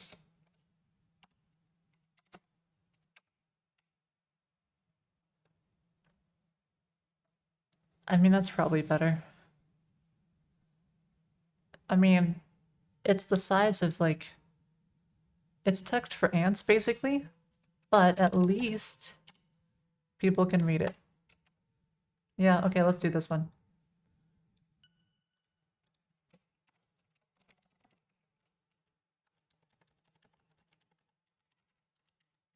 So this one is for MUI alerts. All right, so here we are, MUI alert. Then we go down to message. And what we'll do is we will just display block it because why is it a flex? Oh, fine, it doesn't have to be a block. But we will set its line height and stuff.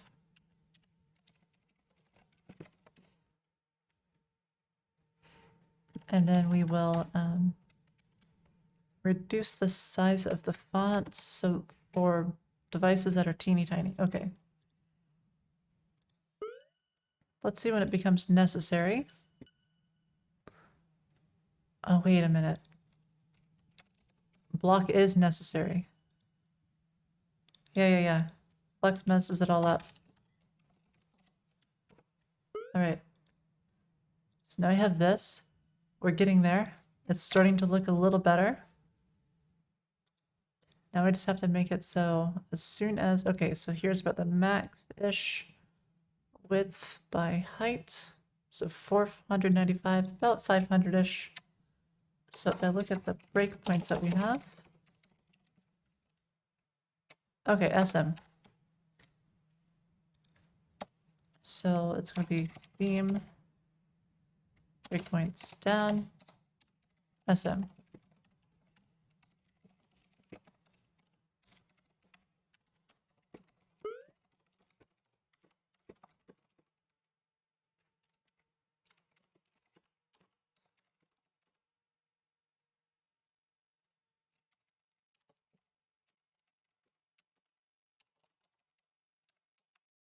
There we go.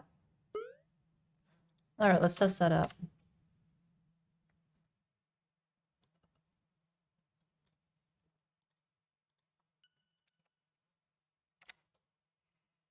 So what I'm hoping will happen is that when I get too small, the text gets tinier.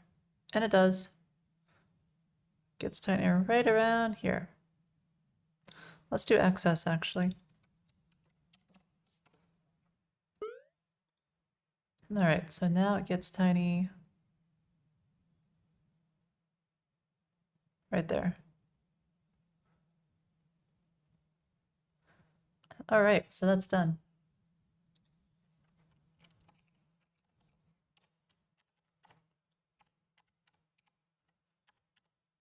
Now, some of these are tough.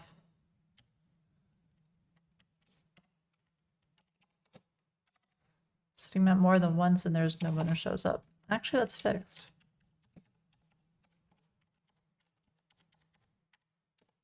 Chess, fix cursor positions, swap colors and rematch. Double scroll bars. I think I fixed that for Foony Flipper's high scores.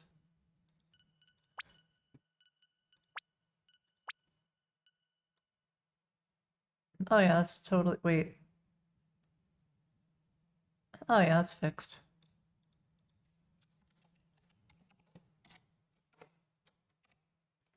Let me just verify. Yeah, that's totally fixed.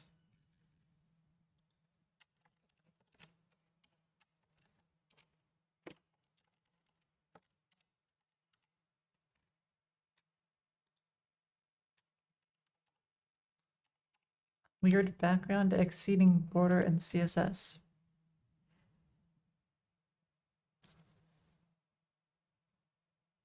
I have no idea what that even means, but okay. Sounds fixed.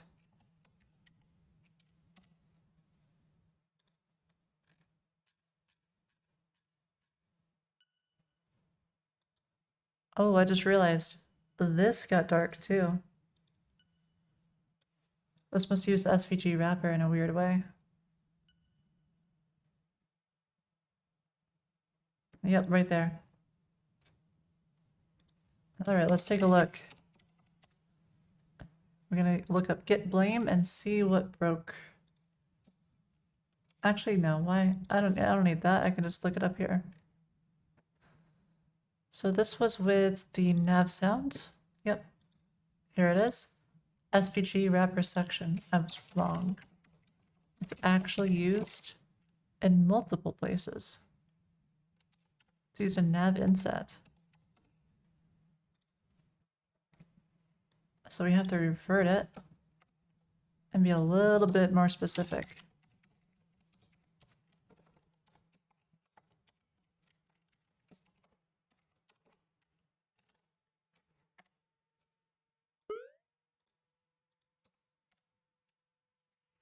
Once I add some tests for the theme and stuff, this will become a lot easier. What I want to do is I want to use chroma something or other. Let's see, clients, we've got, what's it called? Chromatic. There's this thing called chromatic and it's really nice.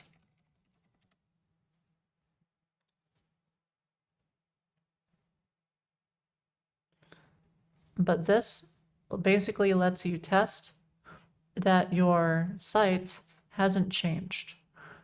So if you're ever updating your CSS or something, you publish your storybook, which is something that kind of doubles as a workflow / test kind of thing. You just make each of your little components in storybook, and then you use chromatic to publish it all, and then it will take a snapshot of the images, the before and after. And so whenever you're doing like a commit or something, you can see what your commit actually has changed as far as the UI. And if it changes something that you're not expecting, then this is a nice way of seeing.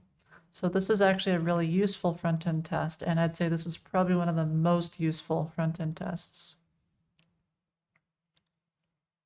And it's real simple. All you do is just use Storybook and just make a little component and you're good to go.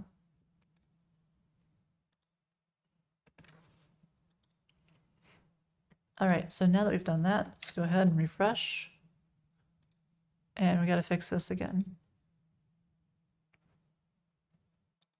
So we've got soundbar, here we are. Sound accordion, which is part of nav sound. So let's see if we have a custom theme for nav sound. We do. Nice. All we have to do is add sound accordion. Man, we should have done this last time. Actually, really easy.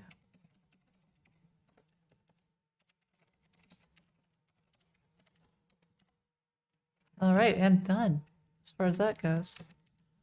Now I just have to do the sound accordion for the other one. Retro theme.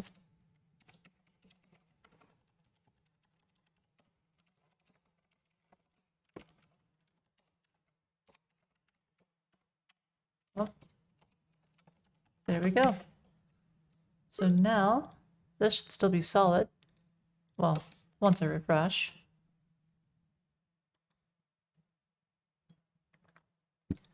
What?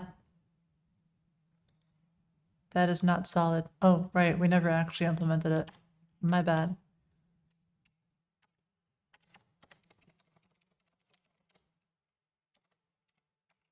There we go. So now we have like this as a default, and then this one will override it because it comes later, right? And that's how spread works.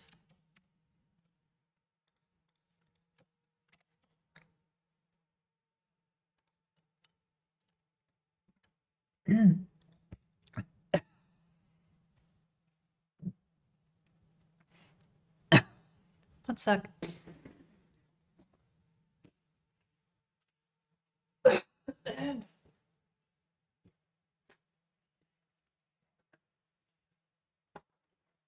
I'm gonna like drown to drinking water. All right, I am okay.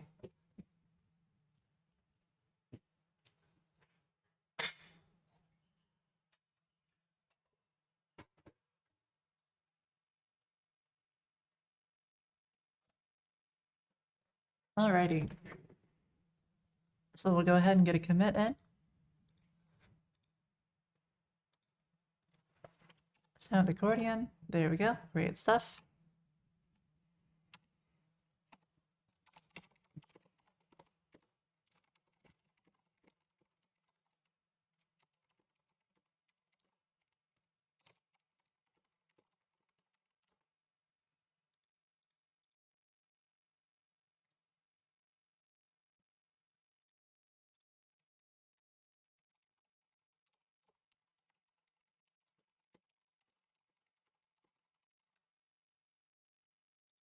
All right. So next thing, let's see.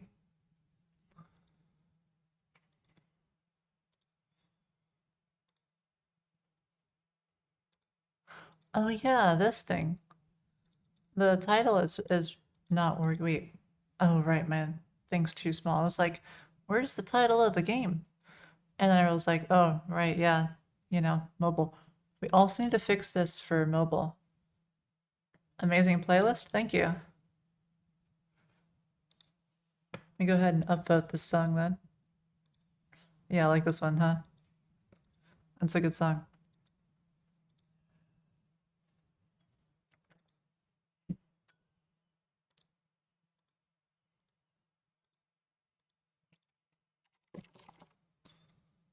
All right, we could go ahead and we'll push that. And now let's get this title working. So my designer never gave me a title for this game, but that's okay. Because what we have is this title here. Exo Black is missing. Oh, I don't have Exo Black. Let's go ahead and get Exo Black. If you ever wonder what black means, it just means 900. So different fonts have weights, and the weights is given a name. So black means 900, extra bold is 800, bold is 700, and this is like kind of universal. No matter what font, black means 900 font weight. That's all it means.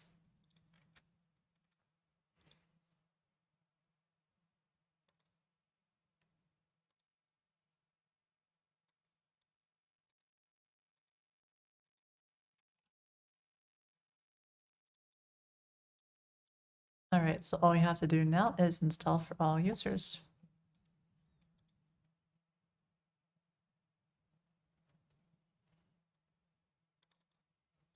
And then we'll install all these just in case. Oh, you know what? Never mind. Jokes. Oh, well, the other's installed. Okay, great. Maybe this will... Exo Black. XO2? No, I don't want to replace.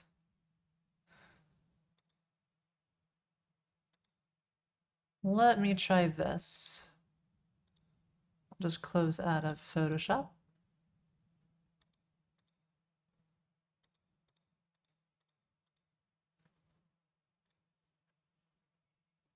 Keep doing great work. Thank you, Buna.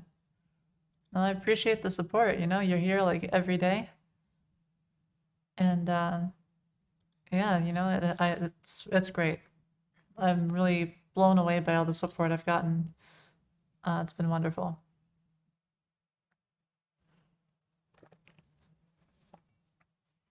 You lost to TH3net 2-0 in chess? Oof.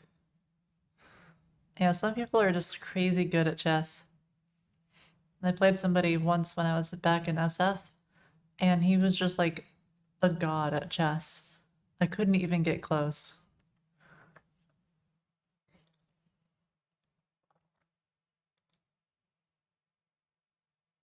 All right, so we've got all this jazz. Now what we wanted to look at is we want to get... Oh yeah, we've got all this. Profile pop-up. We need to get this implemented at some point. Spectator view. I wonder if we got the color for that. I'm not sure if we did. But where's the one with 4 in a row? One of these. Gotta be somewhere. Word pop, no, it's not there, not there, not there. Here it is. Can I buy Foony? Can you buy Foony coins? Not yet. You're the second person who's requested that. Let me put that on the to-do list. We'll make that ASAP. Enable buying Foony coins with gems. Fortnite? Yeah, so what we're gonna do is we're gonna buy Fortnite for $5, and then we'll own the IP and we can put it on Foony. So it's just a work in progress, you know. They haven't gotten back to me yet, but I'm sure $5 is a great offer. Yeah, it's a good plan.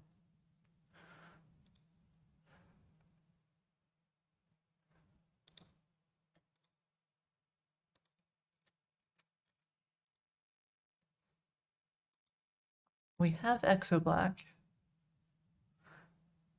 All right, you know what? I know that I have Exo Black in my VM. You'll put in a word for me? Thank you, I appreciate it. I mean, if you've played it before, that basically makes you the CEO of the company. That's how it works.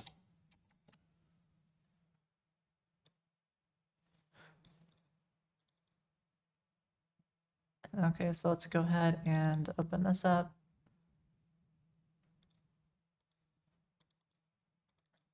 Now there's a fonts file. I always forget where it's located. Oh, here it is. Yeah, fonts. You got first place, so you own the game. Yeah, that makes sense. I believe it.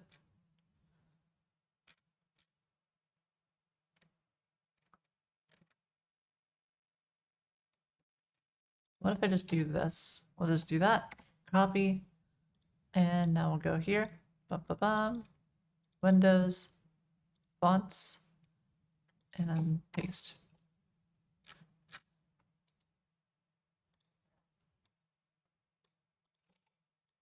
Just drag and drop. No, let me drag and drop. Okay. Won't let me paste directly. No worries. I have a solution, a workaround, as some people might say. We're gonna go here, and we're gonna go here, and paste.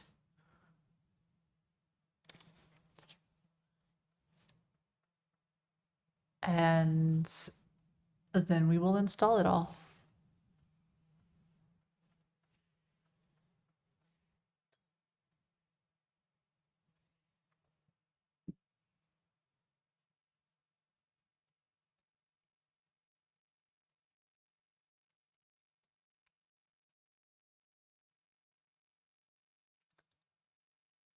How can you own the beehive frame? Let me take a look. Oh. Yeah, don't buy it for a mil. We're gonna adjust the prices on the expensive stuff. Don't buy things that are overpriced. If it's like 100 gazillion gold, just ignore it for now. Just pretend it doesn't exist, put the blinders on. I will get that fixed. And yeah, some of these are pricey. I mean, I have 20k, like, once you start leveling up and stuff, getting gold, it gets easier. But still, some of these are like ridiculous, like a million gold. No, we need to rework the prices a bit. Priceless brush. Yes, so the priceless brush is not going to change in price. The priceless brush is priced at a reasonable price, in my opinion. You know, it's reasonable.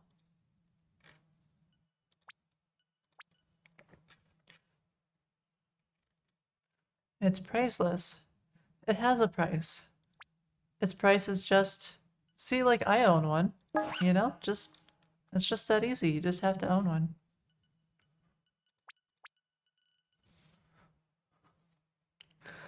Okay, I might have given myself the priceless brush.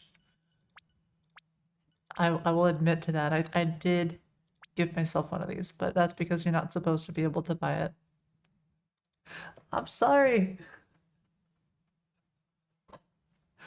Don't worry, there will be a real way to get the priceless brush. There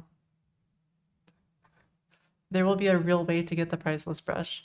We're gonna introduce a character, like Shady G or something, and he's gonna have some counterfeit, I mean not counterfeit, really great items for sale, and maybe there'll be a chance that you might be able to get something like a priceless brush from it.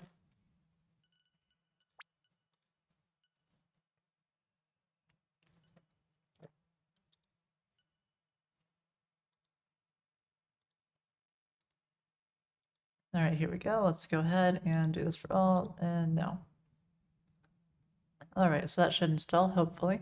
That sounds shady. There's nothing shady about Shady G, just his name, you know? He likes to be in the shade, and that's why he's called Shady. Shady G. He's got some shades, hangs out in the shade. Shady G. He's not a shady character at all. No, no, of course not. Okay, so we'll do that, and now... Fair enough, okay.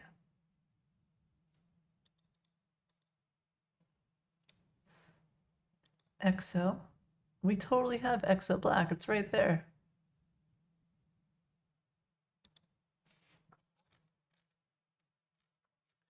Okay, so now we have EXO Black. Finally, we can edit this. Okay, so we're gonna do Dino. How do we want this to be formatted? Okay, so here are the choices. We can have it be yellow on the left, or white on the right, or we can have it be white on the left, yellow on the right, or we can have it be like white on both or yellow on both, with the dash being the other color. So for example, in Papa Word, see how like it's kind of like a star here, dash a dash. We could do a similar thing with, I guess it doesn't work quite as well. Yeah, I don't know. Those are your choices. You got yellow and you got white to work with. Let me know what you think looks best. Whoops. So for example, you got like Dino.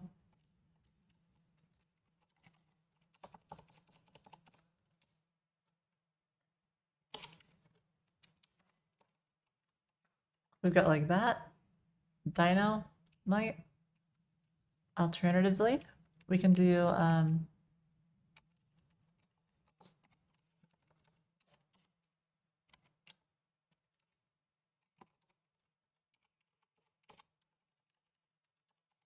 we can do it like that.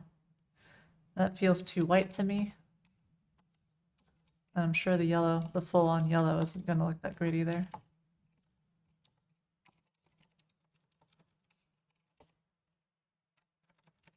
So we can do it that way, or we can have Dino be white and might be yellow. I'm thinking maybe Dino would be yellow because, like, you know, Reptile is kind of yellowish, right? So maybe like that. Thoughts? We can always rework it. Have Dino be yellow? Okay, cool. What about the dash? Should the dash be yellow? White?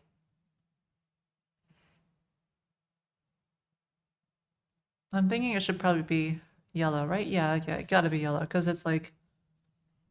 Yeah. That's the word that's being shortened. Okay, so we've got that. Now we have to modify... Oh. Where is it? Here it is. Ba -ba -ba. That needs to be an exo black.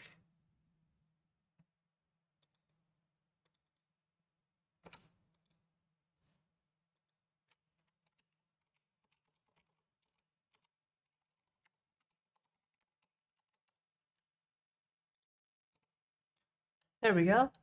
Well, look at that. We didn't even have to hire a designer. We did it ourselves. Okay. But now, if I export this, you'll notice it's very teeny tiny.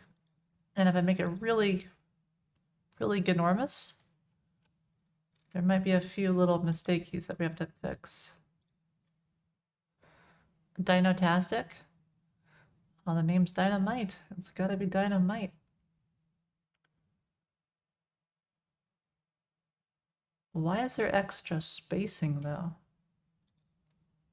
Let me make sure there's no like shadow weirdness going on. Some inner shadows. Inner shadows are fine. A drop shadow on the outer. Ooh. Yeah, no drop shadow.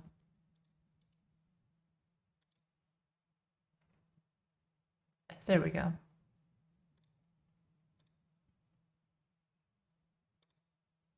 And now we have a title for Dynamite. Yay! JS. And then we go. And then I'll have to take like a real close look at it because the way these are offset, it's possible that when they get large enough, there's a bit of a gap and you have to go in and manually fill that in. I'll show you what I mean in a sec.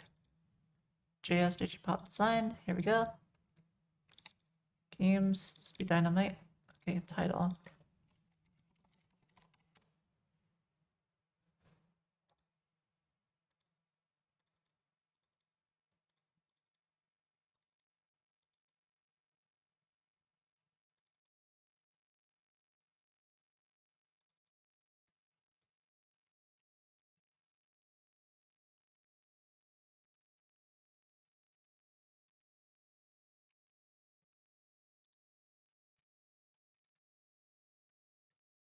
All right, so basically you zoom in real close like this, and you're just looking for gaps. You can see there's almost a gap on the end, right, like here, but it's not noticeable enough that I'm gonna concern myself with it. Because you also got to keep in mind, this is gonna get like shrunk way down, so it's probably not gonna be super obvious. You just check the bottoms and the tops. I think Dynamite got lucky. No extra work needs to be done. And then we just go ahead and we do this and we generate the images.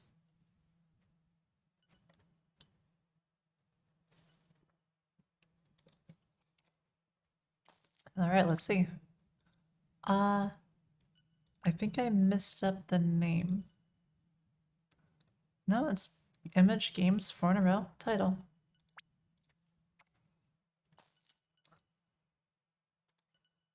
Inspect.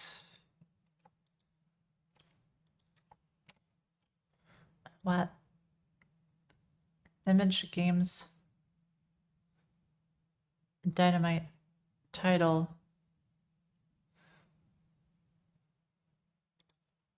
Where's the WebP? Oh, it's right there. Image Games Dynamite title. It totally exists.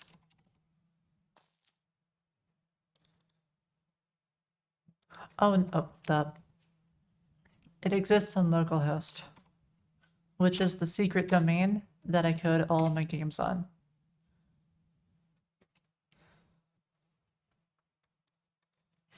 All right. There we go. Nice. Thanks for the help with that. That looks really good. I'm very happy with how that turned out.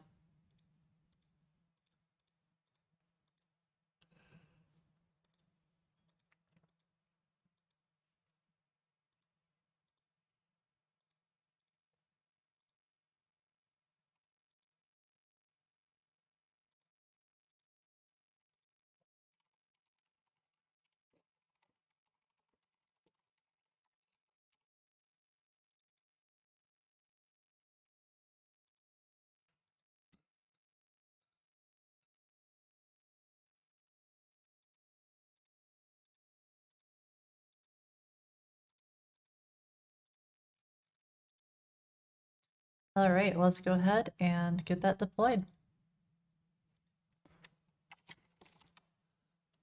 Is there anything else major that we need to do before we do a deploy? Like anything that's really bothering people?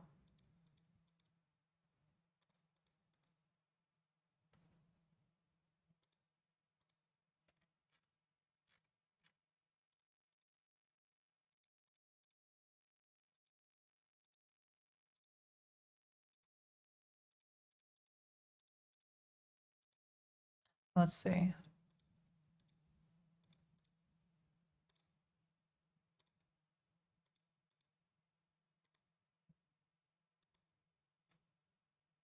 All that looks good. Oh yeah, you see this friend follow thing? I totally have to get this fixed because this is not fully implemented. This is basically just a mock-up and you can't even see this.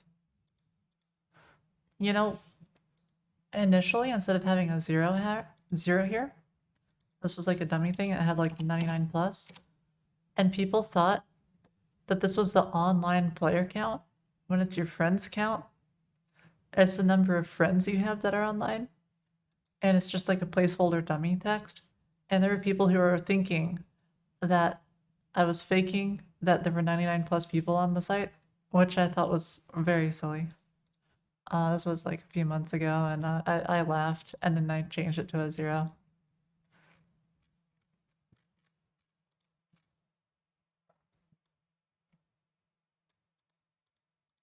I think I more just chuckled. But anyways, so I think it's good. I think we're ready for a deploy.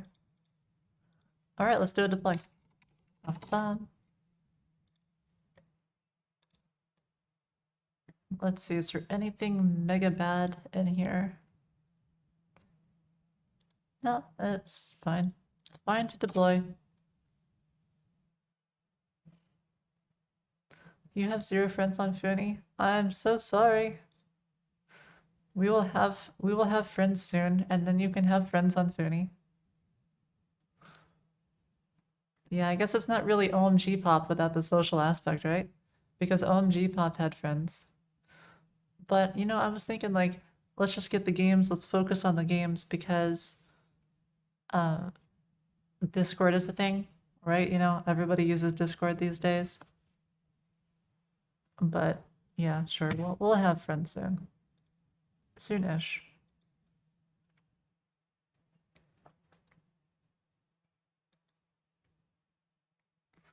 Okay, maybe I'll start bumping the priority up. The more people who request friends, the higher the priority gets. Add friends, support.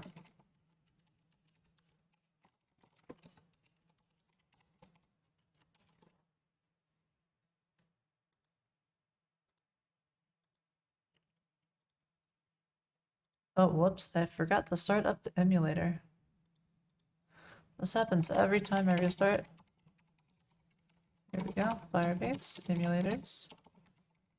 If I can type it. There we go. And now let's start. Okay, so while it's deploying, I'll be right back.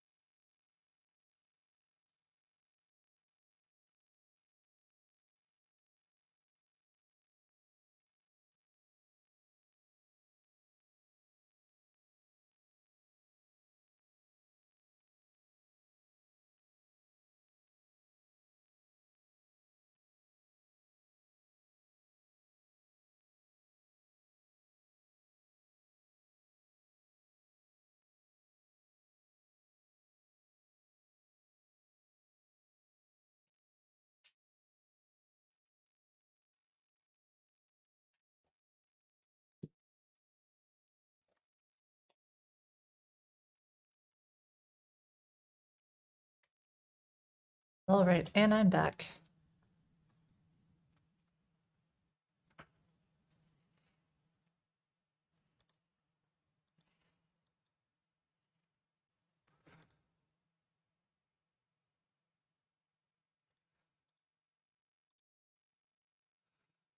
So we gotta fix up this. We gotta improve the way that looks. It's like achievements thing. This is pretty close as is.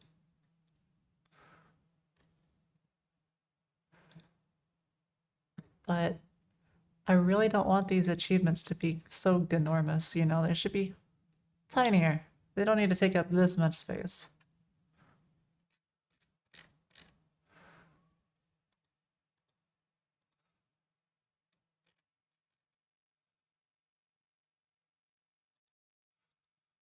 Oh, and at some point we have to get all those other achievements implemented. Because we have a lot of achievements and they're not implemented yet. They're achievements of bigness. They are achievements of bigness. That's very true. Achieving them makes you very big. It's very good. But maybe we can make them just a tiny bit smaller, you know? Like it's still the same amount of bigness. It's just we compress it down so that we're able to more efficiently fit the bigness on the screen.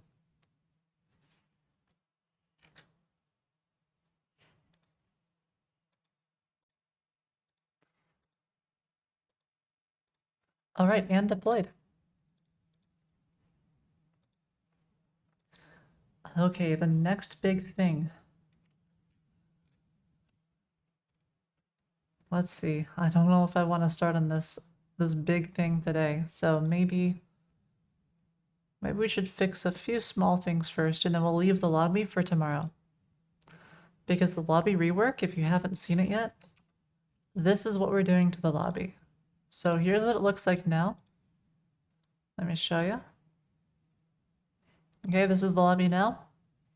And then this is going to be the lobby. So current, boom. Big change. You can see that there's going to be a lot more space just for like, I don't know, space, right? Your chat moves over to the right. It gets, yeah, clean. I like it a lot.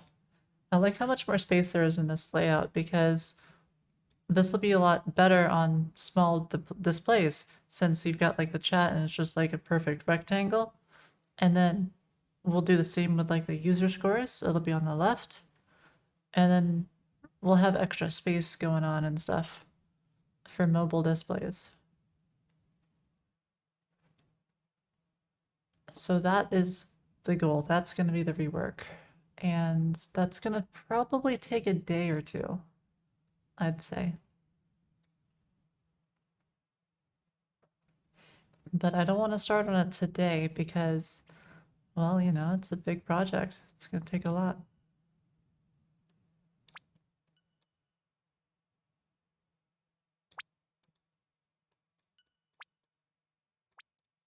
All right, so what I want to do now,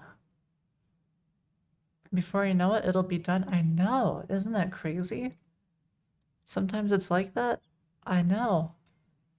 We didn't start on this layout, like this layout only has only taken us, how many days have we been doing it? 4 days? 5 days? A 5-minute refactor for 10 weeks? I hope not. 10 weeks, gosh, I think that's longer than anything I've done on Foony. I mean, apart from like a game, I think Foony Flippers took about 10 weeks-ish of code. But that's because I implemented an entire entity component system and a couple of other things. Okay, so let's do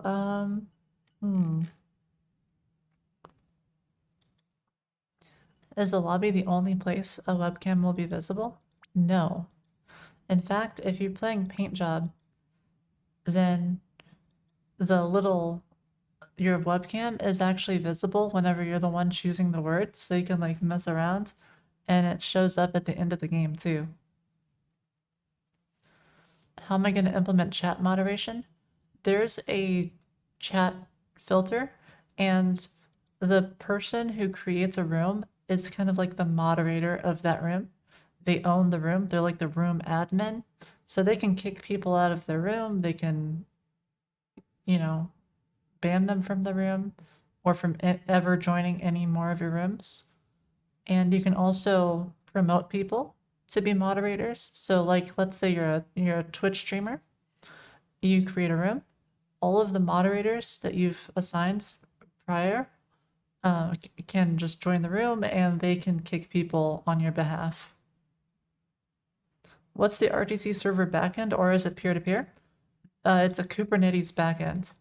So I have an ingress on Kubernetes that routes to all of the different services, which is like an auto-scaling cluster. So the way that networking works is there are two databases or two main sources from the client that it gets info from. It gets info from Firestore, which is virtually, it's like read only and only on select documents.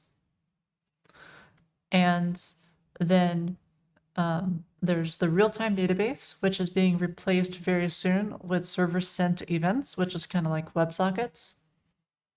And that's all the client basically communicates with.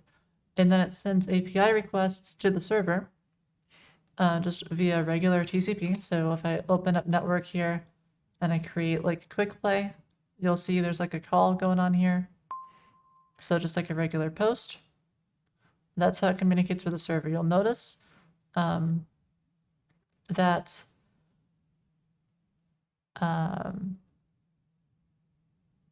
no, I guess this is localhost. Here, let me do this on Foony.com. So if I do quick play, all right, you can see that, no, that's actually a bad example. Okay. Yeah, here we are. Notice the URL, js.foony.com/s/s7qtm. This S7qtm-msnn6, that is the server, okay? Think of it like the server IP address. This is what tells the ingress how to route your request to the correct server. So this is how I get around HTTPS, because if you're using HTTPS for your website, you might know that you can't access a raw IP address. You need it to go through SSL. And I believe there might even be a restriction on calling out to other domains. I don't remember, but this is how I do it. And this lets me have like actual servers that they talk to. Core is just getting dirtier every day. Tell me about it. But we try to avoid extra options calls and stuff. Yeah, that is how the networking works. Server sent events, they are cool. I can't wait to finish that rewrite of code. It's really close.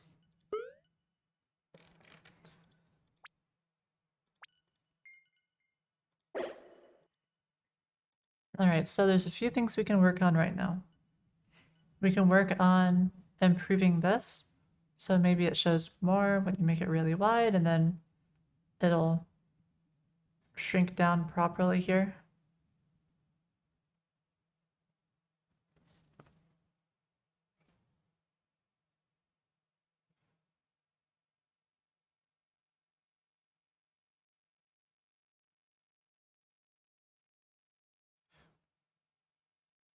I just have to figure out how I want this to be. Maybe instead of join a game, it could just say rooms.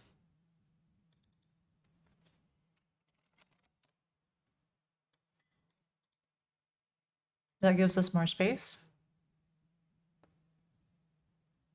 And it gives just enough space. Yeah, I'm gonna do that. Unless somebody has a better suggestion.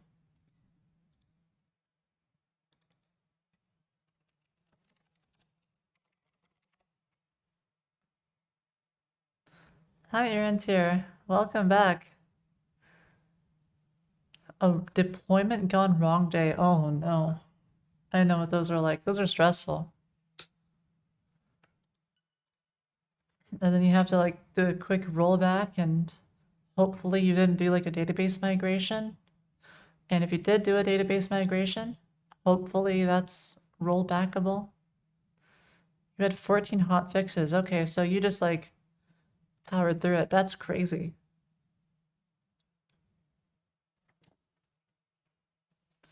Whenever I was at Google, what we would do is there'd be somebody who was called the build cop, and they were responsible for rolling back changes that broke the build. So if like the deploy was breaking or something, they were the one who was responsible for like just immediately roll it back and undo the thing. And that duty of the build cop changed week to week. Luckily, my team didn't have a build cop very often, so I just got to dodge that whole thing. You kept moving the proxy back and forth manually. Fun stuff. All right, so what we want to do is right here, we want to shrink the size. So this is going to be at width 1024, which I believe is LG.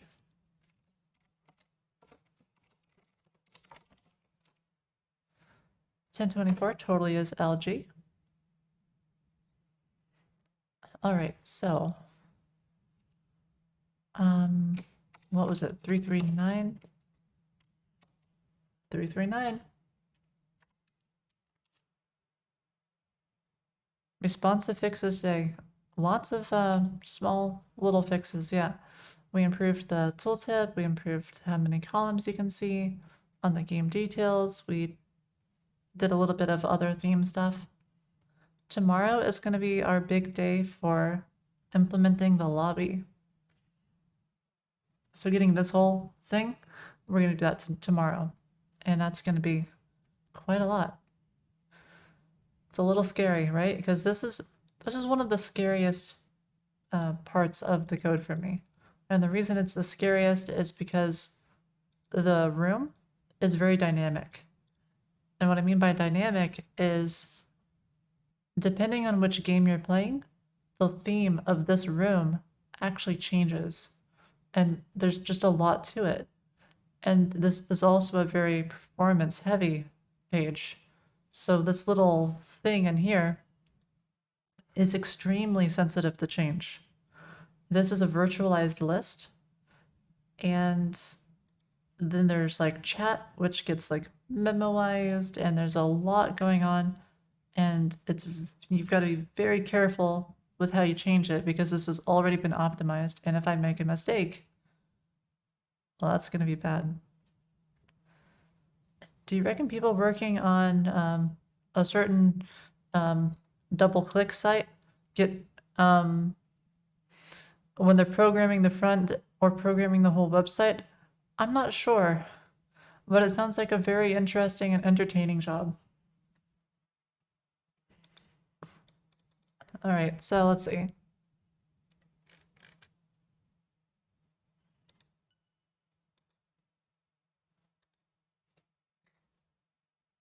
So what we want to do is, I need to check this on Chrome actually, because Chrome is going to have extra width requirement for keeping 2 columns. Okay. Okay.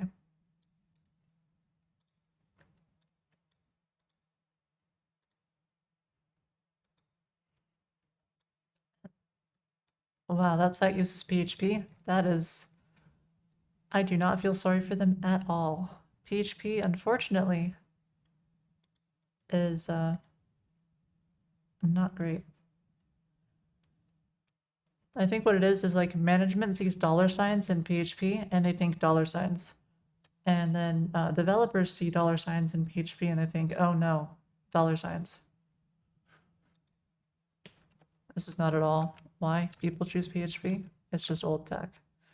But I like to imagine. All right, so we have to change the width here. Let's say 300 pixels. Yeah, there we go.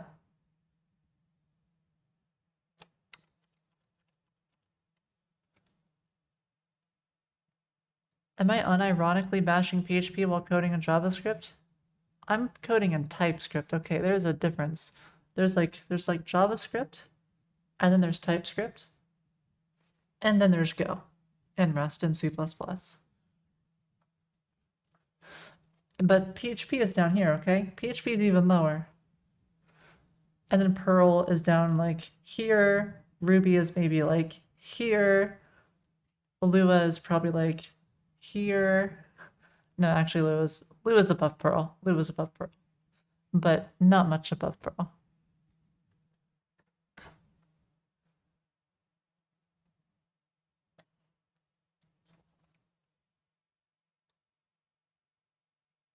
Where's assembly? Assembly is what the alpha gigachads write. Okay, so assembly has to go up here. But you've also got to keep in mind that you don't code entirely in assembly. You code inline assembly whenever you're writing C++ or something for the parts of your code that are like very much a performance bottleneck. But these are like the gigachads of code. These are the people who work at Google on their search engine optimization. Okay, those are the people who are writing assembly these days. So they're gigachads of code. And so that's why assembly has to be up here, above everything else.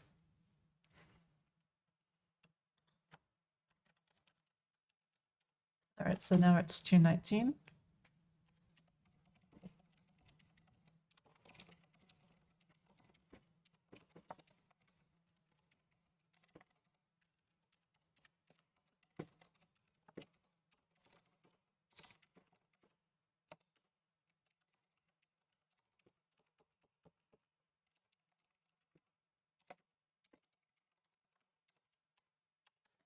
Do I know how to sort an array in my head?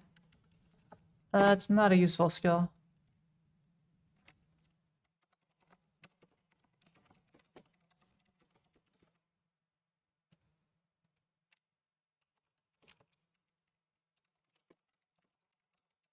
So it's not something that you should worry about remembering unless you're going in for an interview.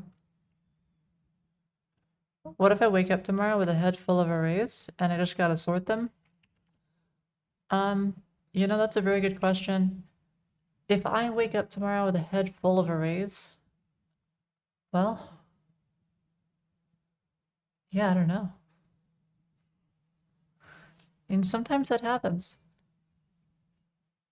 You know, sometimes you can actually dream in code. Did you know that? It tends to happen if you code like a lot. Sometimes you'll actually dream in code. HR is the worst thing to happen to devs. Oh, tell me about it. HR and all that jazz. I wish that devs could just code. You know, I wish there wasn't like a ceiling for going into management or something.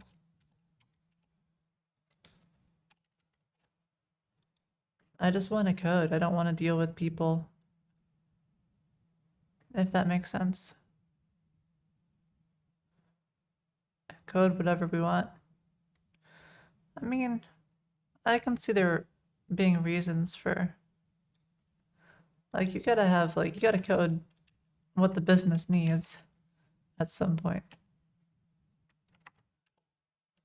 Oh, this is Foony.com. I gotta go to localhost. Throw money at you to fund your projects and life? I mean, they have to make money, you know, at the end of the day. Because if a business doesn't make any money, then it can't do cool things. It kind of reminds me of this thing called effective altruism. What OS did I use at Google? Google is actually really flexible with the operating system you can use. You can use Linux, and like you can use Ubuntu, or you can use Kubuntu. Actually, no, I think you have to use Kubuntu. But I mean, there's different flavors of Linux, and you can change the GUI of it. So as long as you like Linux, it's very flexible. I'm kind of messing with it. You can use any. You can use Windows, Linux, or Mac as long as your main driver is Linux or Mac, but preferably Linux. Did they make me use the Chromebook at Google? Nobody uses a Chromebook at Google. I think I had a coworker who had a Chromebook, but you don't use a Chromebook at Google. It was mostly Mac, actually. I was really surprised. When I went and joined Google, you got to choose the OS for your laptop, and I chose, I think I chose Linux. And then it was really weird because when it came to a Mac, or when it came to the laptop, everybody had a Mac. It was like the whole think different thing, where basically what Apple means by think different is think different. Don't think like Apple. Be different. Because everybody uses Apple and they're tired of it and they just want someone to use something different.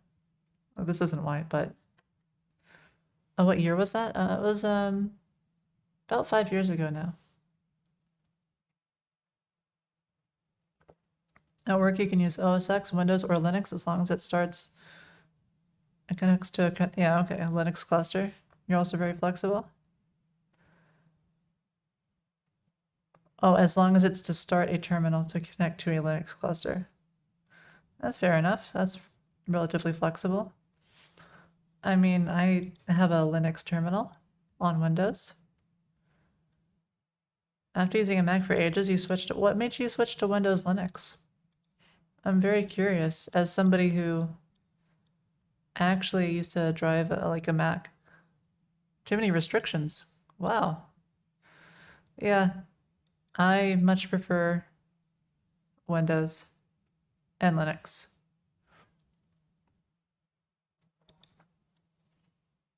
All right, so what we wanted to do here is we wanted to shrink the sides. Side column width. And it's used in game details rooms and game details game grid. So let's just do this. Let's have something that both of them use. Game details side column. And we'll just have max min, all that jazz. And then we'll have it like this. Theme, breakpoints down. LG. It's probably MD, not LG. And we'll do like this.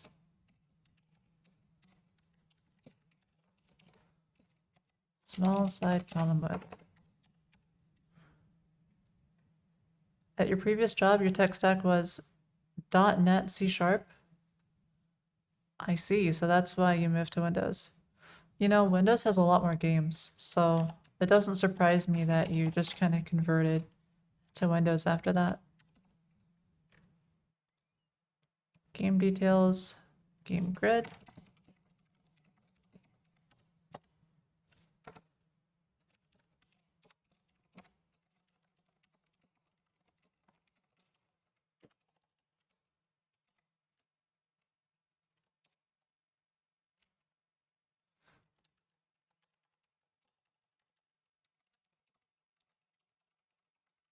All right, and we've done that. So now it's more mobile friendly.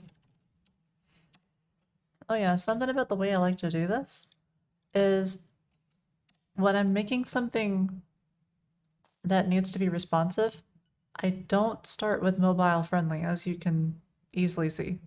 I start with desktop, and there's a reason I start with desktop first. It's because I find it's much easier to remove stuff than it is to add stuff. All right, so we've got a little bit of an issue is that we get here and then it gets like small. So we've got to do something first. Right here. Let's see.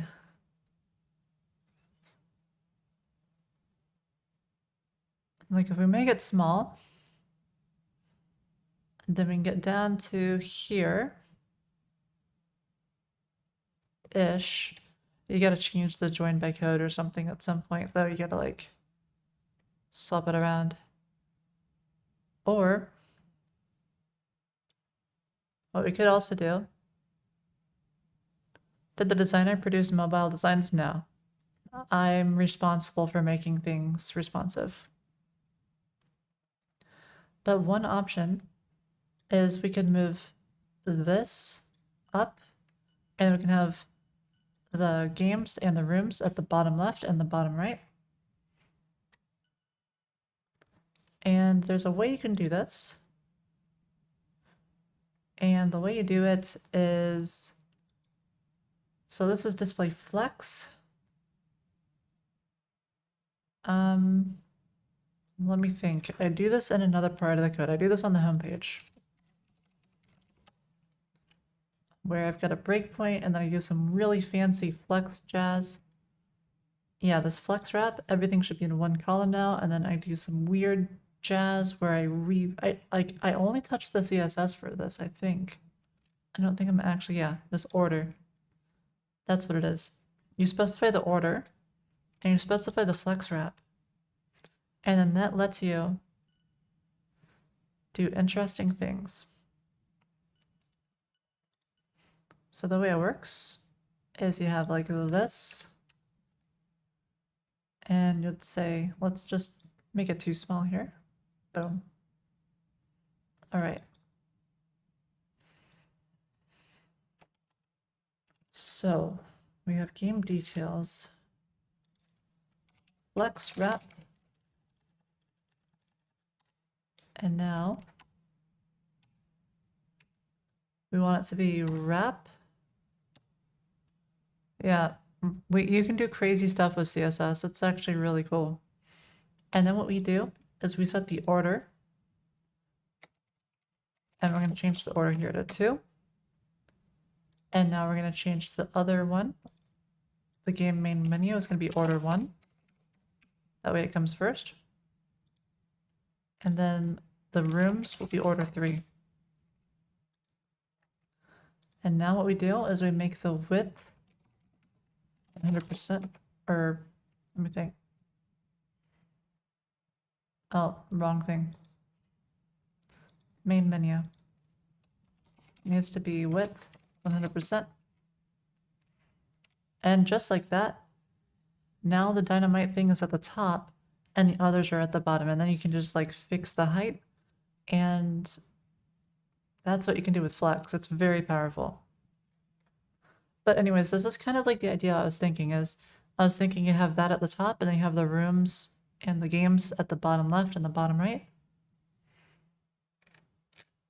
Because, yeah, I mean, you don't even need to have the games. You could just like not show that on a small display, because you can always click on games to go to the other games, right? There's no need to have the other games here. Or instead of having it be like this, you can even have rooms show up as 2 and then the games show up as order 3. And then maybe you make the rooms expand all the way. Is this React? Yeah, this is React. But you could do something along these lines. You know, maybe you just show rooms and then you have a fixed height for that. So on smaller displays, maybe it's okay to have a scroll. And you just like scroll down for the rooms.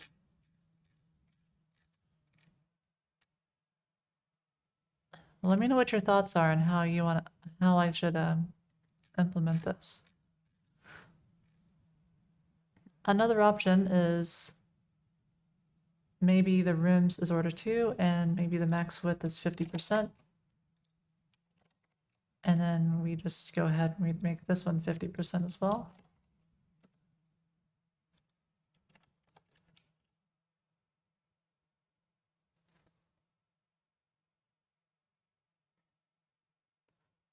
We could have it like this. where you can see the rooms in this both at the same time. And then maybe like the games are just underneath the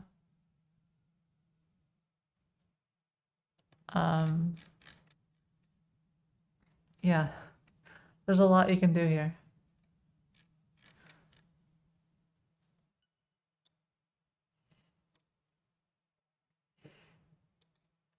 So maybe what we could do is we set the order for this one to 2, and then we set the order for this one to 3, and then we change it from being row based to column based, and then we set the heights to 50%, max height 50%.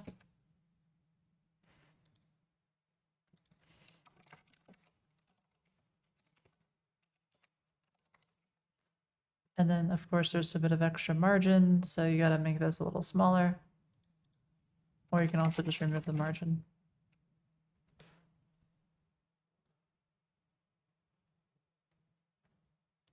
So here's another option. And then you just like adjust it so that the width,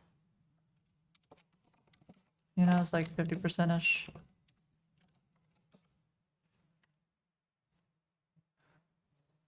I mean, imagine that the padding is correct.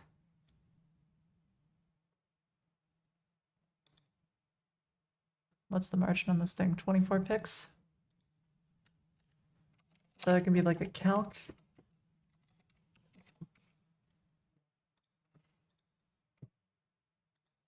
Yeah, something like that. And what was the margin on this thing? 24 pixels?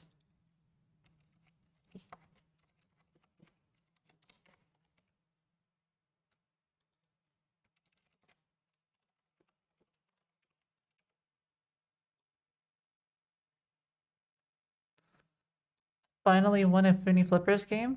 Congrats! Did you win like the Foony Flippers game? Because I know somebody won a Foony Flippers game and they got the robot skin, and that thing is hard to get. It took me hours to get that one.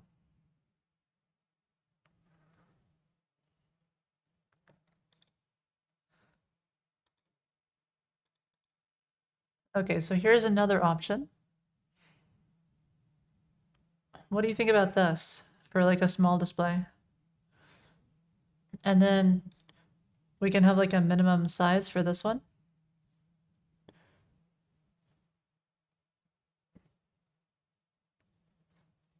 What is that? Oh, I don't know if I should tell you. Yeah, this looks okay. All right, cool.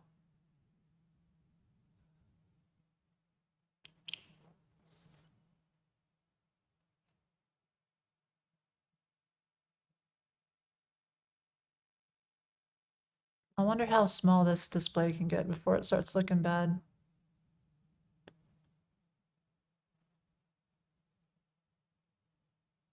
I'd say it can't get much smaller than this.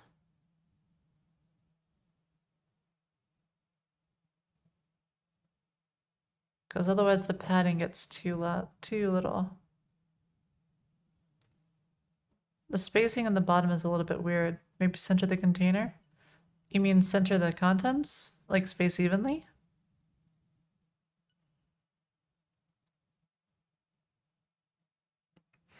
All right, we'll center the or space evenly these contents here. Yeah, good point. Yeah, I'll space evenly these. But isn't this cool? You can do this with Flex. This is the power of Flex. You just like shift everything around and you don't actually have to touch your HTML. This is CSS only. Okay, let me show you what I meant though. If you go to Foony Flippers, you can go to achievements. You can see one of these achievements. I don't want to resize my window right now because I need it to be this size. But you can see one of them is Bot Overlord. This achievement right here, win a game against 90 bots or more. That one's hard. But it's doable. I know 3 people who've done it, if you include me. All right, so what's the smallest size I can do here? I'd say about, yeah, I'd say this is the smallest size. You only played against 3 bots. You're trying for it, Buna? Good luck. It's a hard achievement. Like, legitimately, it's a hard achievement.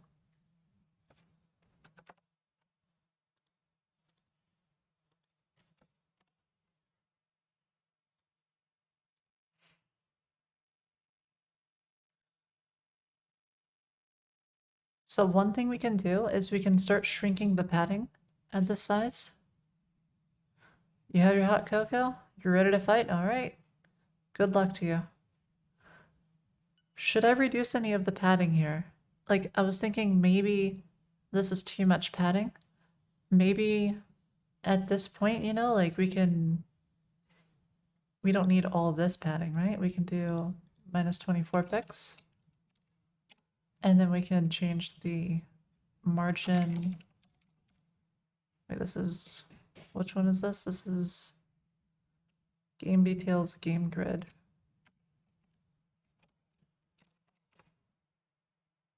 Oh, I think I'm changing both.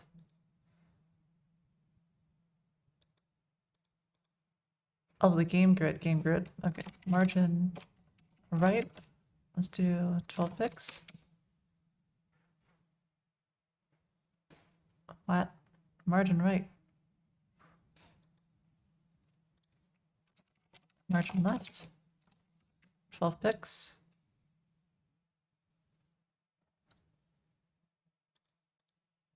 And then the max width here can be an extra 24 pixels. Oh, what? Oh, right, 36 pixels.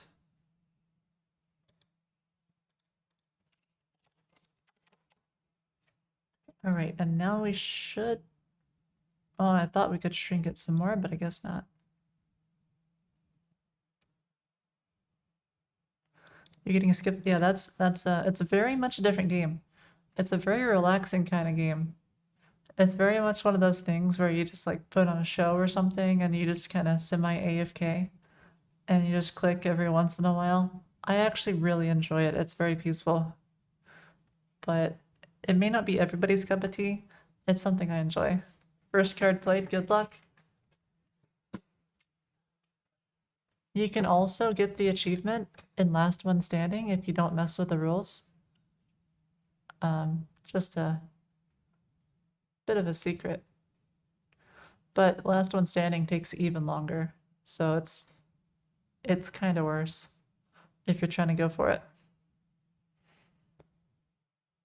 I wish I could just like snapshot this and be like, take this and just put it in the code, you know, just done, instead of having to like type the stuff out.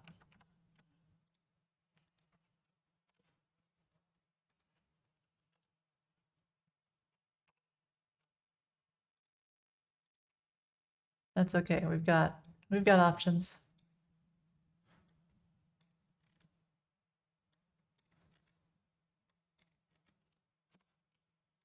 I'll take this, we'll move it down here. An old style rad. Absolutely. What happened to rads? They were rad. Sorry, a lame pun, but they really were. It stood for a rapid application development tool, and basically you see all of the little GUI components that you have, like a list or you know, some other stuff, buttons and other things, and you just drag and drop. And it's that easy. And you can set up things where they will expand from a corner. It was so simple. It was really great. And I miss that stuff. I feel like the speed of development now, though, for the web with the power of CSS kind of rivals, if not exceeds, rad tools. But I do miss rad. Delphi and Lazarus are very popular. Lazarus isn't something I've heard for a very long time. That's for it's what Cheat Engine is written in, I believe. Lazarus is for I forget what it's for.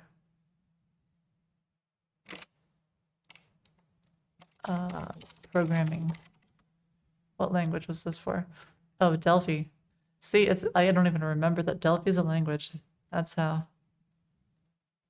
Lazarus even compiles to everything you can think of, like even an M1 ARM. Wow. I never liked the GUI for Lazarus just because it felt very, very old. And I mean, I don't really code in Delphi. Delphi is old stuff. It looks absolutely. But that's okay. All right, so I think these are all okay. So now what is the minimum width and height? Okay, this is the minimum. So this is where it stops working.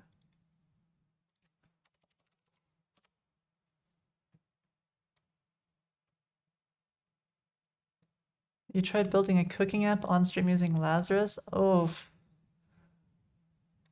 I can't imagine the pain. Okay, so let's see. We've got width of 791, 1142.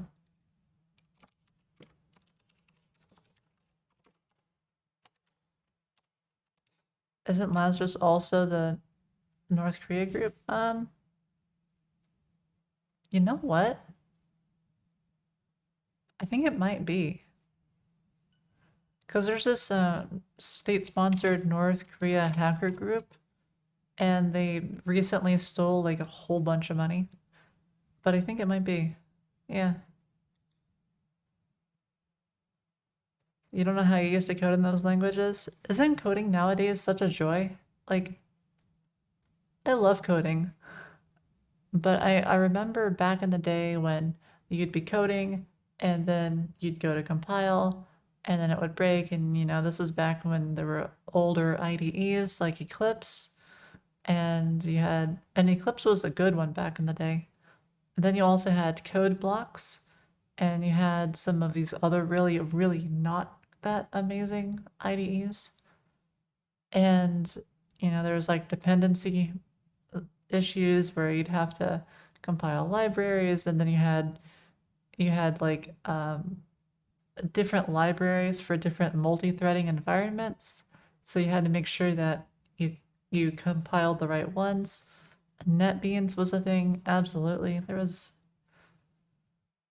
coding nowadays is a joy. You can code way more, way faster than you used to be able to code. Wow, 640 kilobytes of RAM? Okay, see now you're like, that's amazing. I never had the joy of experiencing such a low amount of RAM. When I first really got into coding, I think I had at least 8 gigs of RAM. Yeah, the joy of coding. I love coding. It's what I do for work, but also for my hobby. I love it. I really do. Okay, let's see. We've got that. So what is the minimum size we want to do this?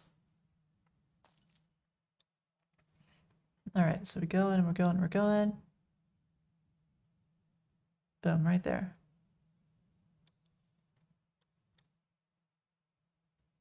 Width of 1093.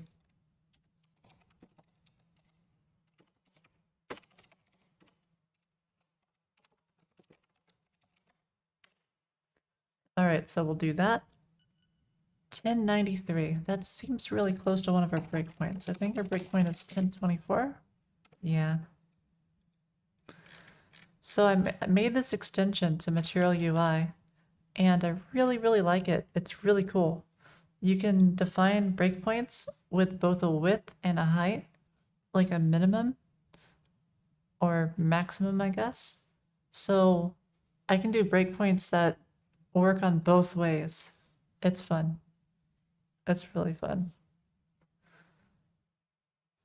Okay, so there was a minimum height was so much joy that you had to reboot your PC that took 3 minutes to boot. Yeah, I'm not saying back then it was a joy. Back then, I'm sure it was a nightmare. I remember the pain of even when I started, so you must know an unimaginable level of pain. But nowadays, nowadays it's a joy. Nowadays people complain about NPM and all that jazz. Right now it's actually fun. Absolutely.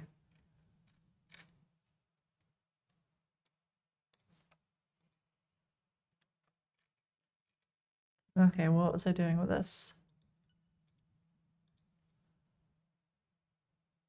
Okay, we've got that. That's a site wrapper, and we were making changes to the game main menu and that other stuff. Right, which comes into play here. Ba-ba-bum. So what we'll do is we'll take a class name.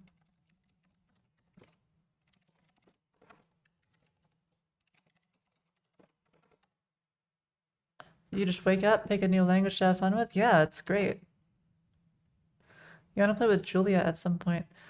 I heard of Julia recently. I don't remember where I heard it from. I think it was like, oh, wasn't Julia the programming language that was recently in the news because there were some weird oddities with it? I think that's what it was. I saw it in the news, and then I saw people on Twitch like fixing Julia or something. And it's apparently like made by, I don't know, the researchers and something. I think it's meant for like research.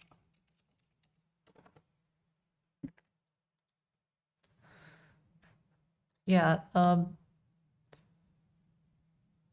you heard cool stuff about it. I guess cool is it's a word that can be used. Yeah.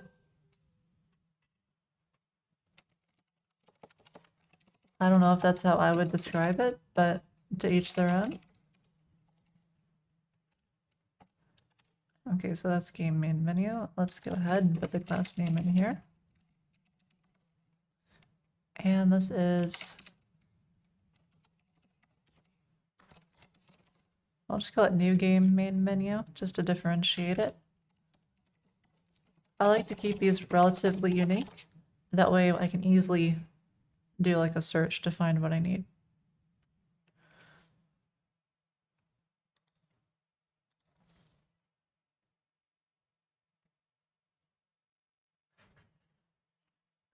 Like R, you guess, but more like scheme.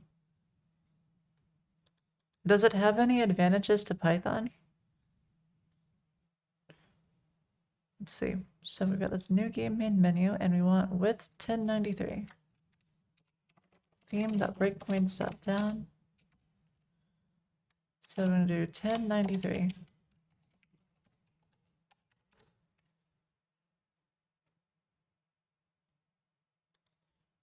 And then after that, we're going to have another breakpoint, and this breakpoint is going to trigger at a combination breakpoint. And the way a combination breakpoint works is you specify a minimum and maximum for everything. So I have a minimum X of 791 and a minimum Y, or no, X of 1093. And I have a min Y of 1142.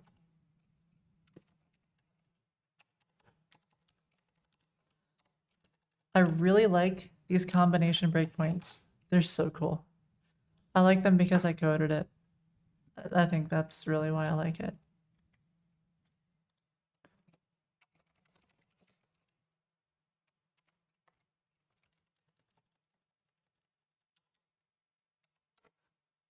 All the fun stuff in Python is optional. Yeah, I mean, you have to get like pandas and stuff. Okay, so let's see. What is the style that we need here? Game grid. That's not the one we want. Here it is, main menu. So order 1, width With 45%, that makes no sense. It needs to be 50% minus 36 pics.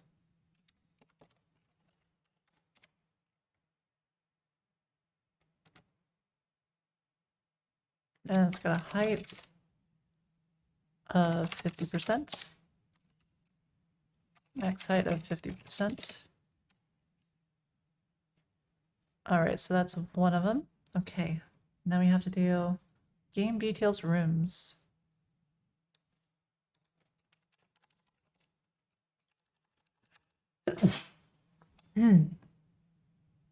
Sorry about that. I sneeze a lot. Okay. Game details rooms.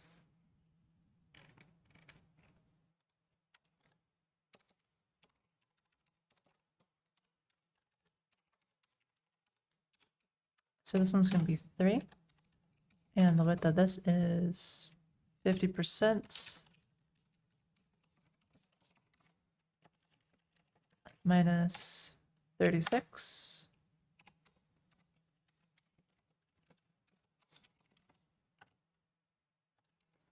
All right, and the height is 100%.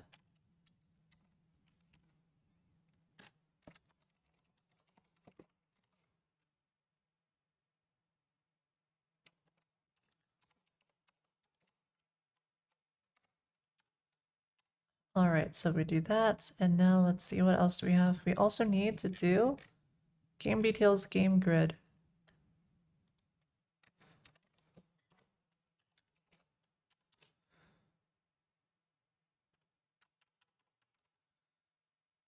So for this one,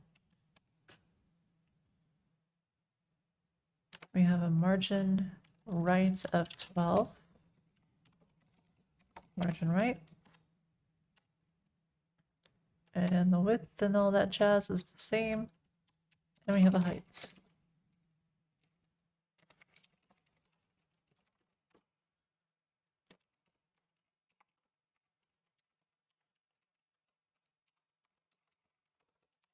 There we go. Oh, and orders too.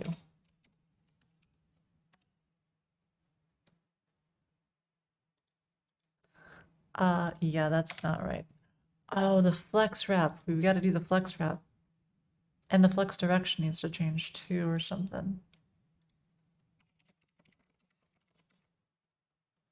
And then flex direction column. Yeah.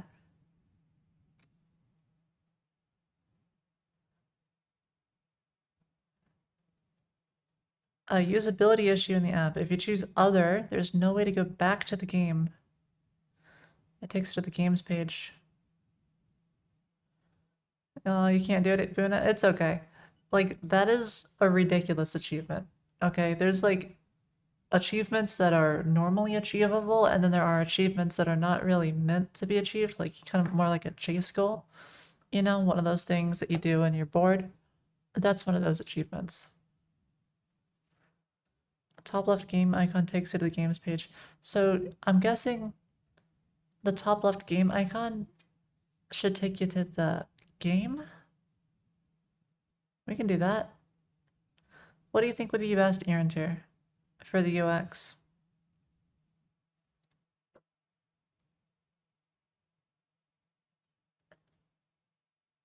That's more logical? Alright, we'll do that. Everybody else agree with everybody else agree with that? Alright, found a weird bug. Uh-oh.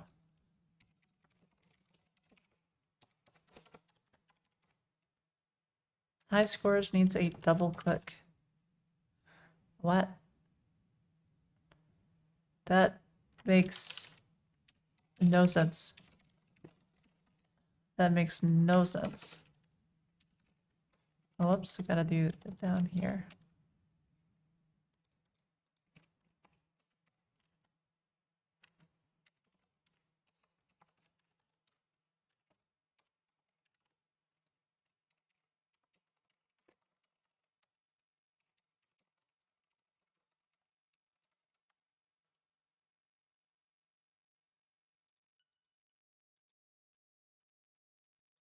Oh, it's just like the latency? Oh, yeah. So that if you were, I don't know if you were here at the end of the last stream, you might have been. So yeah, the high scores take a long time to show up, and we troubleshot the reason why that happens, and it's because of the images that load. And so we have to come up with a virtual list so that way they're not all rendering at the same time, and then the performance will be amazing and wonderful. But that's why. I still consider it a bug. All right, there we go. Check it out. Now, as you get smaller, yeah, it goes to this.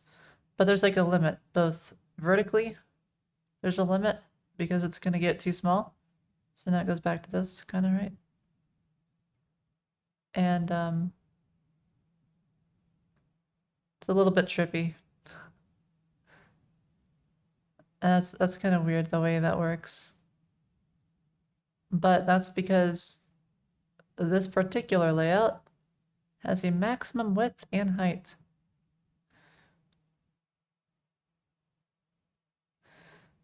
An image sprite, you assume the issue is not the size, but all the requests. I believe it is, in fact, the image. See you later, Bruna. Take care. Thanks for being here. I appreciate it, as always. I see you quite often, and I appreciate it. The issue, I believe, is, in fact, that it's an image. You know, we can test this. So if I get to do paint job, which I believe is one of the most expensive as far as number of people. Jokes, it is not. Papa Word probably is. Alright, but no, Papa Word only has 100? No way. Foony flippers. Okay, that's better. Good. I'm glad people like this game. That is the correct opinion to have. Okay. So if you're over here in profile and you go here, wait, no. Refresh the page. Make sure it's all fresh. All right. And then you go, and you go right about here. Boom. All right, you can see the performance. 459 requests. Yeah, it's a lot of requests, but also each of these images should well, they should be delayed load.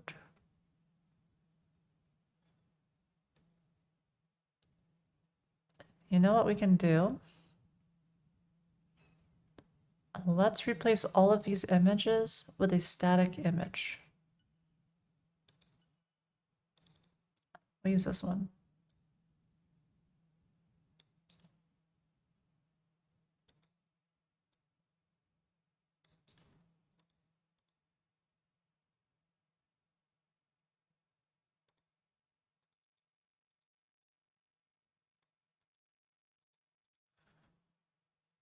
All right, so all these avatars, all that jazz, right?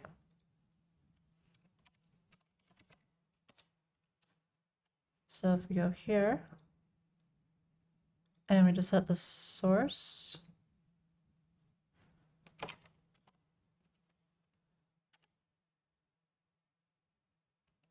Oh no, that's upload. My bad. You want to go, here it is.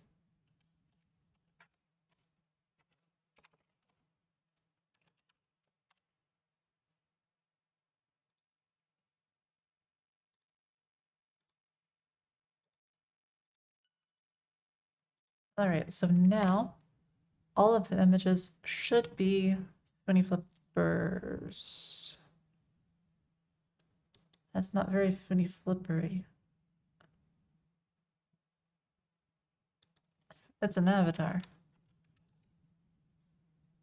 So why is the source being not sourcey? Let's go to high scorch row.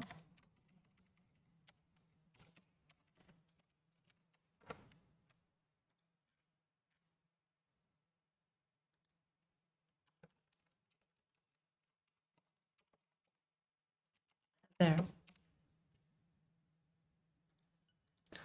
All right.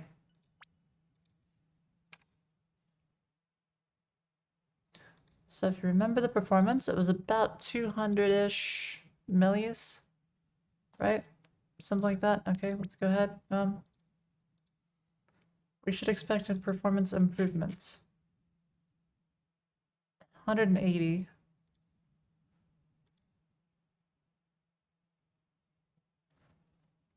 I mean, maybe that's okay.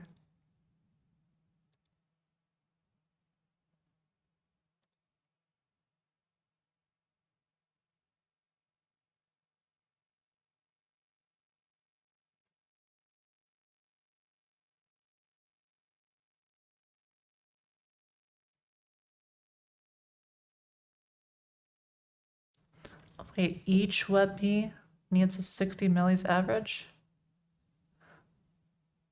So then if you're trying to do Foony flippers, that would take it forever. That would take so long. Let me see if there's something I can do.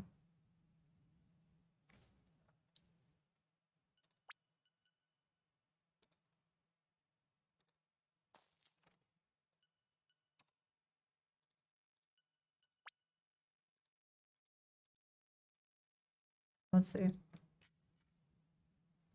Yeah, see, it's still like 214.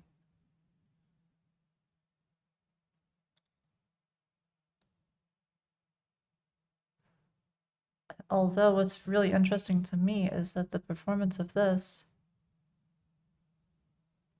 says it's slow. 4 seconds to load the high score? What kind of computer are you on? I mean, that's huge. That's actually insane.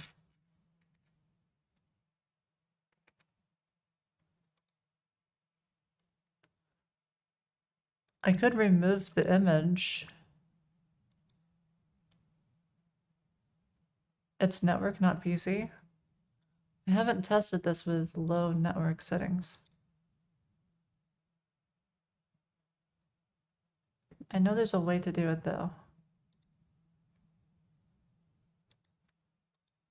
I'll take a look at it. A 5950X. Nice. I wanted to get a Ryzen, but then I didn't really upgrade my computer. That was like a weird time where I was trying to do like a laptop. 1.7 seconds for you? Golly. All right, you know what? Let's do this. What I was thinking is that the avatar would be relatively performant, but it's just terrible.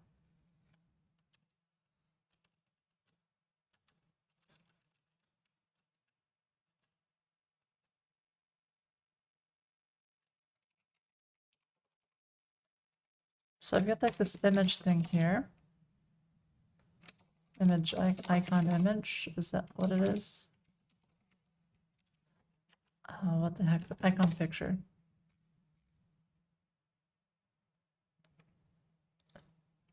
All right, well, I appreciate you bringing that to my attention. I didn't realize it was that bad. So for most of the images, I use like a delayed load. At least I think I do. Yeah, loading equals lazy.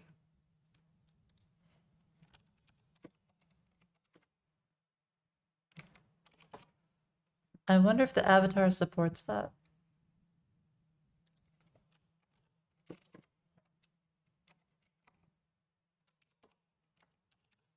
Hmm.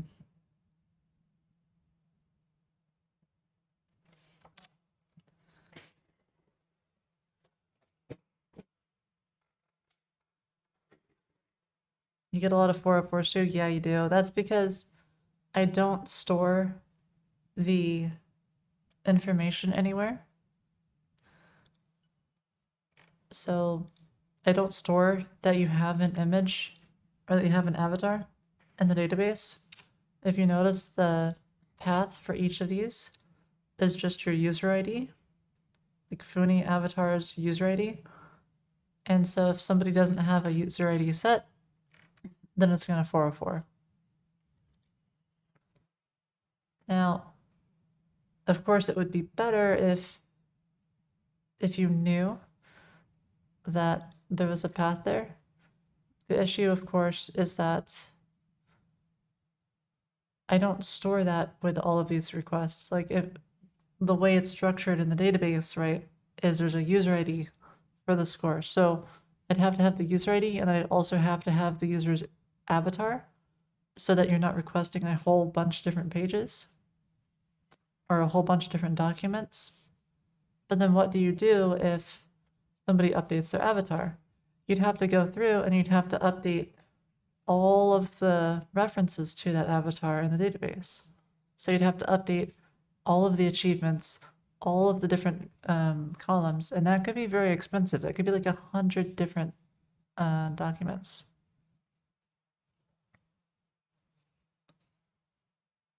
The WebP is returned as an XML type when it doesn't exist.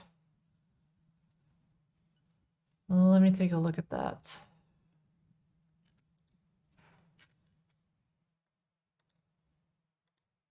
It is an XML. That's so annoying.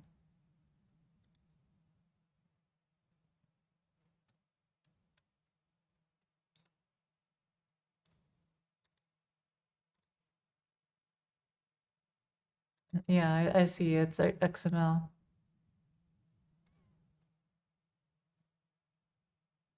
The specified key does not exist.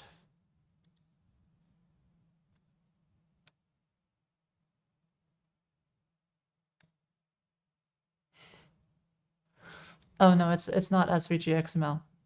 Like it's returned as an error code, like this. See, it's just straight XML.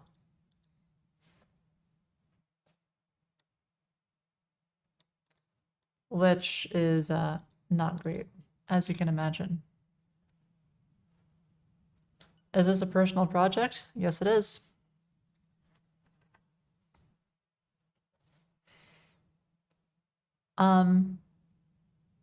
Maybe if Google APIs doesn't work for this, we can always use S3. S3 should have proper error handling.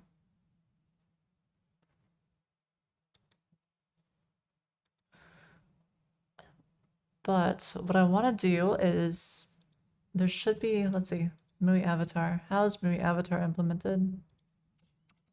Under the hood. Actually, I think I can just do it this way. MUI avatar.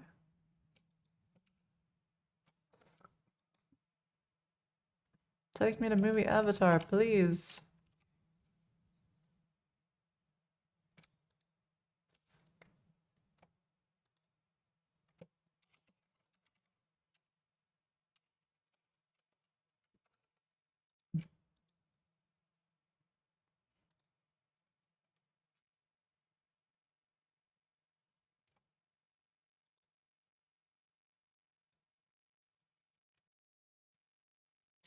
That's what I want. Image props. There we go. Okay, so it looks like there's a way I can do this.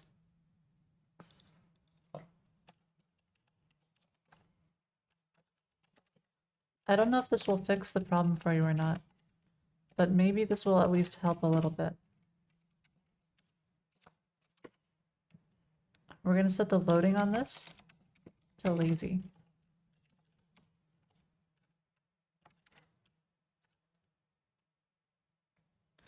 Set a link to a default avatar instead of the hash WebP if there's a custom one. Set a link to the default. There's a fallback already.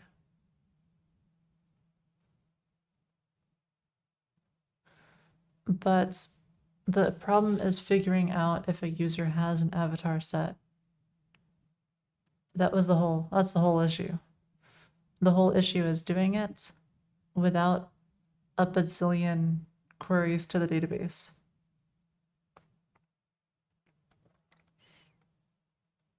And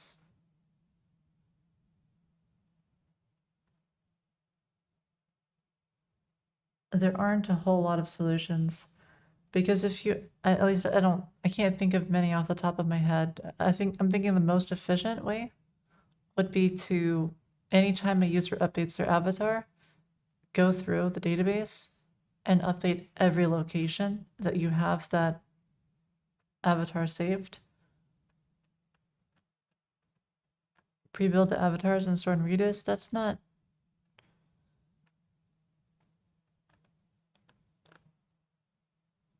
I mean, yeah, actually, that would work. Yeah, if you stored it all in Redis, because even if you had 1 billion avatars, that's still not the end of the world. That's only a few gigs of data, and at that point, that's nothing. So you could store it in Redis in just like a giant. Yeah, you could do that. That's probably the best way, actually. That's better than what I was thinking. But I'm not using Redis, so that's gonna add some extra cost. Maybe at some point. You only care about the unique avatars?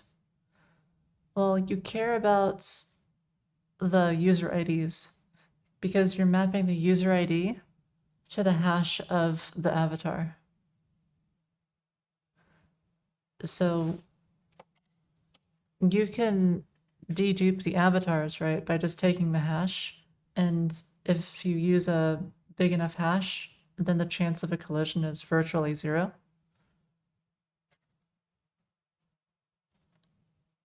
A key exists check, and yeah, it's extremely cheap because it's essentially a KV store. So checking if a key exists is big O1. It's super fast. Of course, this is assuming that I use Redis, and I do not currently use Redis because I don't have a need for it yet.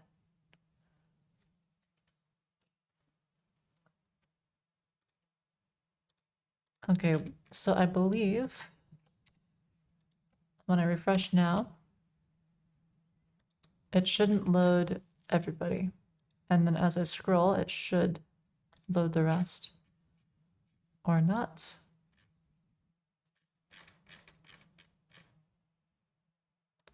First time you heard Redis read in an American accent. How do you normally, like, how do you pronounce it otherwise? I can't imagine it being called anything else. Radish? Okay, yeah, that makes sense. That makes sense. Yeah, we call it Redis, or at least I call it Redis.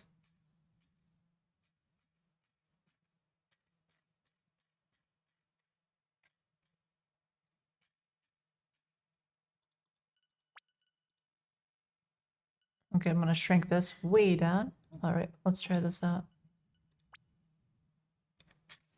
It seems like still quite a bit of images. Yeah, it's not picking up the lazy part of this.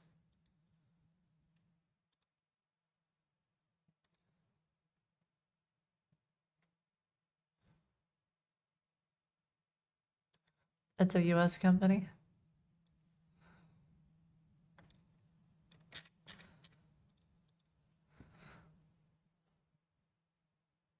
Attributes applied to the image element.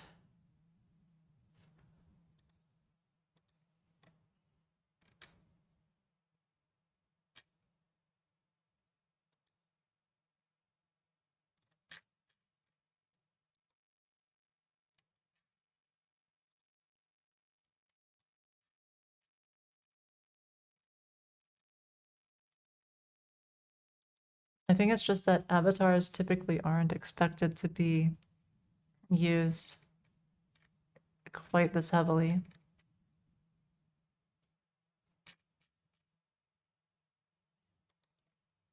There's another image property though. Well, lazy load is one, but there's another one. After the image props app attributes? No. That's the ending of movie Avatar.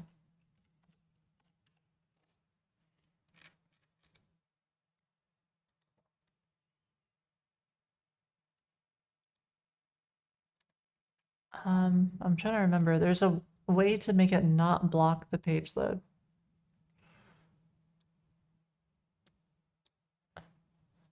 It's already set to lazy.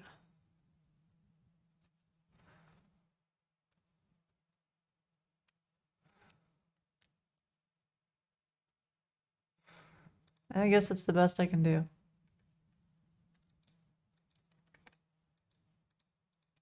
Though I don't think it actually fixed anything.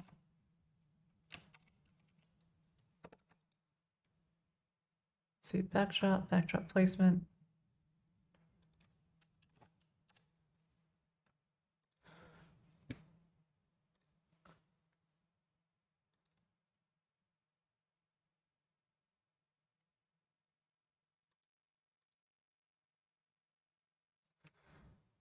Let's see, upload image button.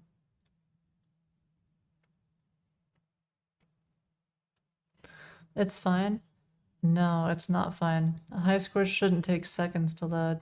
That's unreal. Alright. Well,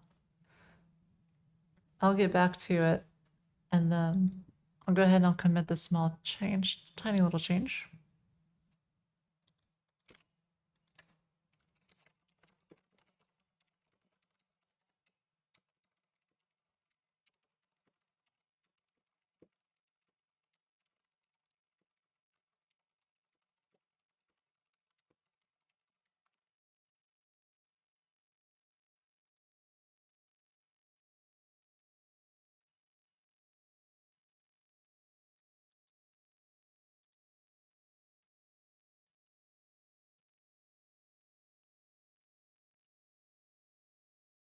Let's see, what do we have here? So this is all new game details. Okay, this is like the breakpoint stuff.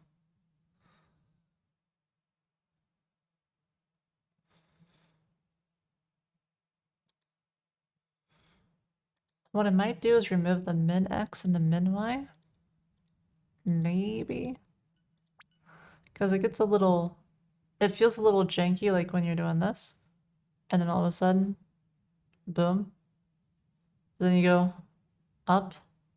So there's not enough space anymore.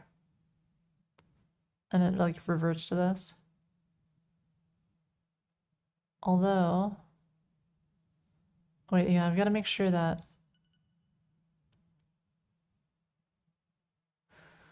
I need a streamer mode for games. Okay, let me try something. Okay. Streamer mode for games. That's a good point because like if you're playing Paint Job, for example, right? You're playing Paint Job and you want to be able to, oh yeah, hide their cards. Good point. Yeah, we can do that. So you mean a streamer mode like this? Oh, right. That makes you leave the room for some reason. Or rejoin. That's weird. It's a weird bug I need to fix. But something like this, right? Where it's hidden, it's treated like a spectator. You know, I wonder, I'm very curious, if I go to...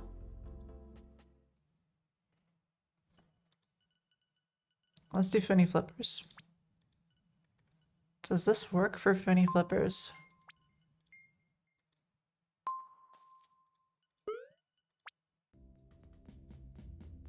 Oh, no, it doesn't. That's it's supposed to treat it like you're a spectator. I guess it's a case-by-case basis. Okay, so I've got to fix it for this game. Let's add that as a to-do then.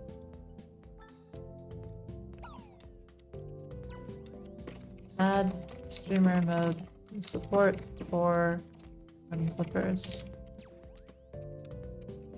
Should magically work for all games.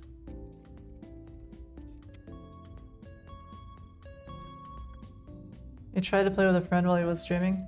I'll get that fixed right away.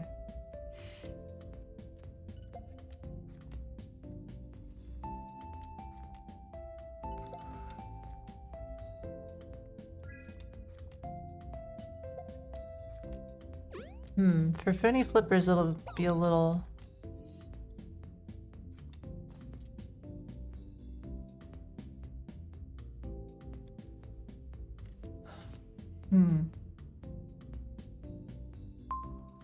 Like, I'm thinking, right? It's almost like you want the tabs to be able to talk to each other, because if you're streaming this game and you don't see the hovering or the cursor, it feels less exciting. For Paint Job, it's not an issue, but for Foony Flippers, if you're trying to stream it and you don't want to show your hand, yeah, that's a bit tricky. Okay, I'll try to think of how to go about solving that. I can definitely do one for the view, but right now the way the view works is it treats you like a spectator. Yeah, the view in this case should show the back of the cards. So this isn't really something I can make magically work for all games, is it?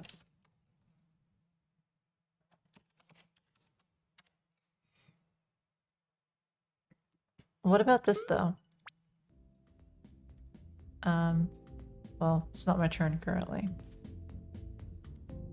But you see how they get raised up and how I can mouse over them? I guess as long as it just shows the backs of the cards, it should be fine.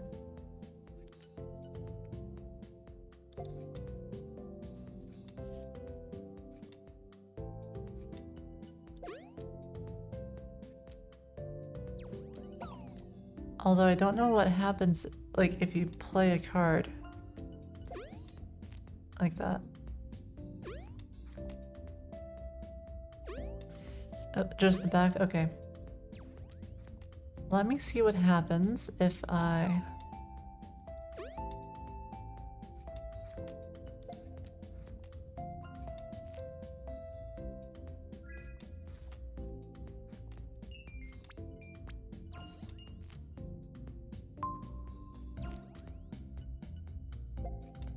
Oh, that's a bit weird. It just like immediately disappears. That's not a great experience for a viewer. You know what? I'm sure I can come up with a solution there. Alright, anyways, it's time for me to end my stream. I've been going for quite a while. Did I just win? I think I did. I think I won. Yeah, I think I won.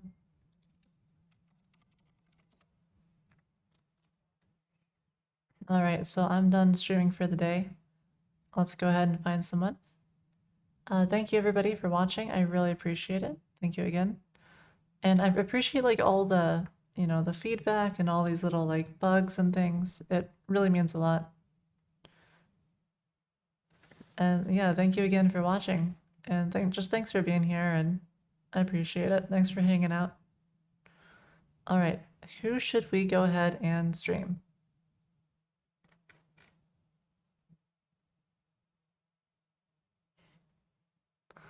Never watched a fellow engineer. Wow, there's so many though. How about, well, this person's doing JavaScript and Node.js.